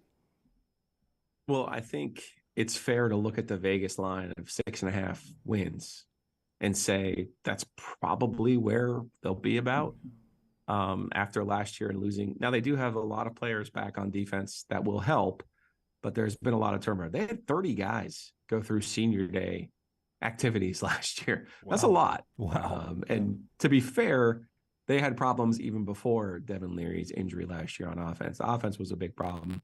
Tim Beck ends up taking the Coastal Carolina job. Robert Anai, who was at Virginia, has his background at BYU, among other places, comes in, and he was at Syracuse last year, did a really good job. And we'll see what he can do. Obviously, it helps to have Brendan Armstrong, his quarterback from Virginia from 2 years ago when Brendan was so successful. That's a plus. But there's a lot of turnover at the skill positions. And quite frankly, maybe not enough at the running back position where they really struggled last year. So the challenge for this team is going to be, can they play at the same level defensively without some key parts at linebacker? And then on offense, can they find enough guys to make plays? Spring game was played in driving rain, and it wasn't probably a great indication of what they will be on offense. But it was also, you have to raise your eyes a little bit and go, no, wait a second, who do they have that are actually that's going to actually make plays for them? I think that's the big question. And so, 6.5, I look at that and I go, that if they went 6-6, I wouldn't be surprised. 7-5, I wouldn't be surprised. 5-7, I wouldn't be surprised. I might be at 8-4 because it would have matched last year's record. I still think this is a really hard schedule for State. It's not the SEC West, but it is still a difficult challenge for them. Yeah, this NC State schedule. And when you add Notre Dame to it, that always makes it interesting. For those of us that live in the SEC country, the ACC gets this on the reg with Notre Dame. Is there still excitement when Notre Dame's coming to town in the SEC or when the ACC teams are going to South Bend? Does that still bring a lot of excitement with it? Yeah, so State played there. Notre Dame played here in 2016. NC State sold a school record in season tickets. Go figure. There also happened to be a hurricane that day. So about place holds 55,000, probably 10,000 people ended up coming through the storm and coming to the game because of that reason, because they wanted to see Notre Dame. The next year they went up to Notre Dame, played up there. A lot of State fans went up to that game for the same reason. this is the first time you'll get the return trips this year and next year for NC State and Notre Dame. We'll see. I do think there are a lot of fans. It's hard this year to tell because Clemson and Carolina are also on the home schedule, but they've already sold out their season tickets for this year. And I do think it is fair to attribute some of that to Notre Dame. Joe Giglio is with us, OG Media. You can follow him on Twitter at Giglio_OG. That's where you find him on Twitter. He's on the JohnstonRVCenter.com hotline. Off the field, we were discussing this earlier. People connected to the SEC, when they talk expansion, the name NC State comes up a lot of expanding. And we're well aware of the issues that they have with the grant of rights to the ACC, and that's for all ACC schools. Would, in your mind, NC State fit in the Southeastern Conference? Does that seem like a good fit to you if that were a future team? Financially, it would help NC State for sure. But NC State hasn't won the ACC championship since 1979. I think it would be kind of foolish to think you're going to jump to the SEC with Texas and Oklahoma already being there under this mythical world and think that you're going to have more success than maybe even a Kentucky. You said Kentucky hasn't played for it either. Yeah. So at least Kentucky's got basketball, so you know that they have that. So listen, we've talked a lot about the two super conferences and where NC State or North Carolina would potentially fit. You can't have one without the other. I don't see Carolina going to the SEC. I would see Carolina going to the Big Ten before anything else. Now Jim Delaney's not there anymore, and obviously he played for Dean Smith, so there were all kinds of connections there. But I don't see it. But also, if the choice is get your brains beat in but get paid handsomely for it, I think you probably take that over being completely irrelevant. But the one thing I'm truly fascinated by is when Texas and Oklahoma get there. And let's be honest, I think you guys are probably with me. If you're SEC types, I don't think Texas and Oklahoma are going regularly. And they were, or Oklahoma was anyway, in the Big 12. So it's going to be interesting to see if that doesn't entice a Clemson, a Florida State, and some others to take a step back and realize maybe we're better off making less money, but actually having a chance to compete in the playoff. Hey, just so we know in the future, when you say UNC and NC State are connected together, we used to say that about Texas and Texas A&M and Oklahoma State too. Is there some law that we don't know about that they must stay together, or you just think that it would be just a common thing that they would all want to stay together? There's no law, but there's the chancellors and the university system. It operates as such that it would be extremely difficult. The politics in this state would make it extremely difficult for Carolina to leave, quote unquote, leave NC State behind. Now, if there was some brokered deal where NC State was taken care of and going to the SEC and Carolina was on its way to the Big Ten, I don't think that would be, I don't think NC State would be like, oh, you left us in the dust. But I don't see a scenario where Carolina leaves and NC State doesn't have a landing spot. That I don't see. But as for a hard and fast law, no, just if Auburn and Alabama tried to break up, I think that would probably be that would be a good comparison. Oh, hell, they try to break up every day, to be honest with you. They can't leave one another is the problem. It's Hey, a toxic relationship. Drake May was fantastic last year, and in the offseason he said 2 schools came and had major NIL offers. First off, a lot of Alabama fans believe they were getting Drake May. Was Alabama one of those 2? How much money was offered, and do you think Drake May ever really considered leaving UNC? I don't know if Alabama was one of those schools or not. I know there were some crazy numbers thrown around. I think $3 million was the number that was it Pat Narduzzi who was actually the one who had said that it always is Pat Narduzzi default. But I'll tell you, $3 million seems like a value for Drake May. It does. And if you're Alabama and trying to beat Georgia, you probably would pay $3 million for Drake May, a guy you did think you had and you did have. He had committed. Obviously, there's a complex family history there. His dad played football at Carolina. His brothers play basketball at Carolina.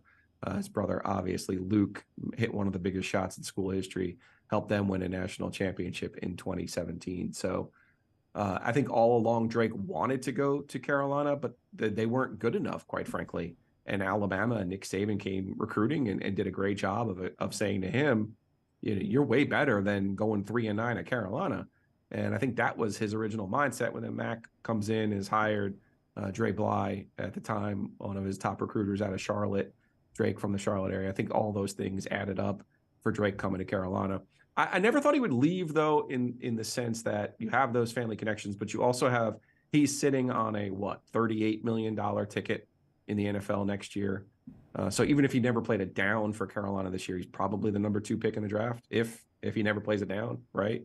So while I think a Devin Leary had to go to Kentucky to get $30,000 a month, and that was a smart financial decision for him, I don't think Drake needed to leave Carolina in order to get to the next step, which, I think we're pretty much in agreement that will be a lot of money come the NFL draft in 2024. Joe Giglio, OG Media. Before you go, Bryce Young is named the starter. I don't know that came as a huge surprise. I mean, he's the number 1 overall draft pick, but I mean, this is in a division where Carolina could win that division. I mean, this is a potential playoff team if he could play well. Yeah, I fully expect the Panthers to win a terrible NFC South. I like all, and I'm not a Panthers fan. I do like all of the things that they've done in the offseason. I thought they paid a lot for Bryce Young because ostensibly it was Christian McCaffrey and DJ Moore. But I also thought after Frank Reich, what he went through in Indianapolis, 5 different quarterbacks in 5 years, he wasn't going to take over a team and try to patchwork. He was going to get a quarterback. I have questions about Bryce Young's size and his ability to, be healthy in the NFL. Obviously, we're all colored by the most recent thing we see. And you look at Tua Tagovailoa, oh, he's from Alabama. Oh, he has struggled with injuries. Oh, then Bryce Young must struggle with injuries too. I get that part. He's probably his own guy. I hope for his sake he does hold up. I hate outliers. He would be an outlier at his size. I hate all the people that he's compared to because the comparisons are never right. And I apologize if you keep comparing him to the wrong quarterback. But Drew Brees is the actual comp that I like to use with Bryce Young. He's not overly athletic. He's not really a runner, but he is a guy who is extremely accurate and extremely smart. And I think the Panthers have done a lot of good things around him to put him in a position to have success early in his NFL career. One thing our audience loves to do is break down people's backdrop when they join us on video. Keith says, nice of us to have a preschool teacher on from the classroom. Smuff asks, are you doing this from VBS at your local church? I had him at, he was paying a little visit to Children's Hospital, and he's helping out the kids there. Yeah, there you go. Or he's joining us from Carolina's version of Sesame Street. Yeah, all those. Would you like to answer the people's question there, Joe? Yeah, that's really good stuff, by the way. No, we got a new studio space, and it's a room. And I was trying, so we have 2 cameras now, and the one was not facing this background before, but now it is. Because I've just put some blankets up, just trying to deaden some of the sound in here while we actually officially add some soundproofing to the room as we get going into the football season. Okay, there you go. They're building a studio. We're familiar with that. Yeah. During the pandemic, I did exactly the same thing when we were broadcasting from our house. There was a couple of shows. Remember when I had COVID, I was at my house, right? And I put up the blankets for that reason. Works out good. Yeah, there you go. Joe Giglio, follow him on Twitter, Giglio_OG. He is on the JohnstonRVCenter.com hotline. What's the word of the day before we leave? Give us the word of the day. What color? The color is orange. The word of the day is plane or airplane. Hey, good luck to you guys, though, in the venture. Obviously, we're kind of related in that, so we're definitely pulling for your success there. I love all your sponsors there, man. You guys look great. Best of luck to you as well. You look like you're kicking ass there. So I appreciate you taking some time for me, and hopefully we'll be able to follow in your footsteps. Yeah, fantastic. Thank you, Joe. Take care. You're welcome. All right, Joe Giglio, OG Media, right there on the JohnstonRVCenter.com hotline. Brought to you by our friends at Bromberg's. When you're looking for that great a wedding gift, graduation gift, Father's Day gift. You get it all at Bromberg. Yeah, remember Father's Day, obviously Sunday. Bromberg's invites you to discover David Yurman's new spring collections and shop for Father's Day gifts at their Summit location. David Yurman, founded in New York City by two artists, David the sculptor, his wife Sybil, a painter. Over 40 years later, the Yurmans and their son Evan continue to redefine American luxury jewelry, combining innovative technology, fine craftsmanship, and exquisite artistry. Visit Bromberg's today. Find that perfect Father's Day gift from David Yurman Spring Collection. For more information, just get in the Summit location. Check it all out there or brombergs.com. Bama Girl Gaming, RTR, over in the Vulcan Tire and Automotive chat room. I'm in a toxic relationship with Madden. I was telling Forrester, I mean, I'm best record in the NFL is my fifth season with the Buccaneers. But at the end of the year, I got some salary cap issues. Oh, you've built to win right now. I built young. No, I built young in the draft, but everybody's rookie contract ends after this year. Who's your quarterback? Guy named I call Stroud, C.J. Stroud. C.J. Stroud. My receivers are Jackson Smith and Jigba. Garrett Wilson's on the team. Did you hire Ryan Day, or are you coaching this team? Drake London. You got no Rams? I have no Rams. Well, he's got a bunch of Ohio State Buckeyes. Yeah, I did it through the draft. I built it through the draft. Well, so how do you have time for golf, your Madden, walk-ons, show and notes, silo? Silo. Top 40 votes. My wife doesn't spend a lot of time with me. She was out of town last night, and I didn't have golf yesterday, so I am able to play about one Madden game right before bed. Gets me really relaxed, go to bed right before I call it a night. So I usually knock out one game. Yep. So I feel you there, Bama Girl Gaming, RTR. Two-time national champ. I couldn't.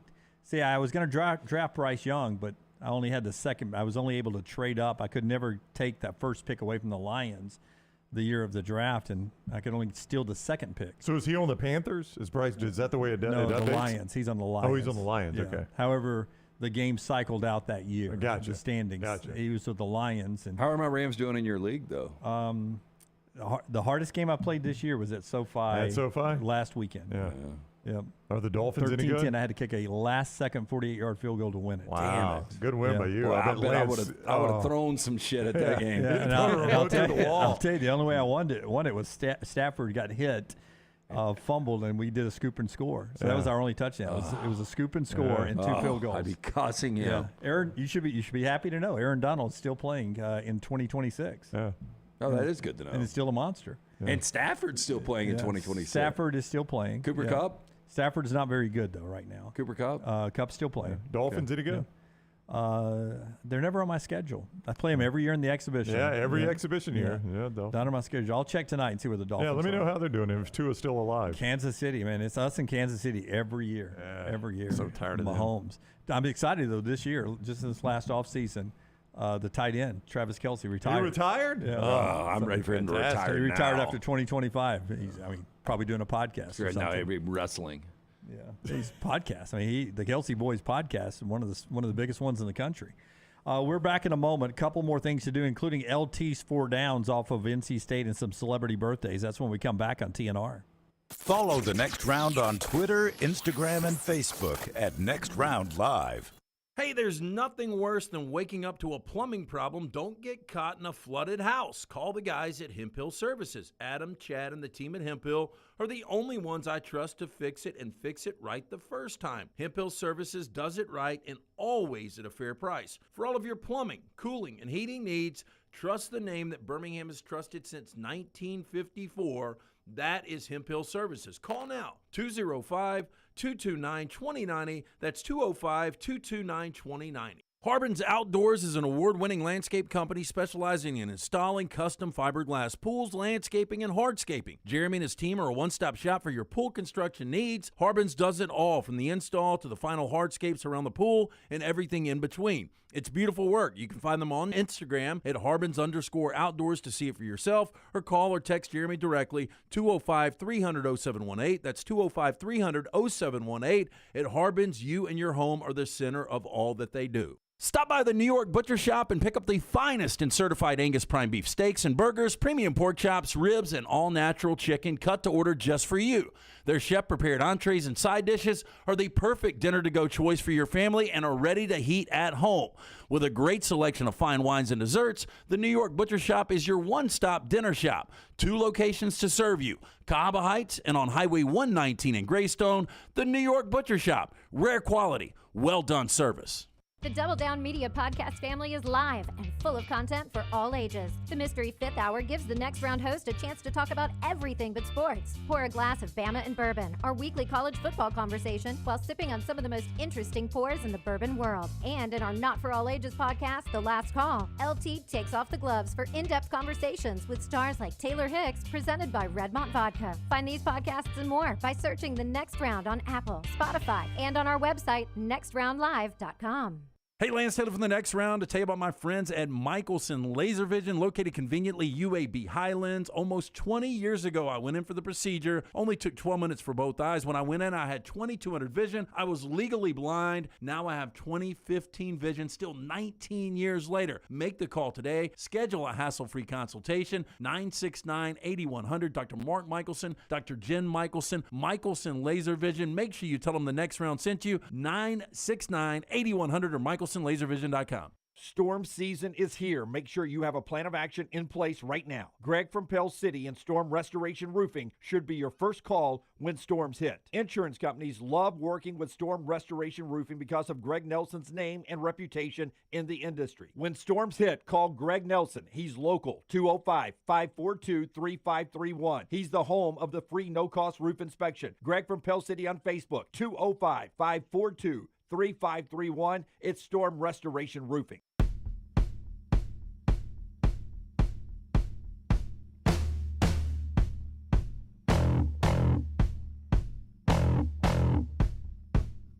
Back with you on The Next Round. Remember last year when we told you that the Browns were going to put that little elf-like logo in the middle of their field? And they did. Yep. They did. They did not have a great year. They have now the players and the fans with the organization have a new logo they've thrown out, and here it is.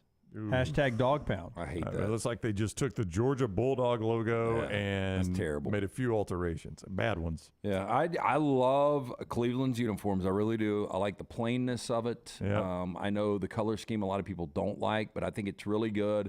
The elf goes back to the early origins of the Brown organization.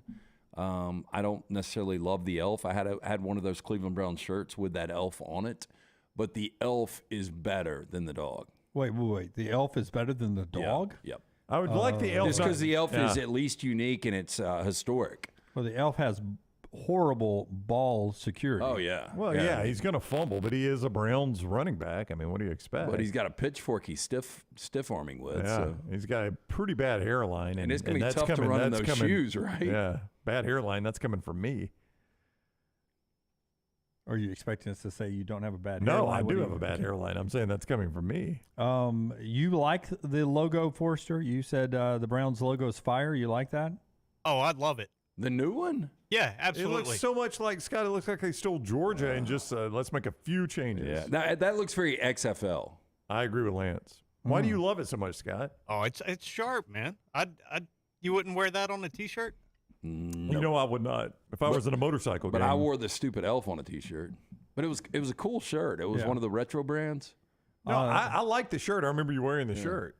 The elf's a throwback, says Smuff. He likes that. The Bulldog isn't good, though. No word yet if they're planning on replacing the elf and putting that dog in the middle of the field.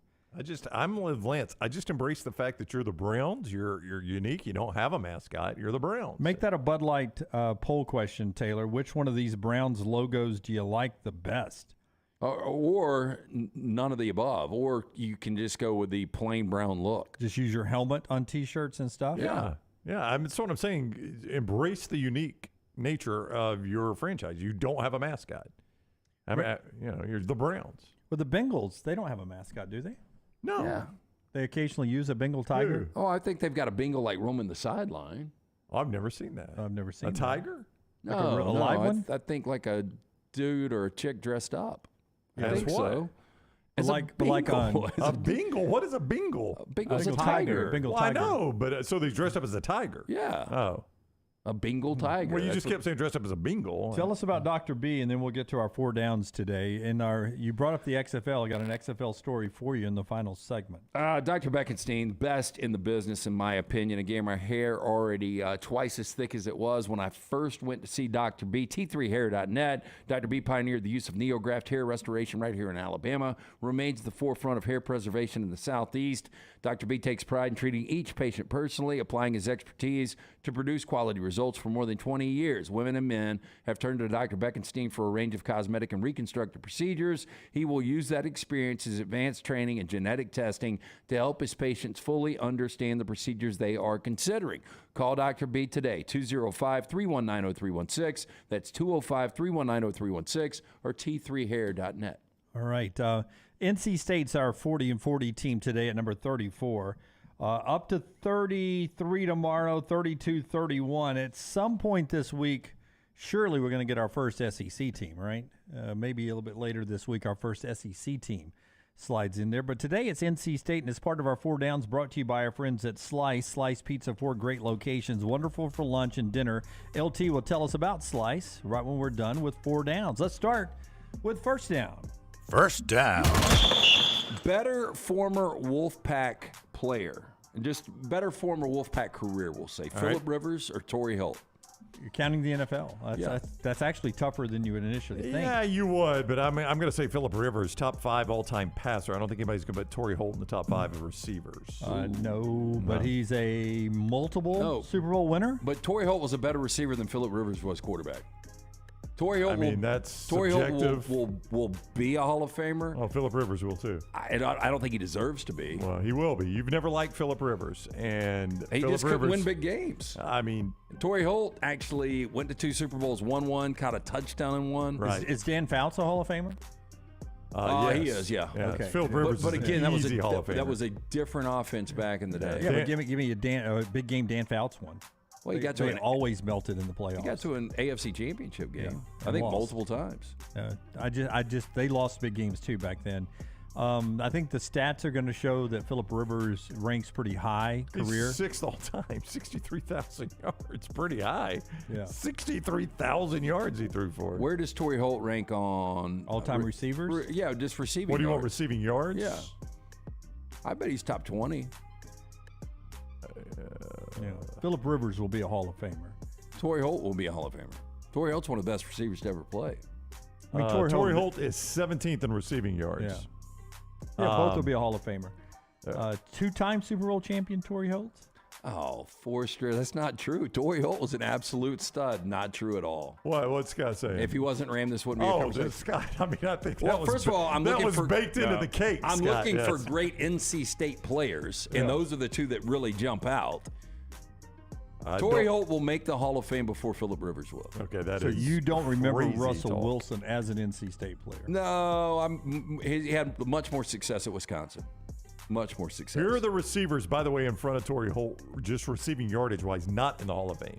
Steve Smith Sr., Larry Fitzgerald. Now, some of these are wait times. Those guys are getting Reggie Wayne, Andre Johnson, Anquan Bolden, Henry Ellard, and Julio Jones. Okay, Ellard's not going to get in. He's not. Great. He's been out too long, but all those other guys are probably getting in. Everybody except you said one late. Julio? No.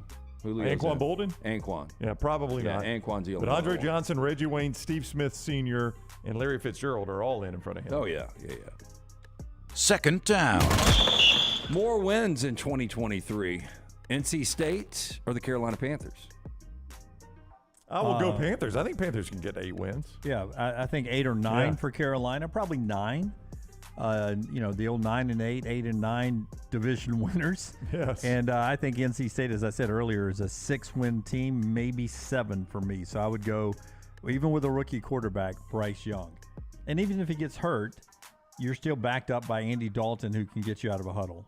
How's that? Put that on a tombstone. He can get you out of a huddle. Yeah, Andy Dalton was good getting us out of huddles. I told you guys, it led the conversation when we did our top 5 teams that didn't make the postseason last year that will make it this year. I think Carolina wins the South. I think Bryce Young will be that big of a difference. And thank you, Smuff, over in the Vulcan Tire and Automotive chat room.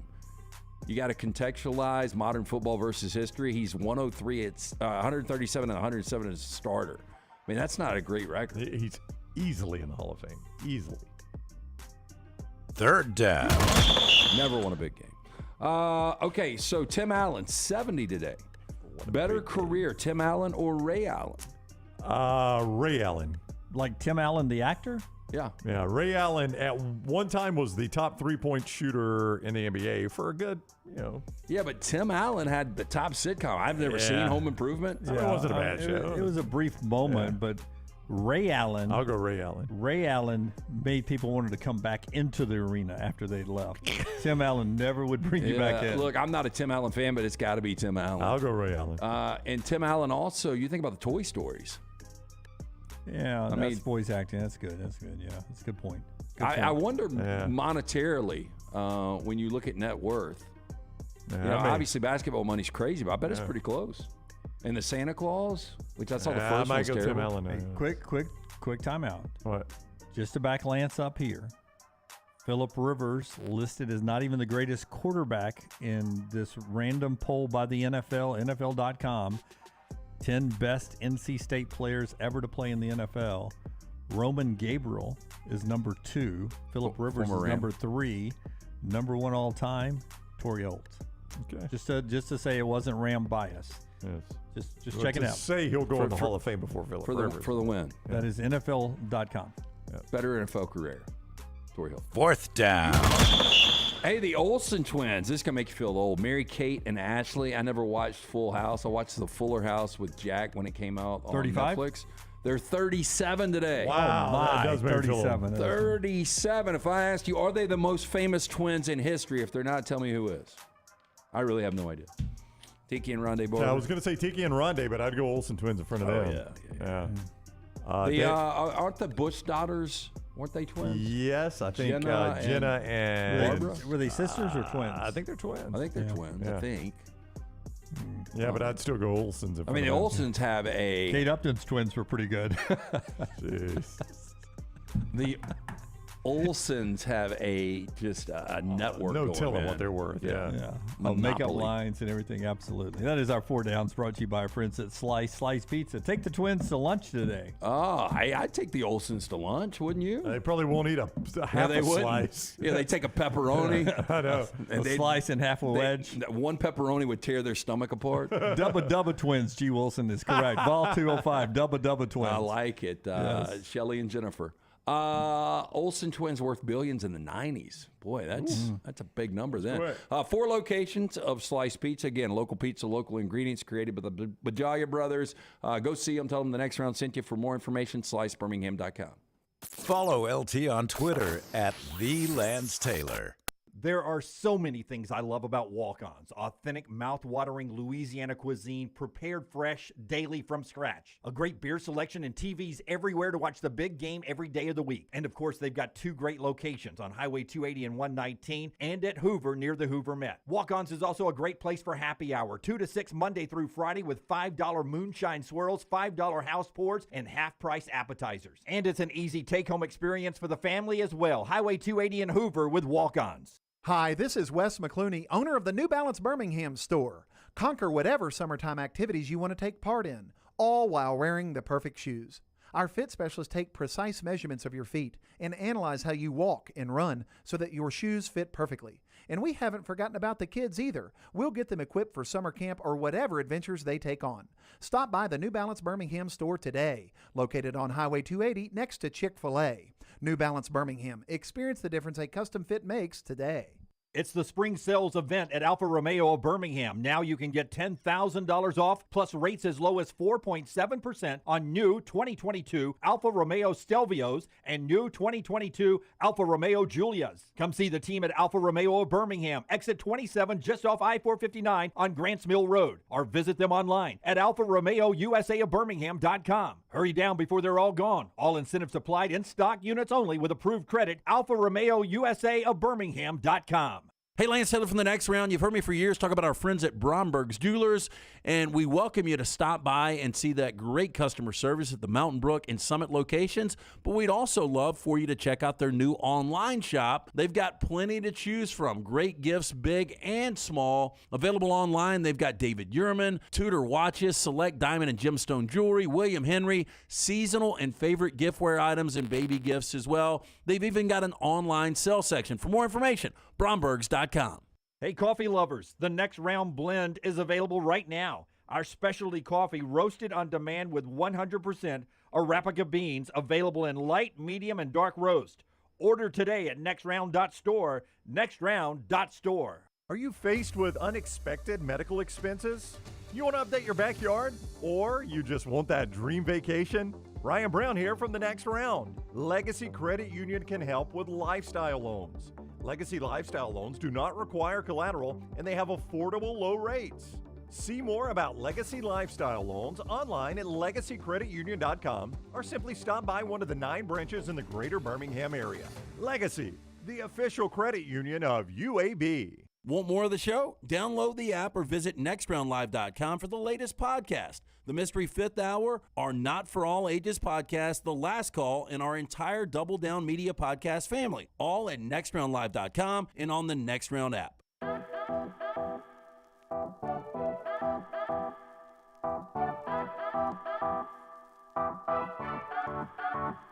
Back with you on the Next Round. Way to Wellness. I just finished a nice little yogurt and fruit bowl with a little almond butter in it. I've had that during the show for 3 weeks in a row now. Whenever I got back it from looks Sedona. good, but is that almond butter what is kicking? I mean, it smells like popcorn in here. Maybe. It's toasted almond butter, so maybe it's the toasted almond You didn't butter. kick those shoes off and put the sandals on you talked about, did you? I have not. Shoes are still on. My feet don't stink anyway, though. That's mandatory in my life. No feet stinks. Mandatory. Way to Wellness, mandatory too. Help me with my blood pressure, cholesterol numbers, got them lower. You can be part of the Way to Wellness family. No cookie cutter plans. Everything is absolutely free to find out the details. All you have to do is go to aplanforme.com. The free part is the free consultation. You get that for free. Again, no contracts. You can walk away if you don't like what Leslie and the board-certified teams tell you. But once you get there and you go through all the free stuff, you're going to find out that you're going to want to sign into this program like I did, lose weight, jumpstart that weight loss, but more importantly, eat better, better blood pressure, better cholesterol numbers. It's Way to Wellness, your journey to healthy living. The XFL, after year one, lost $60 million. $60 million in losses. The Rock says, we're not here for 1 year. We're here for a long time. We plan to make $100 million next year is what he says. That's our projected earnings. $25 million of that will come from their ESPN partner contract. So they're going to make $75 million elsewhere. If $25 million is what you're guaranteed to make, where are they going to make $75 million? They're not. You're never going to sell any merch. People aren't going to watch the product.